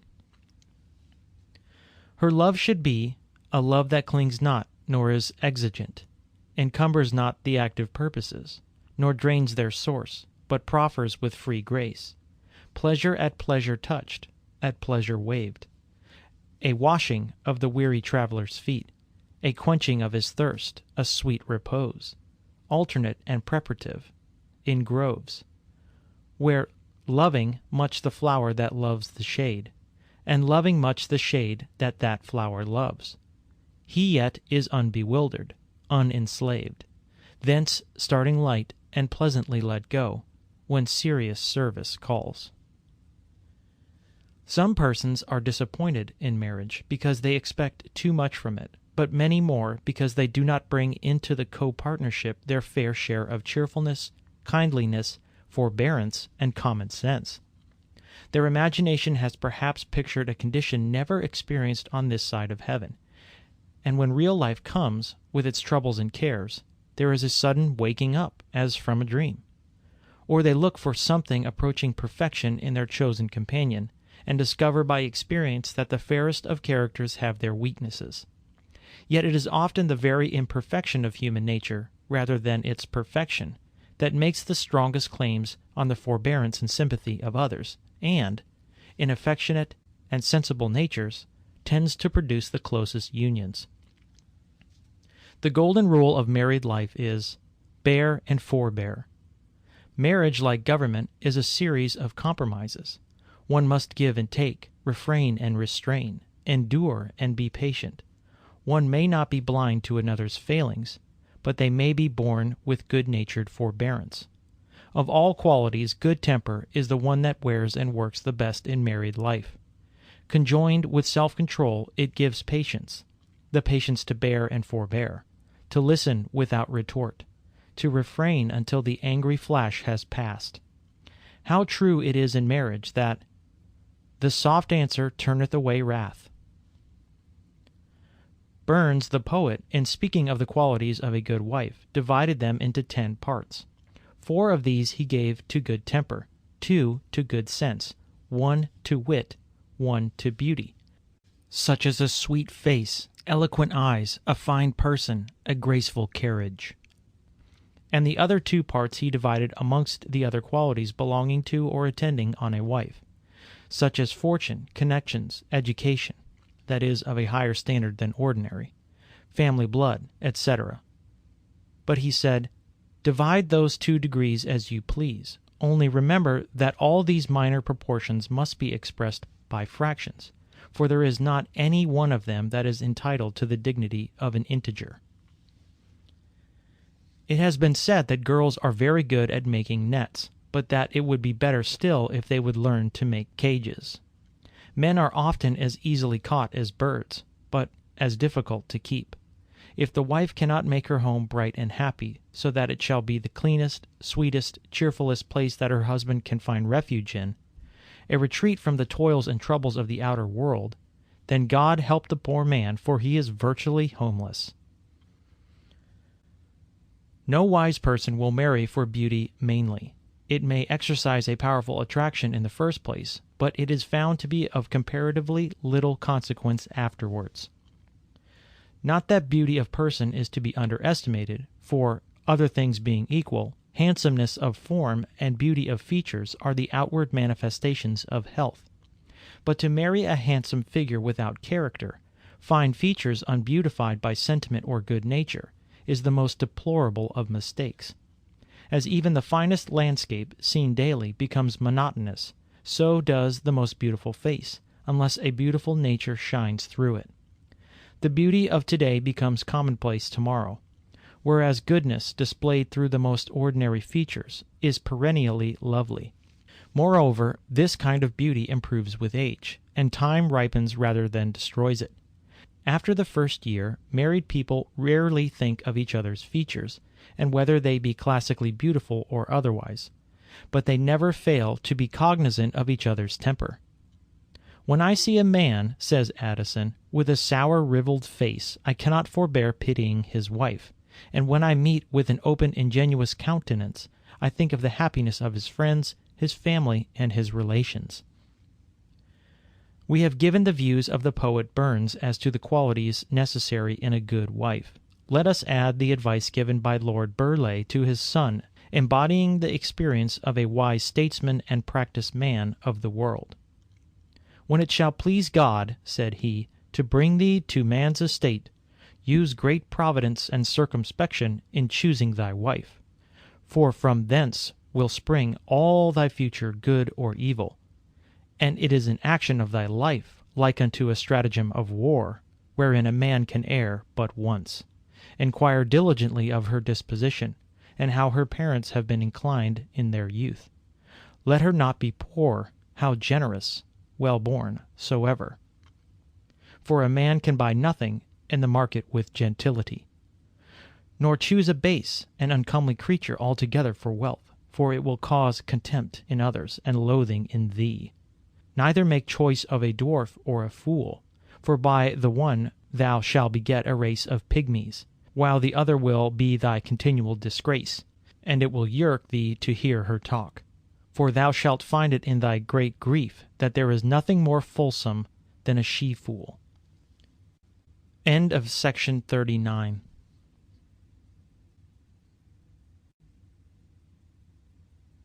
Character by Samuel Smiles.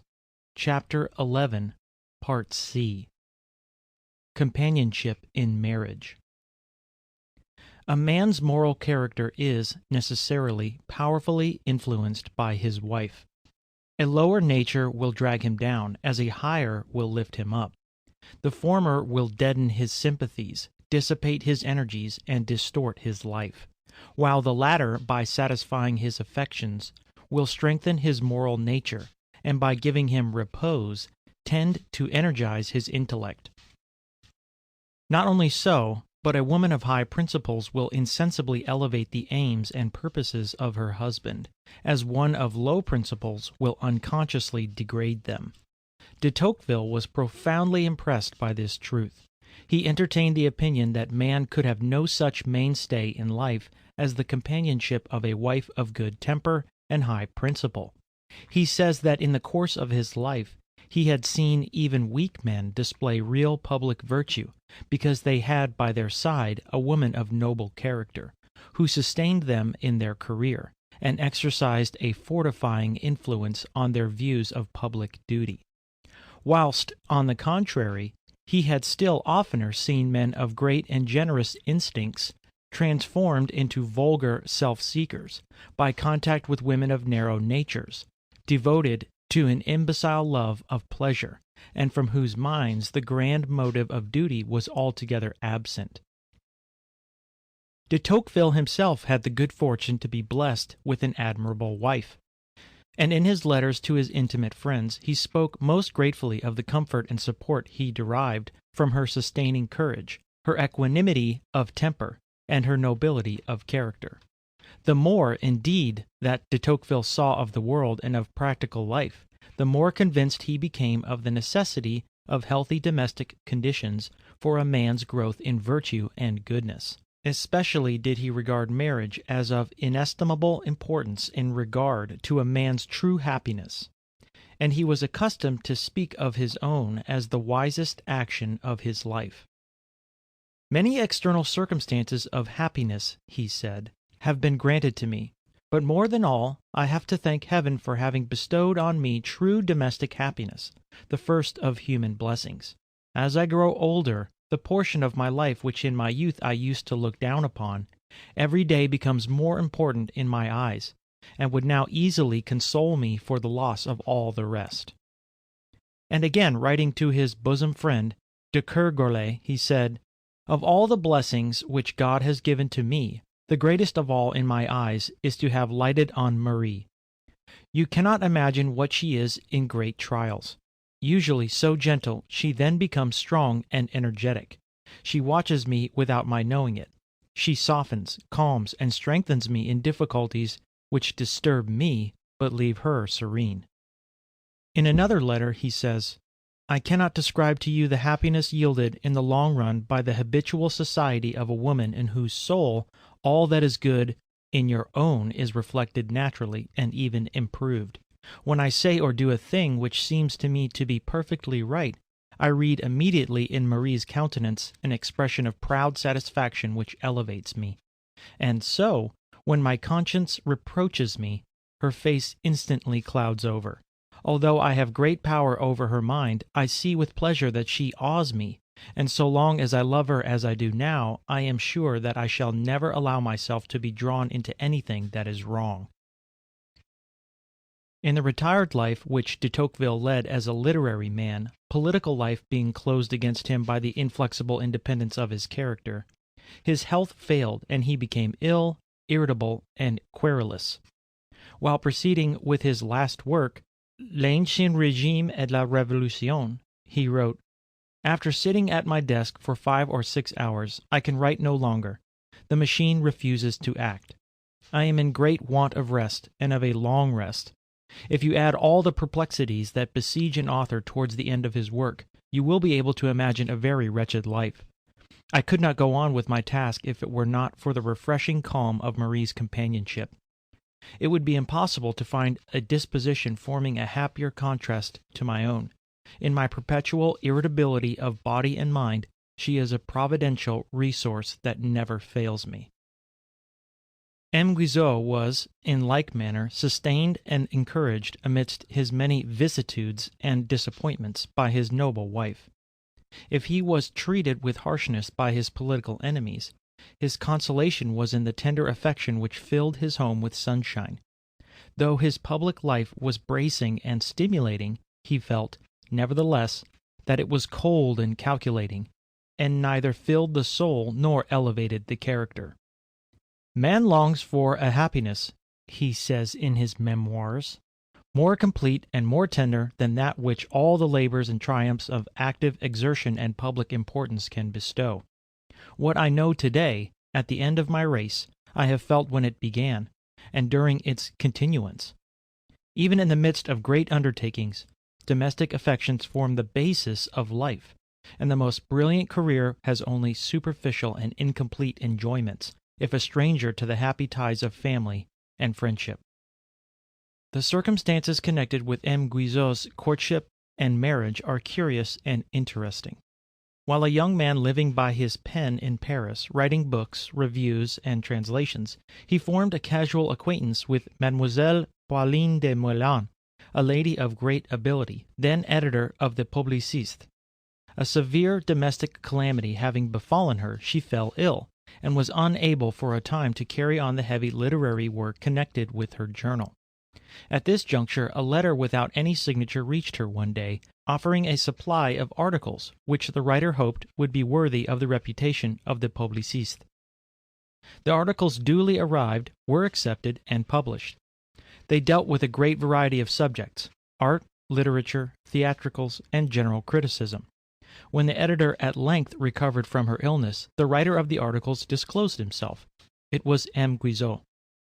An intimacy sprang up between them, which ripened into mutual affection, and before long Mademoiselle de Moulins became his wife. From that time forward she shared in all her husband's joys and sorrows, as well as in many of his labors. Before they became united, he asked her if she thought she should ever become dismayed at the vicissitudes of his destiny, which he then saw looming before him. She replied that he might assure himself that she would always passionately enjoy his triumphs, but never heave a sigh over his defeats. When M. Guizot became first minister of Louis Philippe, she wrote to a friend, "I now see my husband much less than I desire, but still I see him. If God spares us to each other, I shall always be, in the midst of every trial and apprehension, the happiest of beings." Little more than 6 months after these words were written, the devoted wife was laid in her grave, and her sorrowing husband was left thenceforth to tread the journey of life alone. Burke was especially happy in his union with Miss Nugent, a beautiful, affectionate, and high-minded woman. The agitation and anxiety of his public life was more than compensated by his domestic happiness, which seems to have been complete. It was a saying of Burke, thoroughly illustrative of his career, that to love the little platoon we belong to in society is the germ of all public affections. His description of his wife in her youth is probably one of the finest word portraits in the language.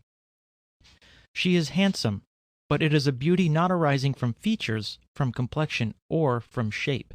She has all three in a high degree, but it is not by these she touches the heart. It is all that sweetness of temper, benevolence, innocence, and sensibility, which a face can express, that forms her beauty. She has a face that just raises your attention at first sight. It grows on you every moment, and you wonder it did no more than raise your attention at first. Her eyes have a mild light, but they awe when she pleases. They command, like a good man out of office, not by authority but by virtue. Her stature is not tall. She is not made to be the admiration of everybody, but the happiness of one. She has all the firmness that does not exclude delicacy. She has all the softness that does not imply weakness. Her voice is a soft, low music, not formed to rule in public assemblies, but to charm those who can distinguish a company from a crowd. It has this advantage: you must come close to her to hear it. To describe her body describes her mind. One is the transcript of the other. Her understanding is not shown in the variety of matters it exerts itself on, but in the goodness of the choice she makes. She does not display it so much in saying or doing striking things, as in avoiding such as she ought not to say or do. No person of so few years can know the world better. No person was ever less corrupted by the knowledge of it. Her politeness flows rather from a natural disposition to oblige than from any rules on that subject, and therefore never fails to strike those who understand good breeding and those who do not. She has a steady and firm mind, which takes no more from the solidity of the female character than the solidity of marble does from its polish and luster. She has such virtues as make us value the truly great of our own sex. She has all the winning graces that make us love even the faults we see in the weak and beautiful in hers. Let us give as a companion picture the not less beautiful delineation of a husband, that of Colonel Hutchinson, the Commonwealth man, by his widow. Shortly before his death he enjoined her not to grieve at the common rate of desolate women. And faithful to his injunction, instead of lamenting his loss, she indulged her noble sorrow in depicting her husband as he had lived. "They who dote on mortal excellences," she says in her introduction to the Life, "when, by the inevitable fate of all things frail, their adored idols are taken from them, may let loose the winds of passion to bring in a flood of sorrow, whose ebbing tides carry away the dear memory of what they have lost. And when comfort is essayed to such mourners, commonly all objects are removed out of their view, which may with their remembrance renew the grief. And in time these remedies succeed, and oblivion's curtain is by degrees drawn over the dead face, and things less lovely are liked, while they are not viewed together with that which was most excellent. But I, that am under a command not to grieve at the common rate of desolate women, while I am studying which way to moderate my woe, and if it were possible to augment my love, I can for the present find out none more just to your dear father, nor consolatory to myself, than the preservation of his memory, which I need not gild with such flattering commendations as hired preachers do equally give to the truly and titularly honorable. A naked undressed narrative, speaking the simple truth of him, will deck him with more substantial glory than all the panegyrics the best pens could ever consecrate to the virtues of the best men. The following is the wife's portrait of Colonel Hutchinson as a husband. For conjugal affection to his wife it was such in him as whosoever would draw out a rule of honor, kindness, and religion to be practiced in that estate need no more but exactly draw out his example. Never man had a greater passion for a woman, nor a more honorable esteem of a wife. Yet he was not uxorious, nor remitted he that just rule which it was her honor to obey, but managed the reins of government with such prudence and affection, that she who could not delight in such an honorable and advantageable subjection must have wanted a reasonable soul. He governed by persuasion, which he never employed but to things honorable and profitable to herself. He loved her soul and her honor more than her outside, and yet he had ever for her person a constant indulgence, exceeding the common temporary passion of the most uxorious fools. If he esteemed her at a higher rate than she in herself could have deserved, he was the author of that virtue he doted on, while she only reflected his own glories upon him. All that she was him, while he was here, and all that she is now, at best, is but his pale shade. So liberal was he to her, and of so generous a temper, that he hated the mention of severed purses, his estate being so much at her disposal that he would never receive an account of anything she expended. So constant was he in his love, that when she ceased to be young and lovely, he began to show most fondness. He loved her at such a kind and generous rate as words cannot express. Yet even this, which was the highest love he or any man could have, was bounded by a superior.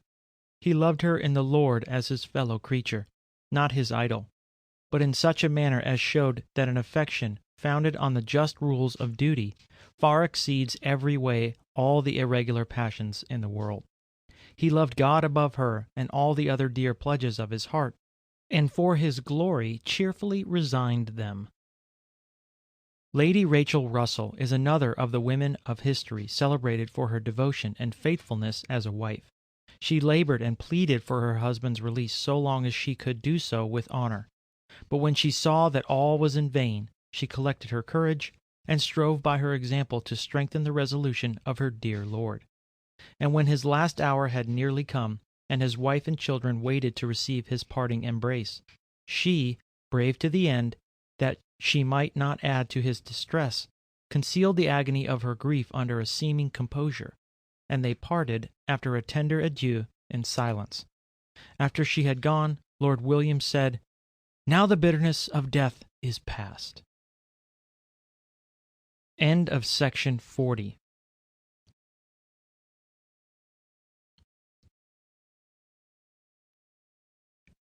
Character by Samuel Smiles. Chapter 11, Part D. Companionship in Marriage.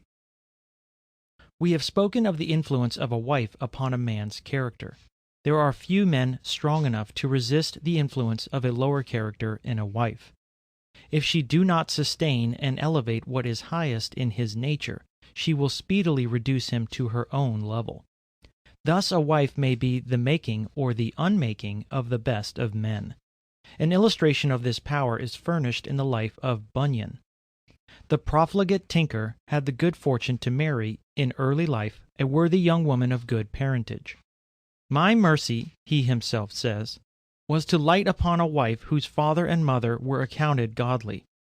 This woman and I, though we came together as poor might be, not having so much household stuff as a dish or a spoon betwixt us both, yet she had for her part the plain man's pathway to heaven, and the practice of piety, which her father had left her when he died." And by reading these and other good books, helped by the kindly influence of his wife, Bunyan was gradually reclaimed from his evil ways and led gently into the paths of peace. Richard Baxter, the nonconformist divine, was far advanced in life before he met the excellent woman who eventually became his wife. He was too laboriously occupied in his vocation of minister to have any time to spare for courtship, and his marriage was, as in the case of Calvin, as much a matter of convenience as of love. Miss Charlton, the lady of his choice, was the owner of property in her own right, but lest it should be thought that Baxter married her for covetousness, he requested first that she should give over to her relatives the principal part of her fortune, and that he should have nothing that before her marriage was hers. Secondly, that she should so arrange her affairs as that he might be entangled in no lawsuits. And thirdly, that she should expect none of the time that his ministerial work might require. These several conditions the bride having complied with, the marriage took place, and proved a happy one. "We lived," said Baxter, "in inviolated love and mutual complacency, sensible of the benefit of mutual help, nearly 19 years." Yet the life of Baxter was one of great trials and troubles, arising from the unsettled state of the times in which he lived. He was hunted about from one part of the country to another, and for several years he had no settled dwelling place. "The women," he gently remarks in his Life, "have most of that sort of trouble, but my wife easily bore it all." In the 6th year of his marriage, Baxter was brought before the magistrates at Brentford for holding a conventicle at Acton, and was sentenced by them to be imprisoned in Clerkenwell Gaol.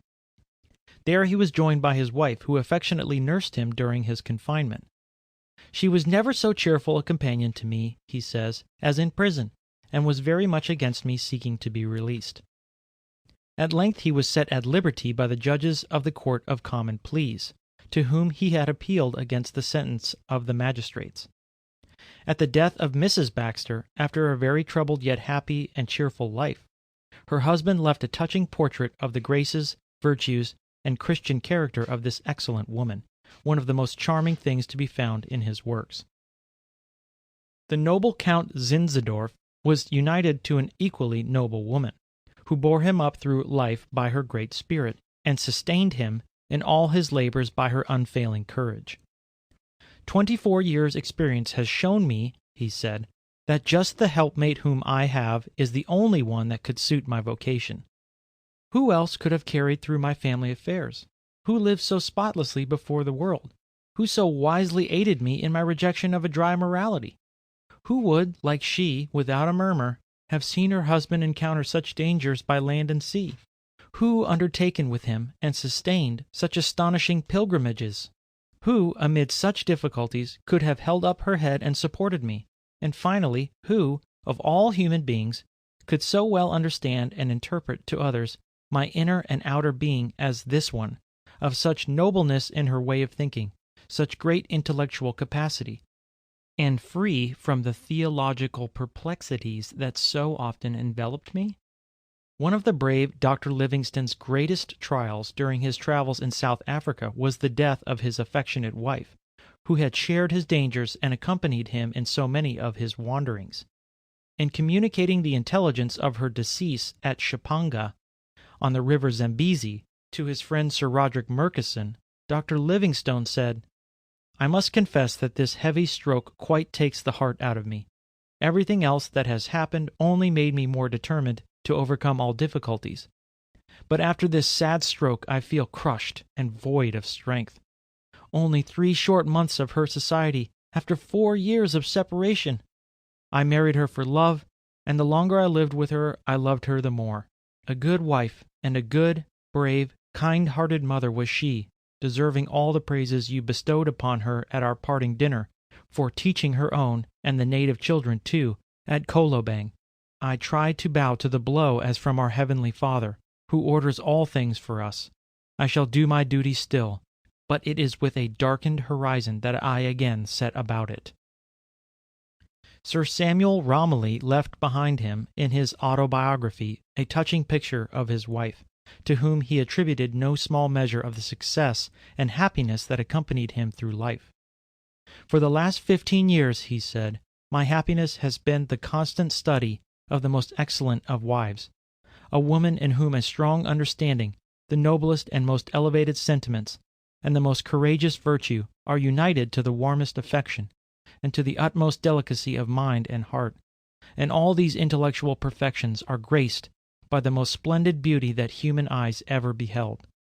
Romilly's affection and admiration for this noble woman endured to the end, and when she died, the shock proved greater than his sensitive nature could bear. Sleep left his eyelids, his mind became unhinged, and 3 days after her death the sad event occurred which brought his own valued life to a close.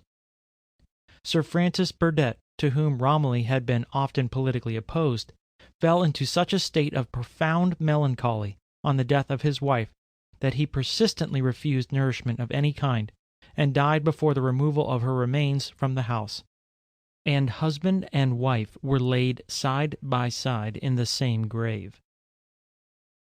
It was grief for the loss of his wife that sent Sir Thomas Graham into the army at the age of 43.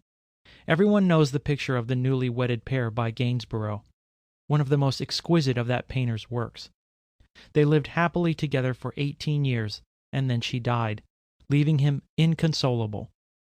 To forget his sorrow and, as some thought, to get rid of the weariness of his life without her, Graham joined Lord Hood as a volunteer, and distinguished himself by the recklessness of his bravery at the siege of Toulon. He served all through the Peninsular War, first under Sir John Moore, and afterwards under Wellington, rising through the various grades of the service until he rose to be second in command. He was commonly known as the hero of Barossa, because of his famous victory at that place, and he was eventually raised to the peerage as Lord Lynedoch, ending his days peacefully at a very advanced age. But to the last he tenderly cherished the memory of his dead wife, to the love of whom he may be said to have owed all his glory. Never, said Sheridan of him, when pronouncing his eulogy in the House of Commons, never was there seated a loftier spirit in a braver heart. And so have noble wives cherished the memory of their husbands. There is a celebrated monument in Vienna erected to the memory of one of the best generals of the Austrian army, on which there is an inscription, setting forth his great services during the 7 Years' War, concluding with the words, Non patria nec imperator sed conjux posuit. When Sir Albert Morton died, his wife's grief was such that she shortly followed him, and was laid by his side. Wotton's 2 lines on the event have been celebrated as containing a volume in 17 words. He first deceased, she for a little tried to live without him, liked it not, and died. So, when Washington's wife was informed that her dear lord had suffered his last agony, had drawn his last breath and departed, she said, "'Tis well, all is now over. I shall soon follow him. I have no more trials to pass through." Not only have women been the best companions, friends, and consolers, but they have in many cases been the most effective helpers of their husbands in their special lines of work. Galvani was especially happy in his wife. She was the daughter of Professor Galeazzi, and it is said to have been through her quick observation of the circumstance of the leg of a frog, placed near an electrical machine, becoming convulsed when touched by a knife, that her husband was first led to investigate the science which has since become identified with his name. Lavoisier's wife also was a woman of real scientific ability, who not only shared in her husband's pursuits, but even undertook the task of engraving the plates that accompanied his Elements. The late Dr. Buckland had another true helper in his wife, who assisted him with her pen, prepared and mended his fossils, and furnished many of the drawings and illustrations of his published works. Notwithstanding her devotion to her husband's pursuits, says her son Frank Buckland in the preface to one of his father's works, she did not neglect the education of her children, but occupied her mornings in superintending their instruction in sound and useful knowledge. The sterling value of her labors they now, in afterlife, fully appreciate, and feel most thankful that they were blessed with so good a mother. A still more remarkable instance of helpfulness in a wife is presented in the case of Huber, the Geneva naturalist. Huber was blind from his 17th year, and yet he found means to study and master a branch of natural history demanding the closest observation and the keenest eyesight. It was through the eyes of his wife that his mind worked as if they had been his own. She encouraged her husband's studies as a means of alleviating his privation, which at length he came to forget, and his life was as prolonged and happy as is usual with most naturalists. He even went so far as to declare that he should be miserable were he to regain his eyesight. I should not know, he said, to what extent a person in my situation could be beloved. Besides, to me my wife is always young, fresh, and pretty, which is no light matter.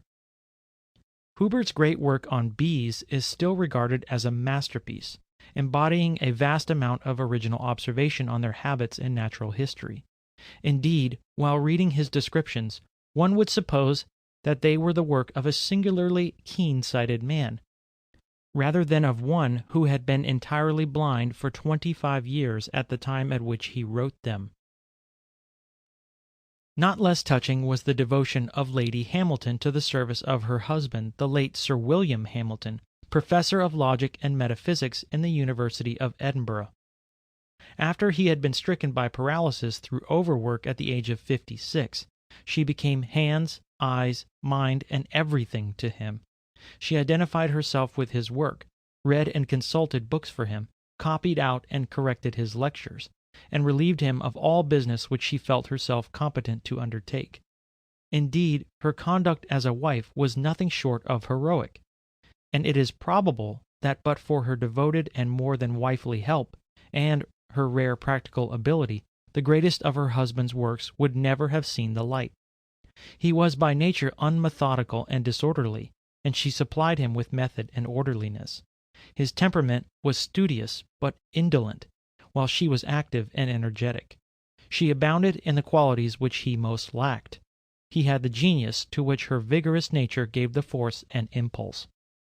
When Sir William Hamilton was elected to his professorship, after a severe and even bitter contest, his opponents, professing to regard him as a visionary, predicted that he could never teach a class of students, and that his appointment would prove a total failure. He determined, with the help of his wife, to justify the choice of his supporters, and to prove that his enemies were false prophets. Having no stock of lectures on hand, each lecture of the first course was written out day by day, as it was to be delivered on the following morning. His wife sat up with him night after night to write out a fair copy of the lectures from the rough sheets, which he drafted in the adjoining room.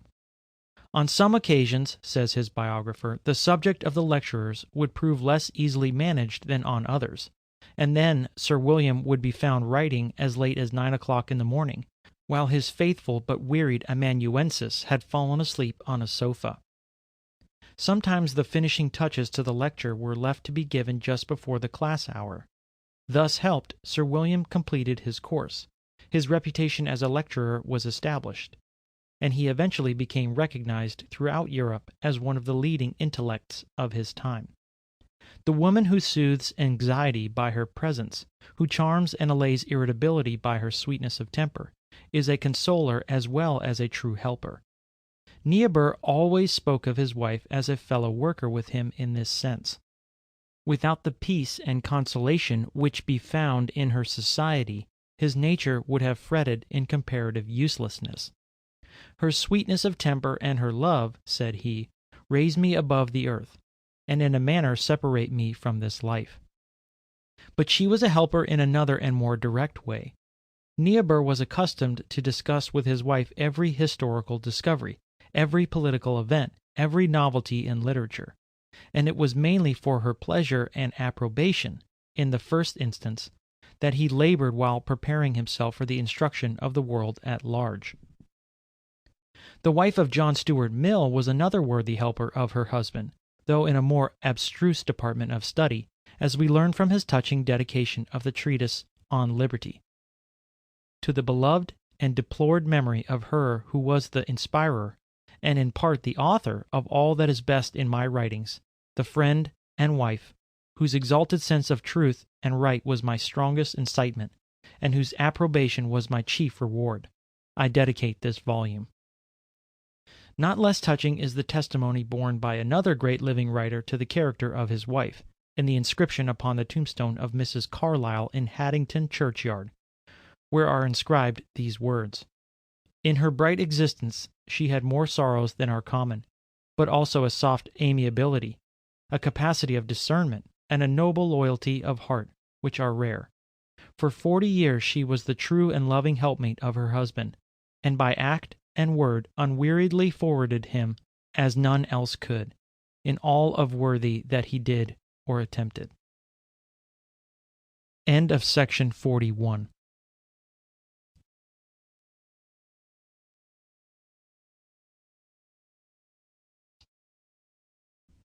Character by Samuel Smiles. Chapter 11, Part E. Companionship in Marriage. The married life of Faraday was eminently happy. In his wife he found, at the same time, a true helpmate and soulmate. She supported, cheered, and strengthened him on his way through life, giving him the clear contentment of a heart at ease. In his diary he speaks of his marriage as a source of honor and happiness far exceeding all the rest. After 28 years' experience, he spoke of it as an event which, more than any other, had contributed to his earthly happiness and healthy state of mind. "The union," said he, "has in no wise changed, except only in the depth and strength of its character." And for 46 years did the union continue unbroken, the love of the old man remaining as fresh, as earnest, as heart-whole, as in the days of his impetuous youth. In this case, marriage was as a golden chain let down from heaven, whose links are bright and even, that falls like sleep on lovers and combines the soft and sweetest minds in equal knots. Besides being a helper, woman is emphatically a consoler. Her sympathy is unfailing. She soothes, cheers, and comforts. Never was this more true than in the case of the wife of Tom Hood, whose tender devotion to him, during a life that was a prolonged illness, is one of the most affecting things in biography. A woman of excellent good sense, she appreciated her husband's genius, and, by encouragement and sympathy, cheered and heartened him to renewed effort in many a weary struggle for life. She created about him an atmosphere of hope and cheerfulness, and nowhere did the sunshine of her love seem so bright as when lighting up the couch of her invalid husband. Nor was he unconscious of her worth. In one of his letters to her, when absent from his side, Hood said, "I never was anything, dearest, till I knew you, and I have been a better, happier, and more prosperous man ever since. Lay by that truth in lavender, sweetest, and remind me of it when I fail. I am writing warmly and fondly, but not without good cause. First, your own affectionate letter, lately received. Next, the remembrance of our dear children, pledges, what darling ones! Of our old familiar love. Then, a delicious impulse to pour out the overflowings of my heart into yours. And last, not least, the knowledge that your dear eyes will read what my hand is now writing. Perhaps there is an afterthought that, whatever may befall me, the wife of my bosom will have the acknowledgment of her tenderness, worth, excellence, all that is wifely or womanly from my pen." In another letter, also written to his wife during a brief absence, there is a natural touch, showing his deep affection for her. "I went and retraced our walk in the park, and sat down on the same seat, and felt happier and better." But not only was Mrs. Hood a consoler, she was also a helper of her husband in his special work. He had such confidence in her judgment that he read and reread and corrected with her assistance all that he wrote. Many of his pieces were first dedicated to her, and her ready memory often supplied him with the necessary references and quotations. Thus, in the role of noble wives of men of genius, Mrs. Hood will always be entitled to take a foremost place. Not less effective as a literary helper was Lady Napier, the wife of Sir William Napier, historian of the Peninsular War. She encouraged him to undertake the work, and without her help he would have experienced great difficulty in completing it. She translated and epitomized the immense mass of original documents, many of them in cipher, on which it was in a great measure founded. When the Duke of Wellington was told of the art and industry she had displayed in deciphering King Joseph's portfolio, and the immense mass of correspondence taken at Vittoria, he at first would hardly believe it, adding, "I would have given 20,000 to any person who could have done this for me in the peninsula." Sir William Napier's handwriting being almost illegible, Lady Napier made out his rough interlined manuscript, which he himself scarcely read, and wrote out a full fair copy for the printer. And all this vast labor she undertook and accomplished, according to the testimony of her husband, without having for a moment neglected the care and education of a large family.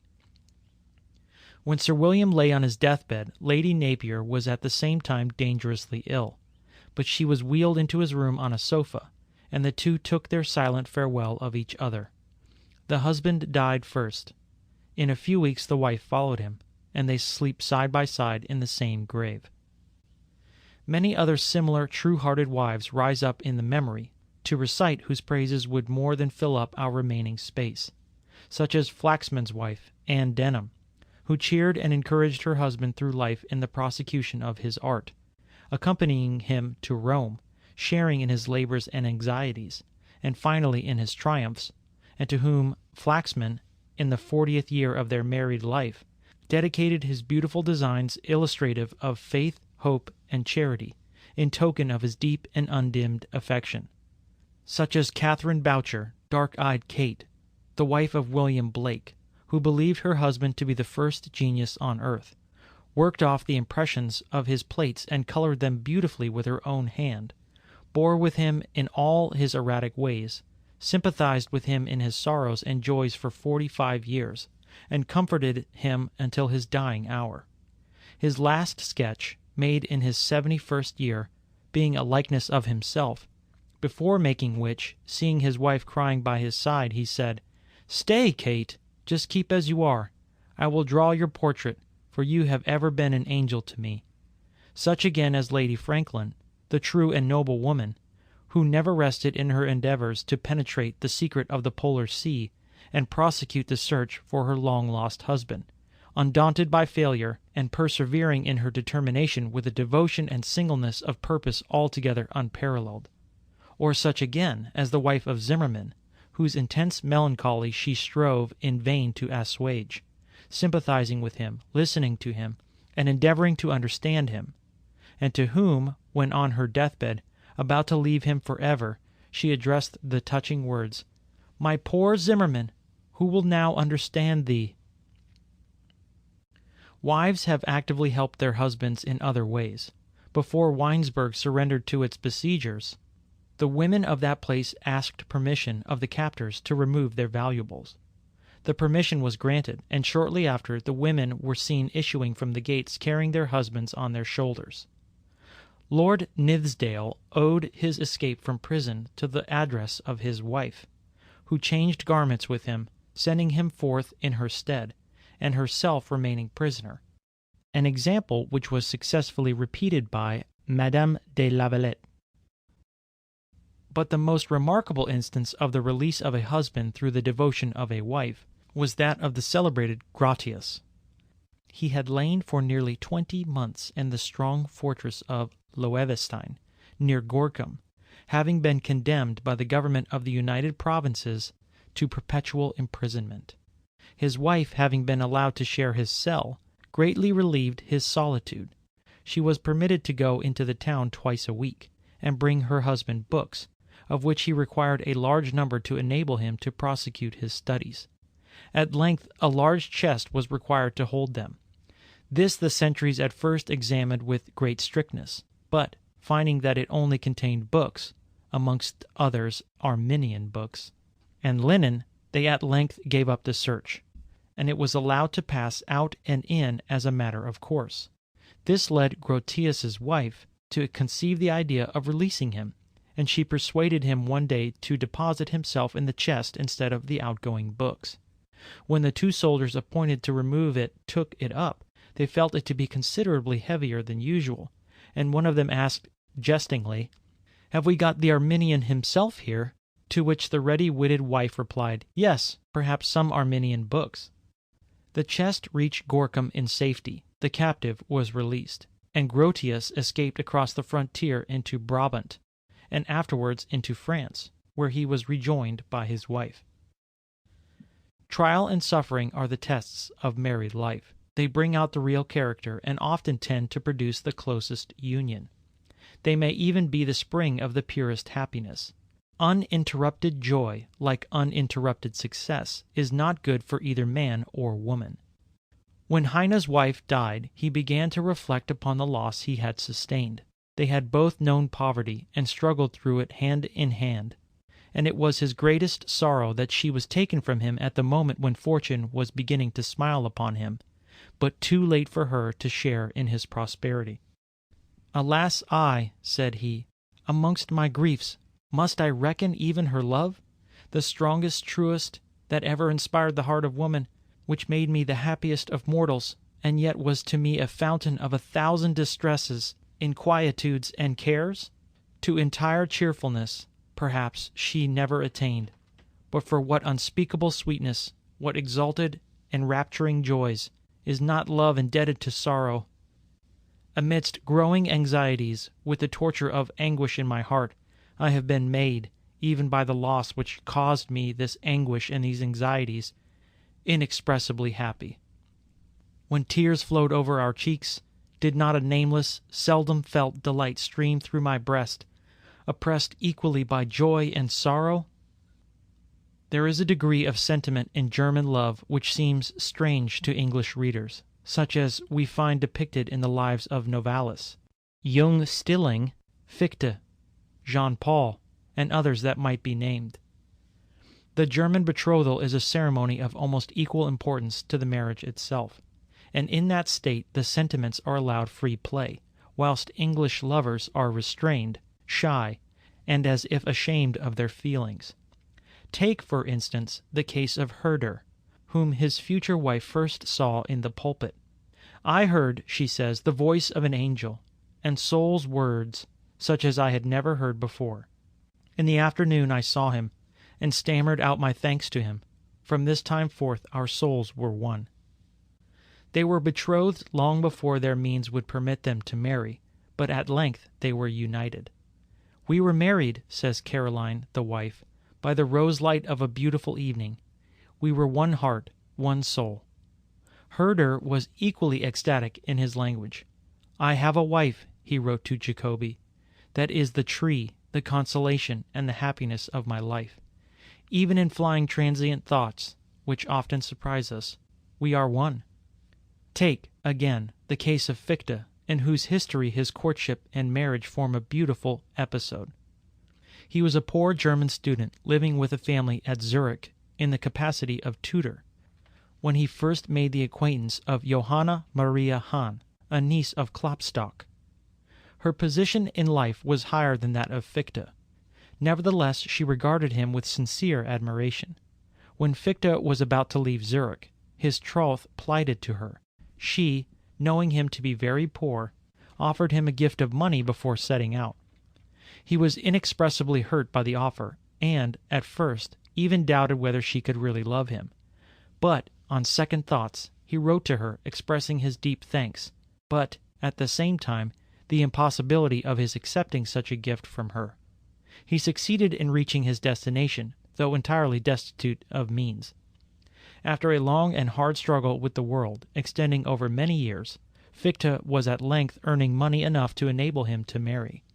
In one of his charming letters to his betrothed, he said, "And so, dearest, I solemnly devote myself to thee, and thank thee that thou hast thought me not unworthy to be thy companion on the journey of life.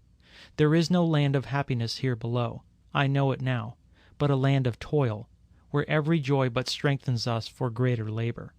Hand in hand we shall traverse it, and encourage and strengthen each other, until our spirits, oh may be it together, shall rise to the eternal fountain of all peace. The married life of Fichte was very happy. His wife proved a true and high-minded helpmate.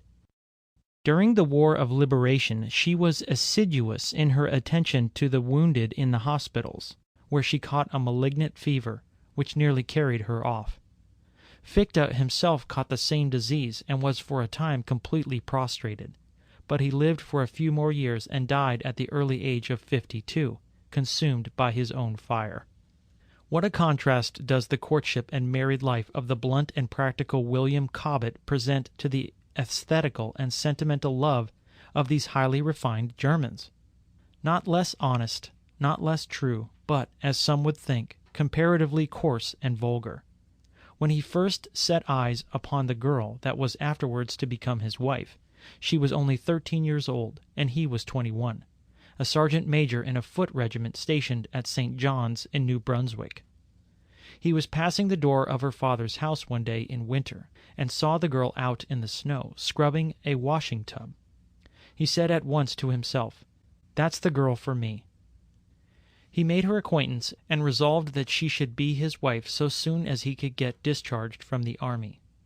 On the eve of the girl's return to Woolwich with her father, who was a sergeant major in the artillery, Cobbett sent her 150 guineas which he had saved, in order that she might be able to live without hard work until his return to England. The girl departed, taking with her the money, and 5 years later Cobbett obtained his discharge. On reaching London, he made haste to call upon the sergeant major's daughter. "I found," he says, "my little girl a servant of all work," and hard work it was, at £5 a year, in the house of a Captain Brissac. And, without hardly saying a word about the matter, she put into my hands the whole of my 150 guineas, unbroken. Admiration of her conduct was now added to the love of her person, and Cobbett shortly after married the girl, who proved an excellent wife. He was, indeed, never tired of speaking her praises, and it was his pride to attribute to her all the comfort and much of the success of his after life. Though Cobbett was regarded by many in his lifetime as a coarse, hard, practical man full of prejudices, there was yet a strong undercurrent of poetry in his nature, and, while he declaimed against sentiment, there were few men more thoroughly imbued with sentiment of the best kind. He had the tenderest regard for the character of woman. He respected her purity and her virtue, and in his advice to young men he has painted the true womanly woman, the helpful, cheerful, affectionate wife, with a vividness and brightness, and at the same time a force of good sense, that has never been surpassed by any English writer.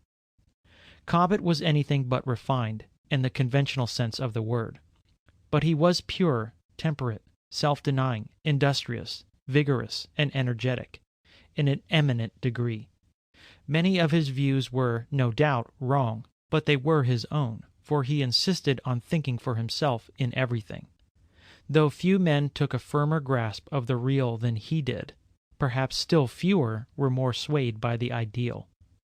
In word pictures of his own emotions he is unsurpassed.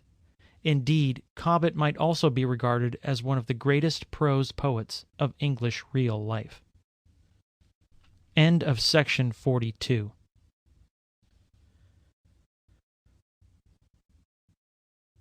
Character by Samuel Smiles. Chapter 12, Part A. The Discipline of Experience. I would the great would grow like thee, who grewest not alone in power and knowledge, but by year and hour, in reverence and in charity. Tennyson.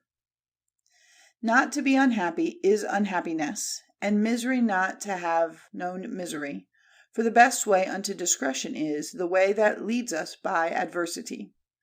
And men are better shewed what is amiss by the expert finger of calamity, than they can be with all that fortune brings, who never shews them the true face of things. Daniel.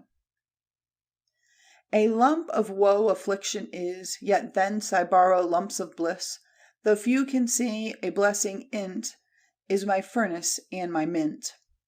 Erskine's Gospel Sonnets. Crosses grow anchors, bear as thou shouldst so thy cross, and that cross grows an anchor too. Dawn.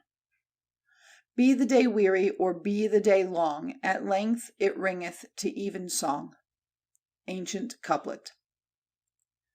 Practical wisdom is only to be learnt in the school of experience. Precepts and instructions are useful so far as they go, but without the discipline of real life, they remain of the nature of theory only. The hard facts of existence have to be faced to give that touch of truth to character which can never be imparted by reading or tuition, but only by contact with the broad instincts of common men and women. To be worth anything, character must be capable of standing firm upon its feet in the world of daily work, temptation, and trial, and able to bear the wear and tear of actual life. Cloistered virtues do not count for much. The life that rejoices in solitude may be only rejoicing in selfishness. Seclusion may indicate contempt for others, though more usually it means indolence, cowardice, or self-indulgence. To every human being belongs his fair share of manful toil and human duty, and it cannot be shirked without loss to the individual himself, as well as to the community to which he belongs. It is only by mixing in the daily life of the world and taking part in its affairs that practical knowledge can be acquired and wisdom learnt. It is there that we find our chief sphere of duty, that we learn the discipline of work, and that we educate ourselves in that patience, diligence, and endurance which shape and consolidate the character. There we encounter the difficulties, trials, and temptations, which, according as we deal with them, give a color to our entire afterlife. And there, too, we become subject to the great discipline of suffering, from which we learn far more than from the safe seclusion of the study or the cloister. Contact with others is also requisite to enable a man to know himself. It is only by mixing freely in the world that one can form a proper estimate of his own capacity. Without such experience, one is apt to become conceited, puffed up, and arrogant. At all events, he will remain ignorant of himself, though he may heretofore have enjoyed no other company. Swift once said, "It is an uncontroverted truth that no man ever made an ill figure who understood his own talents, nor a good one who mistook them." Many persons, however, are readier to take measure of the capacity of others than of themselves. "Bring him to me," said a certain Dr. Tronchin of Geneva, speaking of Rousseau. "Bring him to me that I may see whether he has got anything in him." The probability being that Rousseau, who knew himself better, was much more likely to take a measure of Tronchin than Tronchin was to take measure of him. A due amount of self-knowledge is therefore necessary for those who would be anything or do anything in the world.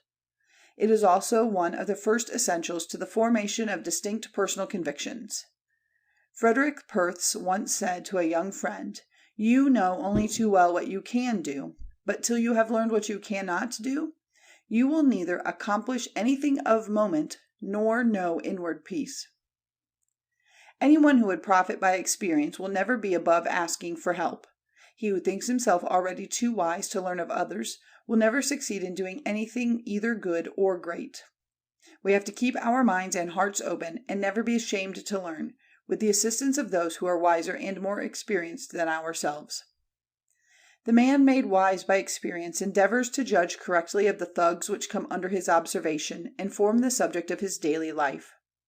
What we call common sense is, for the most part, but the result of common experience wisely improved. Nor is great ability necessary to acquire it, so much as patience, accuracy, and watchfulness. Hazlitt thought the most sensible people to be met with are intelligent men of business and of the world, who argue from what they see and know, instead of spinning cobweb distinctions of what things ought to be. For the same reason, women often display more good sense than men, having fewer pretensions and judging of things naturally, by the involuntary impression they make on the mind. Their intuitive powers are quicker, their perceptions more acute, their sympathies more lively, and their manners more adaptive to particular ends. Hence their greater tact, as displayed in the management of others. Women of apparently slender intellectual powers often contriving to control and regulate the conduct of men of even the most impracticable nature. Pope paid a high compliment to the tact and good sense of Mary, Queen of William III, when he described her as possessing not a science, but prudence. The whole of life may be regarded as a great school of experience, in which men and women are the pupils. As in a school, many of the lessons learnt there must needs be taken on trust. We may not understand them, and may possibly think it hard that we have to learn them, especially where the teachers are trials, sorrows, temptations, and difficulties. And yet we must not only accept their lessons, but recognize them as being divinely appointed. To what extent have the pupils profited by their experience in the school of life? What advantage have they taken of their opportunities for learning? What have they gained in the discipline of heart and mind? How much in growth of wisdom, courage, self-control? Have they preserved their integrity amidst prosperity and enjoyed life in temperance and moderation? Or has life been with them a mere feast of selfishness without care or thought for others? What have they learnt from trial and adversity? Have they learnt patience, submission, and trust in God, or have they learnt nothing but impatience, querulousness, and discontent? The results of experience are, of course, only to be achieved by living, and living is a question of time. The man of experience learns to rely upon time as his helper. Time and I against any two was a maxim of Cardinal Mazarin. Time has been described as a beautifier and as a consoler, but it is also a teacher. It is the food of experience, the soil of wisdom. It may be the friend or the enemy of youth, and time will sit beside the old as a consoler or as a tormentor, according as it has been used or misused, and the past life has been well or ill spent. Time, says George Hebert, is the rider that breaks youth. To the young, how bright the new world looks, how full of novelty, of enjoyment, of pleasure. But as years pass, we find the world to be a place of sorrow as well as of joy. As we proceed through life, many dark vistas open upon us, of toil, suffering, difficulty, perhaps misfortune and failure. Happy they who can pass through and amidst such trials with a firm mind and pure heart, encountering trials with cheerfulness, and standing erect beneath even the heaviest burden. A little youthful ardor is a great help in life, and is useful as an energetic motive power. It is gradually cooled down by time, no matter how glowing it has been, while it is trained and subdued by experience, but is a healthy and hopeful indication of character, to be encouraged in a right direction and not to be sneered down and repressed. It is a sign of a vigorous, unselfish nature, as egotism is of a narrow and selfish one, and to begin life with egotism and self-sufficiency is fatal to all breadth and vigor of character. Life in such a case would be like a year in which there was no spring. Without a generous seed time, there will be an unflowering summer and an unproductive harvest. And youth is the springtime of life, in which, if there be not a fair share of enthusiasm, little will be attempted, and still less done. It also considerably helps the working quality, inspiring confidence and hope, and carrying one through the dry details of business and duty with cheerfulness and joy. It is the due admixture of romance and reality, said Sir Henry Lawrence, that best carries a man through life. The quality of romance or enthusiasm is to be valued as an energy imparted to the human mind to prompt and sustain its noblest efforts. Sir Henry always urged upon young men, not that they should repress enthusiasm, but sedulously cultivate and direct the feeling as one implanted for wise and noble purposes. When the two faculties of romance and reality, he said, are duly blended, reality pursues a straight, rough path to a desirable and practicable result, while romance beguiles the road by pointing out its beauties, by bestowing a deep and practical conviction that even in this dark and material existence there may be found a joy with which a stranger intermeddleth not, a light that shineth more and more unto the perfect day. It was characteristic of Joseph Lancaster, when a boy of only 14 years of age, after reading Clarkson on the slave trade, to form the resolution of leaving his home and going out to the West Indies to teach the poor blacks to read the Bible. And he actually set out with a Bible and Pilgrim's Progress in his bundle, and only a few shillings in his purse. He even succeeded in reaching the West Indies, doubtless very much at a loss how to set about his proposed work. But in the meantime, his distressed parents, having discovered whither he had gone, had him speedily brought back, yet with his enthusiasm unabated, and from that time forward he unceasingly devoted himself to the truly philanthropic work of educating the destitute poor. There needs all the force that enthusiasm can give to enable a man to succeed in any great enterprise of life. Without it, the obstruction and difficulty he has to encounter on every side might compel him to succumb. But with courage and perseverance, inspired by enthusiasm, a man feels strong enough to face any danger, to grapple with any difficulty. What an enthusiasm was that of Columbus, who, believing in the existence of a new world, braved the dangers of unknown seas, and when those about him despaired and rose up against him, threatening to cast him into the sea, still stood firm upon his hope and courage until the great new world at length rose upon the horizon. The brave man will not be baffled, but tries and tries again until he succeeds. The tree does not fall at the first stroke, but only by repeated strokes and after great labor. We may see the visible success at which a man has arrived, but forget the toil and suffering and peril through which it has been achieved. When a friend of Marshal Lefebvre was complimenting him on his possessions and good fortune, the marshal said, "You envy me, do you? Well, you shall have these things at a better bargain than I had. Come into the court. I'll fire at you with a gun 20 times at 30 paces, and if I don't kill you, all shall be your own." "What, you won't? Very well. Recollect, then, that I have been shot at more than 1,000 times, and much nearer, before I arrived at the state in which you now find me. End of section 43.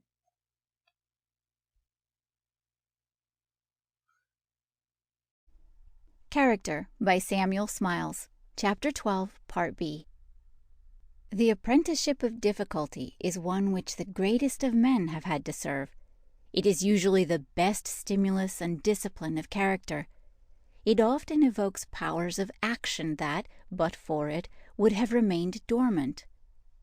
As comets are sometimes revealed by eclipses, so heroes are brought to light by sudden calamity.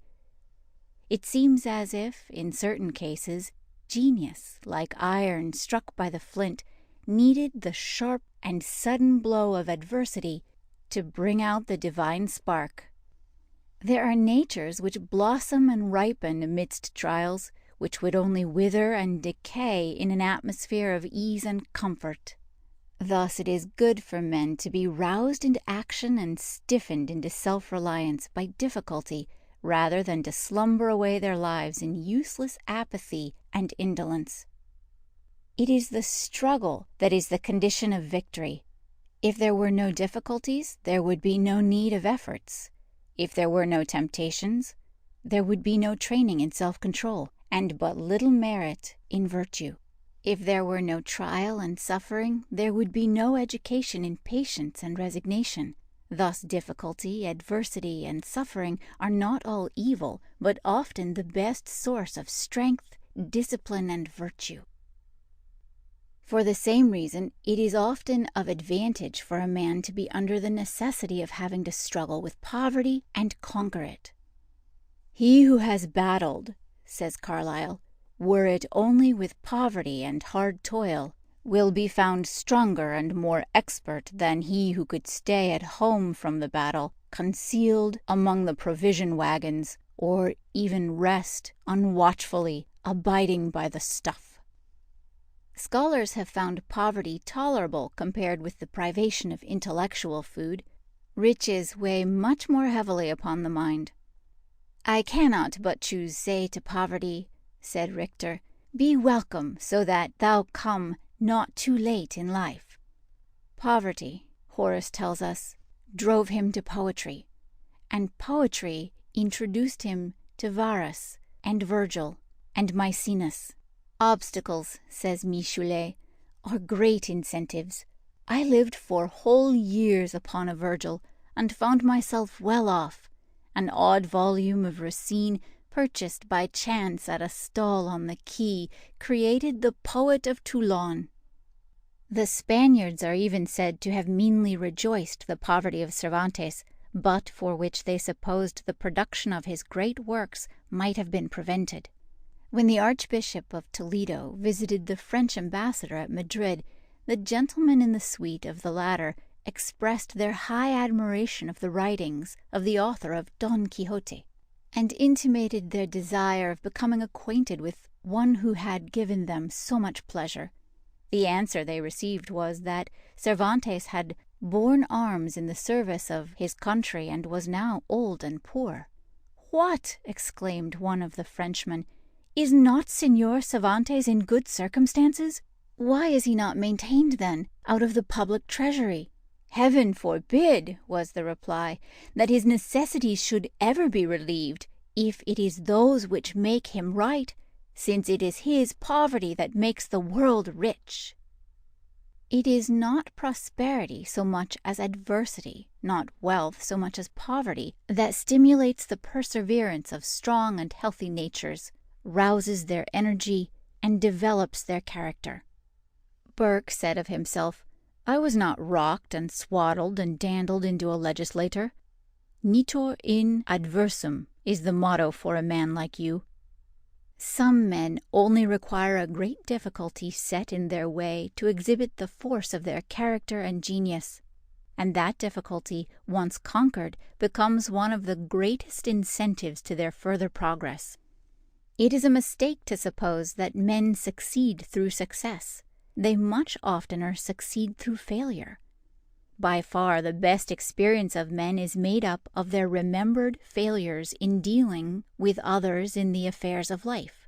Such failures in sensible men incite to better self-management and greater tact and self-control as a means of avoiding them in the future. Ask the diplomatist and he will tell you that he has learned his art through being baffled, defeated, thwarted, and circumvented, far more than from having succeeded. Precept, study, advice, and example could never have taught them so well as failure has done. It has disciplined them experimentally, and taught them what to do as well as what not to do, which is often still more important in diplomacy. Many have to make up their minds to encounter failure again and again before they succeed. But if they have pluck, the failure will only serve to rouse their courage and stimulate them to renewed efforts. Talma, the greatest of actors, was hissed off the stage when he first appeared on it. Lacordaire, one of the greatest preachers of modern times, only acquired celebrity after repeated failures. Montalembert said of his first public appearance in the church of Saint Roch, "He failed completely, and on coming out everyone said, 'Though he may be a man of talent, he will never be a preacher.'" Again and again he tried, until he succeeded, and only 2 years after his debut, Lacordaire was preaching in Notre Dame to audiences such as few French orators have addressed since the time of Bossuet and Massillon. When Mr. Cobden first appeared as a speaker at a public meeting in Manchester, he completely broke down, and the chairman apologized for his failure. Sir James Graham and Mr. Disraeli failed and were derided at first, and only succeeded by dint of great labor and application. At one time, Sir James Graham had almost given up public speaking in despair. He said to his friend Sir Francis Baring, "I have tried it every way, extempore, from notes, and committing all to memory, and I can't do it. I don't know why it is, but I am afraid I shall never succeed." Yet, by dint of perseverance, Graham, like Disraeli, lived to become one of the most effective and impressive of parliamentary speakers. Failures in one direction have sometimes had the effect of forcing the far-seeing student to apply himself in another. Thus, Prideaux's failure as a candidate for the post of parish clerk of Ugborough in Devon led to his applying himself to learning, and to his eventual elevation to the bishopric of Worcester. When Bouillot, educated for the bar, pleaded his first case, he broke down amidst shouts of laughter. He next tried the pulpit, and failed there too, and then he tried poetry, and succeeded. Fontenelle and Voltaire both failed at the bar. So Cowper, through his diffidence and shyness, broke down when pleading his first case, though he lived to revive the poetic art in England. Montesquieu and Bentham both failed as lawyers, and forsook the bar for more congenial pursuits, the latter leaving behind him a treasury of legislative procedure for all time.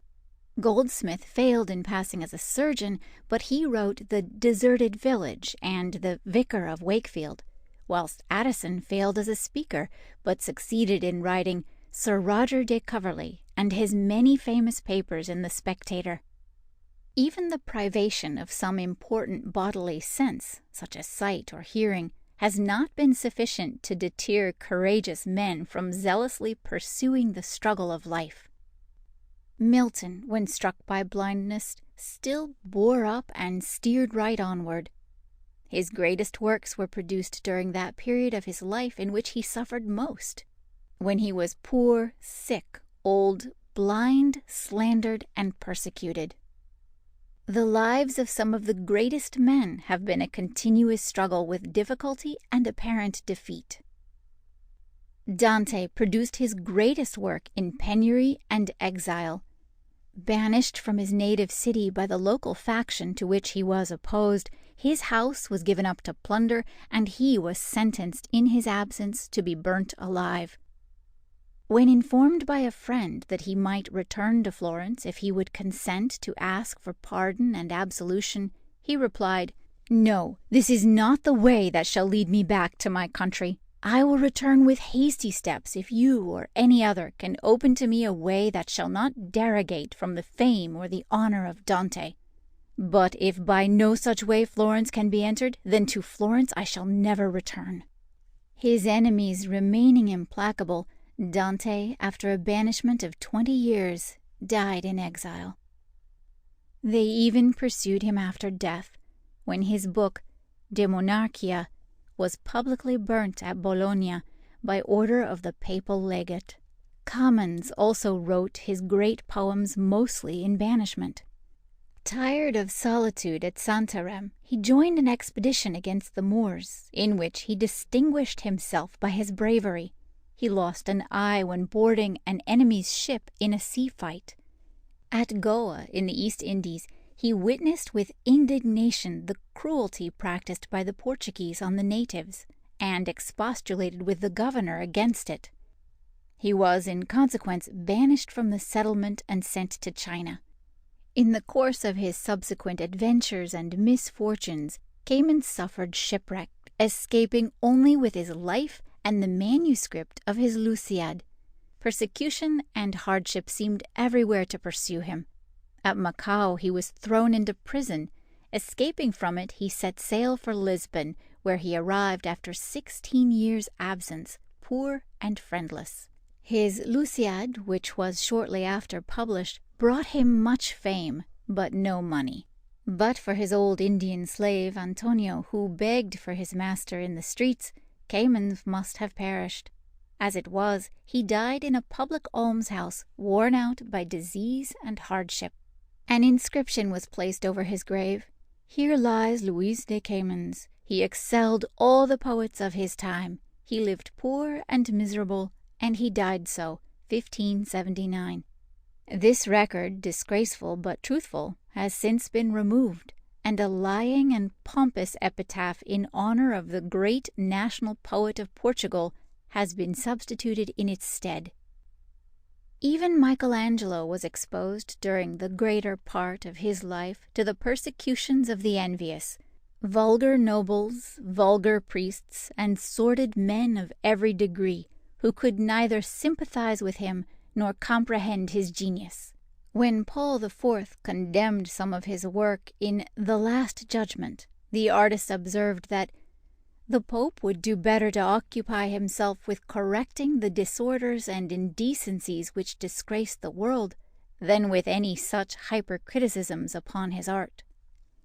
Tasso also was the victim of almost continual persecution and calumny. After lying in a madhouse for 7 years, he became a wanderer over Italy, and when on his deathbed he wrote, "I will not complain of the malignity of fortune, because I do not choose to speak of the ingratitude of men who have succeeded in dragging me to the tomb of a mendicant." But time brings about strange revenges. The persecutors and the persecuted often change places. It is the latter who are great, the former who are infamous. Even the names of the persecutors would probably long ago have been forgotten but for their connection with the history of the men whom they have persecuted. Thus, who would now have known of Duke Alfonso of Ferrara but for his imprisonment of Tasso? Or who would have heard of the existence of the Grand Duke of Württemberg of some 90 years back but for his petty persecution of Schiller? Science also has had its martyrs, who have fought their way to light through difficulty, persecution, and suffering. We need not refer again to the cases of Bruno, Galileo, and others persecuted because of the supposed heterodoxy of their views. But there have been other unfortunates amongst men of science, whose genius has been unable to save them from the fury of their enemies. Thus Bailly, the celebrated French astronomer who had been mayor of Paris, and Lavoisier, the great chemist, were both guillotined in the first French Revolution, when the latter, after being sentenced to death by the Commune, asked for a few days' respite to enable him to ascertain the result of some experiments he had made during his confinement. The tribunal refused his appeal and ordered him for immediate execution, one of the judges saying that the Republic had no need of philosophers. In England also, about the same time, Dr. Priestley, the father of modern chemistry, had his house burnt over his head and his library destroyed amidst shouts of "No philosophers!" and he fled from his native country to lay his bones in a foreign land. The work of some of the greatest discoverers has been done in the midst of persecution, difficulty, and suffering. Columbus, who discovered the New World and gave it as a heritage to the Old, was in his lifetime persecuted, maligned, and plundered by those whom he had enriched. Mungo Park's drowning agony in the African river he had discovered, but which he was not to live to describe. Clapperton's perishing of fever on the banks of the Great Lake in the heart of the same continent, which was afterwards to be rediscovered and described by other explorers. Franklin's perishing in the snow, it might be after he had solved the long-sought problem of the Northwest Passage, are among the most melancholy events in the history of enterprise and genius.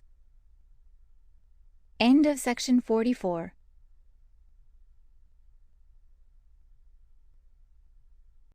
Character by Samuel Smiles, Chapter 12, Part C. The case of Flinders the Navigator, who suffered a 6 years' imprisonment in the Isle of France, was one of peculiar hardship.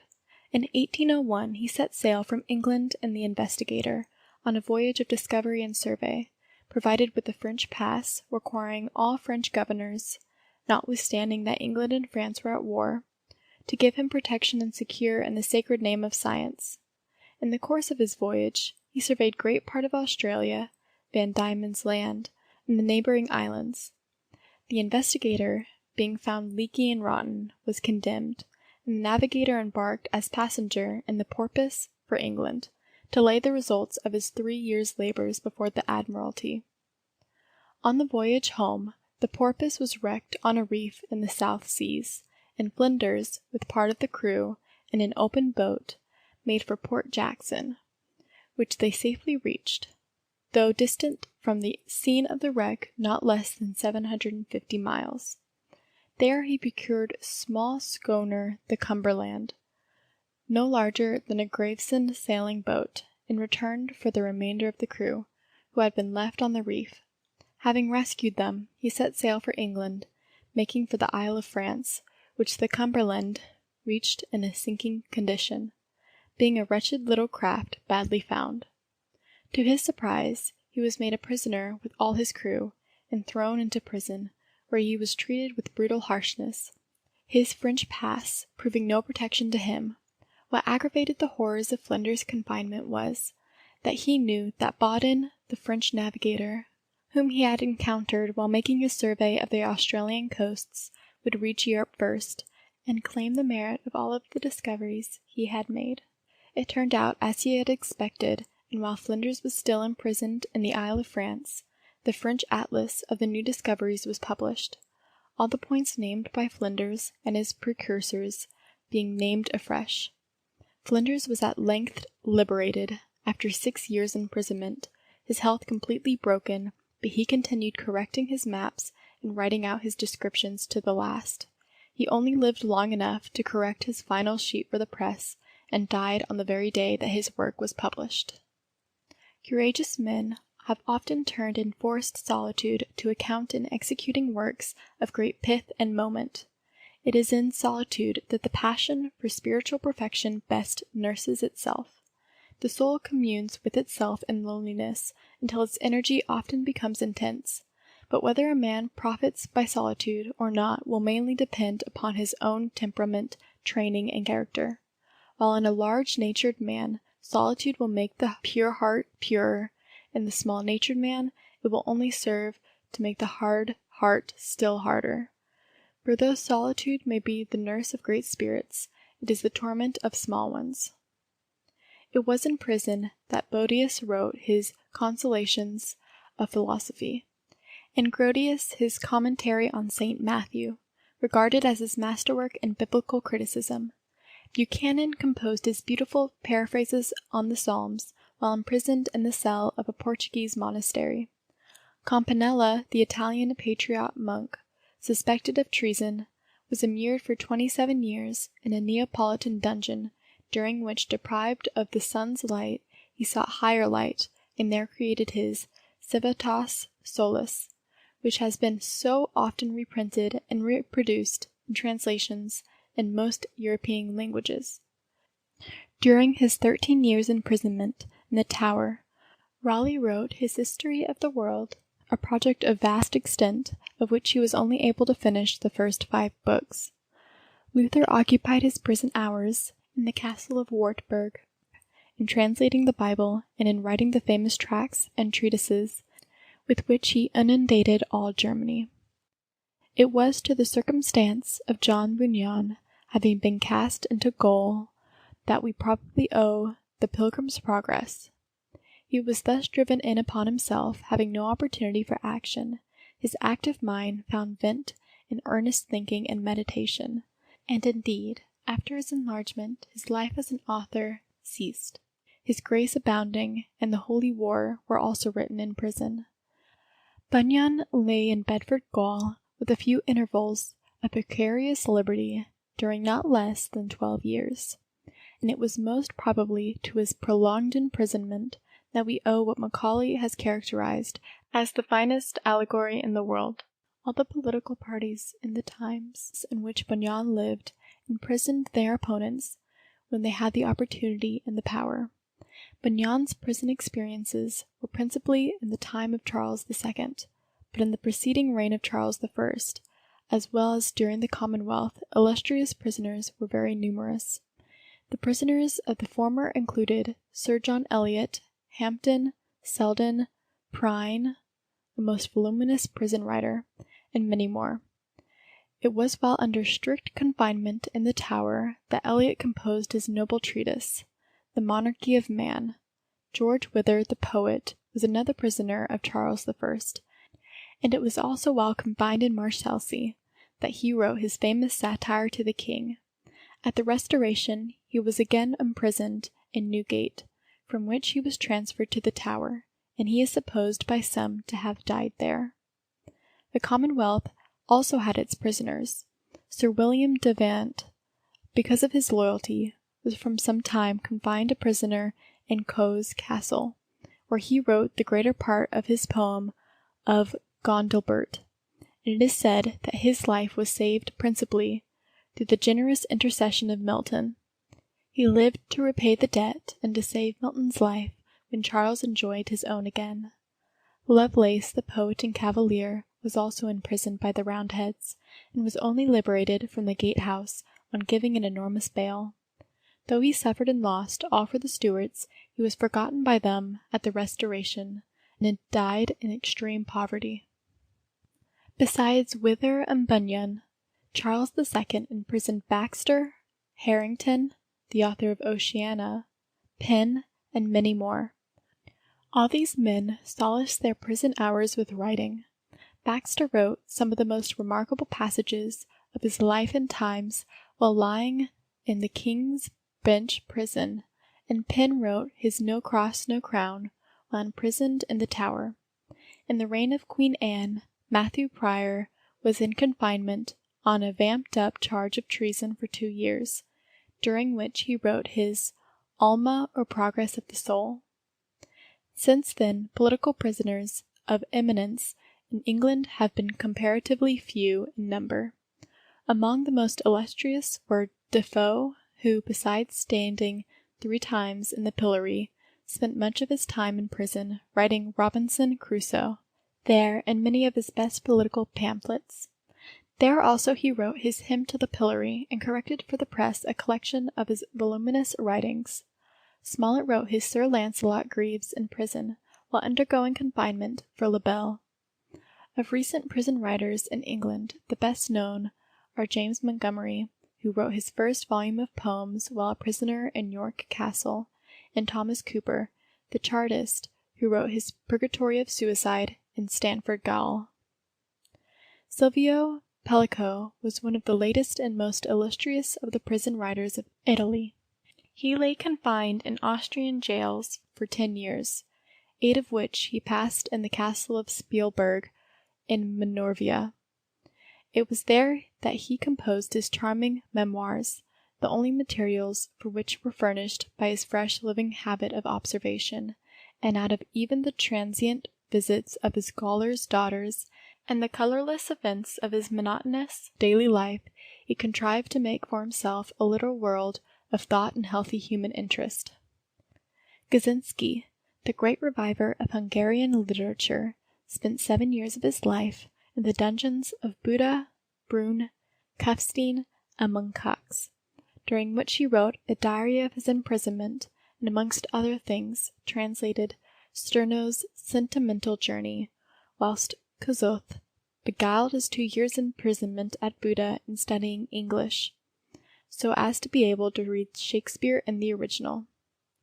Men who, like these, suffer the penalty of the law, and seem to fail, at least for a time, do not really fail. Many who have seemed to fail utterly have often exercised a more potent and enduring influence upon their race than those whose career has been a course of uninterrupted success. The character of a man does not depend on whether his efforts are immediately followed by failure or by success. The martyr is not a failure if the truth for which he suffered acquires a fresh lustre through his sacrifice. The patriot who lays down his life for his cause may thereby hasten its triumph, and those who seem to throw their lives away in vain of a great movement often open a way for those who follow them and pass over their dead bodies to victory. The triumph of a great cause may just come late, but when it does come, it is due as much to those who failed in their first efforts as to those who succeeded in their last. The example of a great death may be an inspiration to others, as well as the example of a good life. A great act does not perish with the life of him who performs it, but lives and grows up into like acts in those who survive the door, therefore, and cherish his memory. Of some great men it might also be said, they have not begun to live until they have died. The names of the men who have suffered in the cause of religion, of science, and of truth are the men of all others whose memory are held in the greatest esteem and reverence by mankind. They perished, but their truth survived. They seemed to fail, and yet they eventually succeeded. Prisons may have held them, but their thoughts were not to be confined by prison walls. They have burst through and defied the power of the persecutors.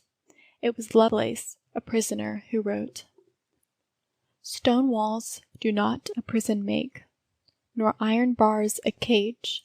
Minds innocent and quiet take that for hermitage." It was a saying of Milton that, "Who best can suffer, best can do." The work of many of the greatest men, inspired by duty, has been done amidst suffering and trial and difficulty.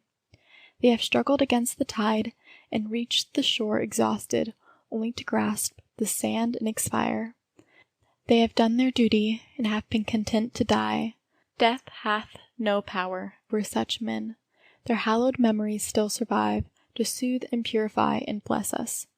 Life, said Goethe, to us all is suffering, who save God alone shall call us to our own reckoning. Let not reproaches fall on the departed, not what they have failed in, nor what they have suffered, but what they have done ought to occupy the survivors. Thus it is not ease and facility that tries men and brings out the good that is in them, so much as trial and difficulty. Adversity is the touchstone character, as some herbs need to be crushed to give forth their sweetest odor, so some natures need to be tried by suffering to evoke the excellence that is in them.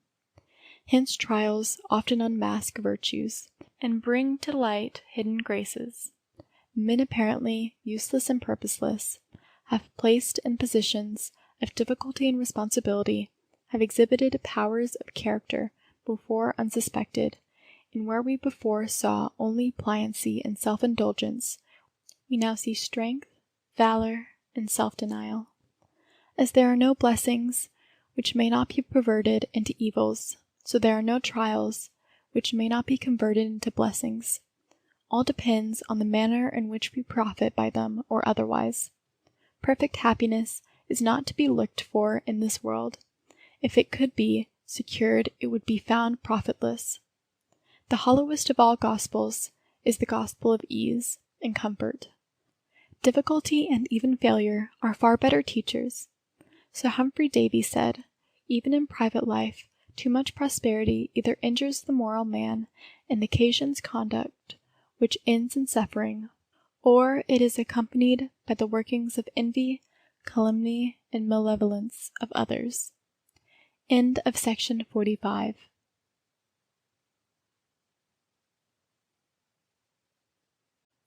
Character by Samuel Smiles. Chapter 12, Part D. Failure improves tempers and strengthens the nature. Even sorrow is in some mysterious way linked with joy and associated with tenderness.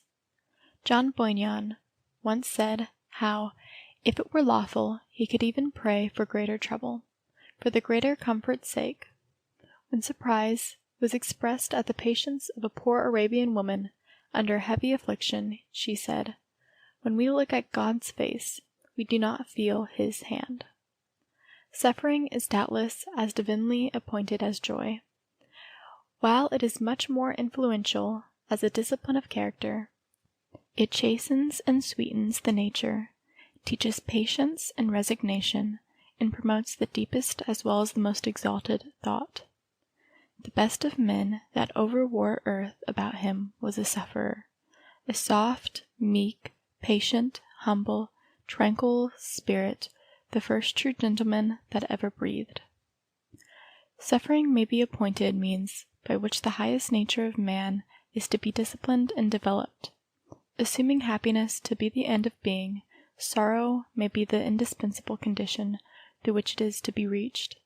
Hence St. Paul's noble paradox, descriptive of the Christian life. As chastened and not killed, as sorrowful, yet always rejoicing, as poor, yet making many rich, as having nothing, and yet possessing all things. Even pain is not all painful. On one side, it is related to suffering, and on the other, to happiness. For pain is remedial as well as sorrowful.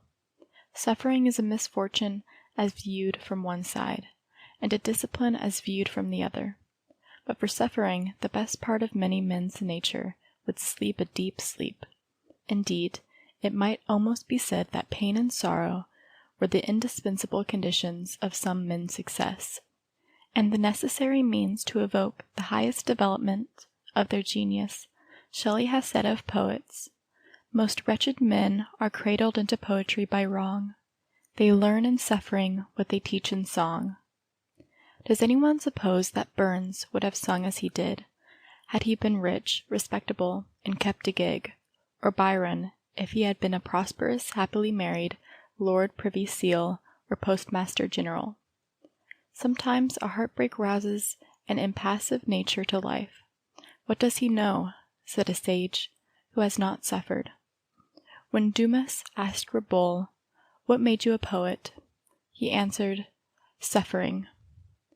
It was the death, first of his wife, and then of his child, that drove him into solitude for the indulgence of his grief, and eventually led him to seek and find relief in verse. It was also to a domestic affliction that we owe the beautiful writings of Mrs. Gaskell. It was as a recreation in the highest sense of the word, says a recent writer speaking from personal knowledge, as an escape from the great void of a life from which a cherished presence had been taken, that she begun that series of exquisite creations which has served to multiply the number of our acquaintances and to enlarge even the circle of our friendships. Much of the best and most useful work done by men and women has been done amidst affliction, sometimes as a relief from it, sometimes from a sense of duty overpowering personal sorrow. "If I had not been so great an invalid," said Dr. Darwin to a friend, "I should not have done nearly so much work as I have been able to accomplish." So Dr. Donne, speaking of his illnesses, once said, "This advantage you and my friends have by my frequent fevers is that I am so much the oftener at the gates of heaven, and by the solitude and close imprisonment they do reduce me to, I am so much the oftener at my prayers, in which you and my dear other friends are not forgotten." Schiller produced his greatest tragedies in the midst of physical suffering almost amounting to torture. Handel was never greater than when, warned by palsy of the approach of death, and struggling with distress and suffering, he sat down to compose the great works, which have made his name immortal in music. Mozart composed his great operas, and last of all, his Requiem, when oppressed by debt and struggling with a fatal disease. Beethoven produced his greatest works amidst gloomy sorrow, when oppressed by total deafness. And poor Schubert, after his short but brilliant life, laid it down at the early age of 32, his sole property at his death consisting of his manuscripts, the clothes he wore, and 63 florins in money. Some of Lamb's finest writings were produced amidst deep sorrow, and Hood's apparent gaiety often sprang from a suffering heart, as he himself wrote, "There's not a string attuned to mirth, but has its chord in melancholy." Again in science, we have the noble instance of the suffering Wollaston, even in the last stages of the mortal disease which afflicted him. Devoting his numbered hours to putting on record by dictation the various discoveries and improvements he had made, so that any knowledge he had acquired calculated to benefit his fellow creatures might not be lost.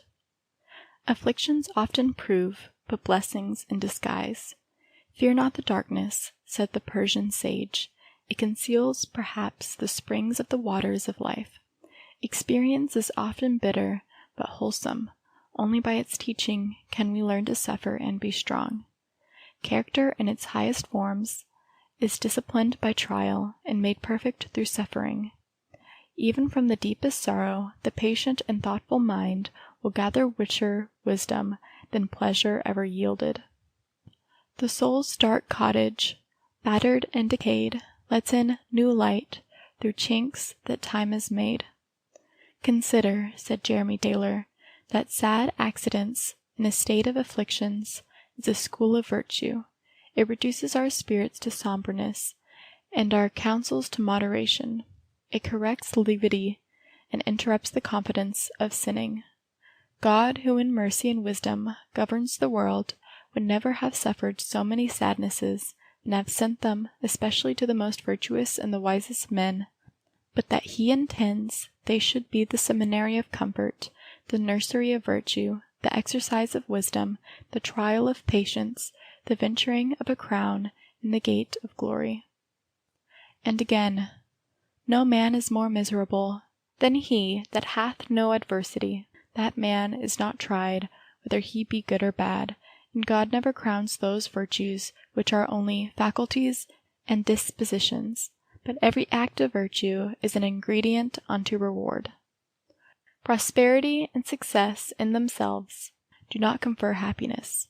Indeed, it not unfrequently happens that the least successful in life have the greatest share of true joy in it.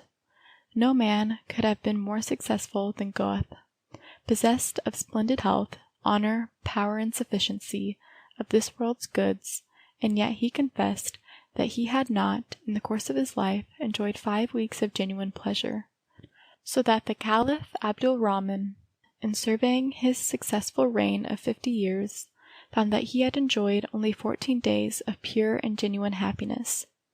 After this, might it not be said that the pursuit of mere happiness is an illusion?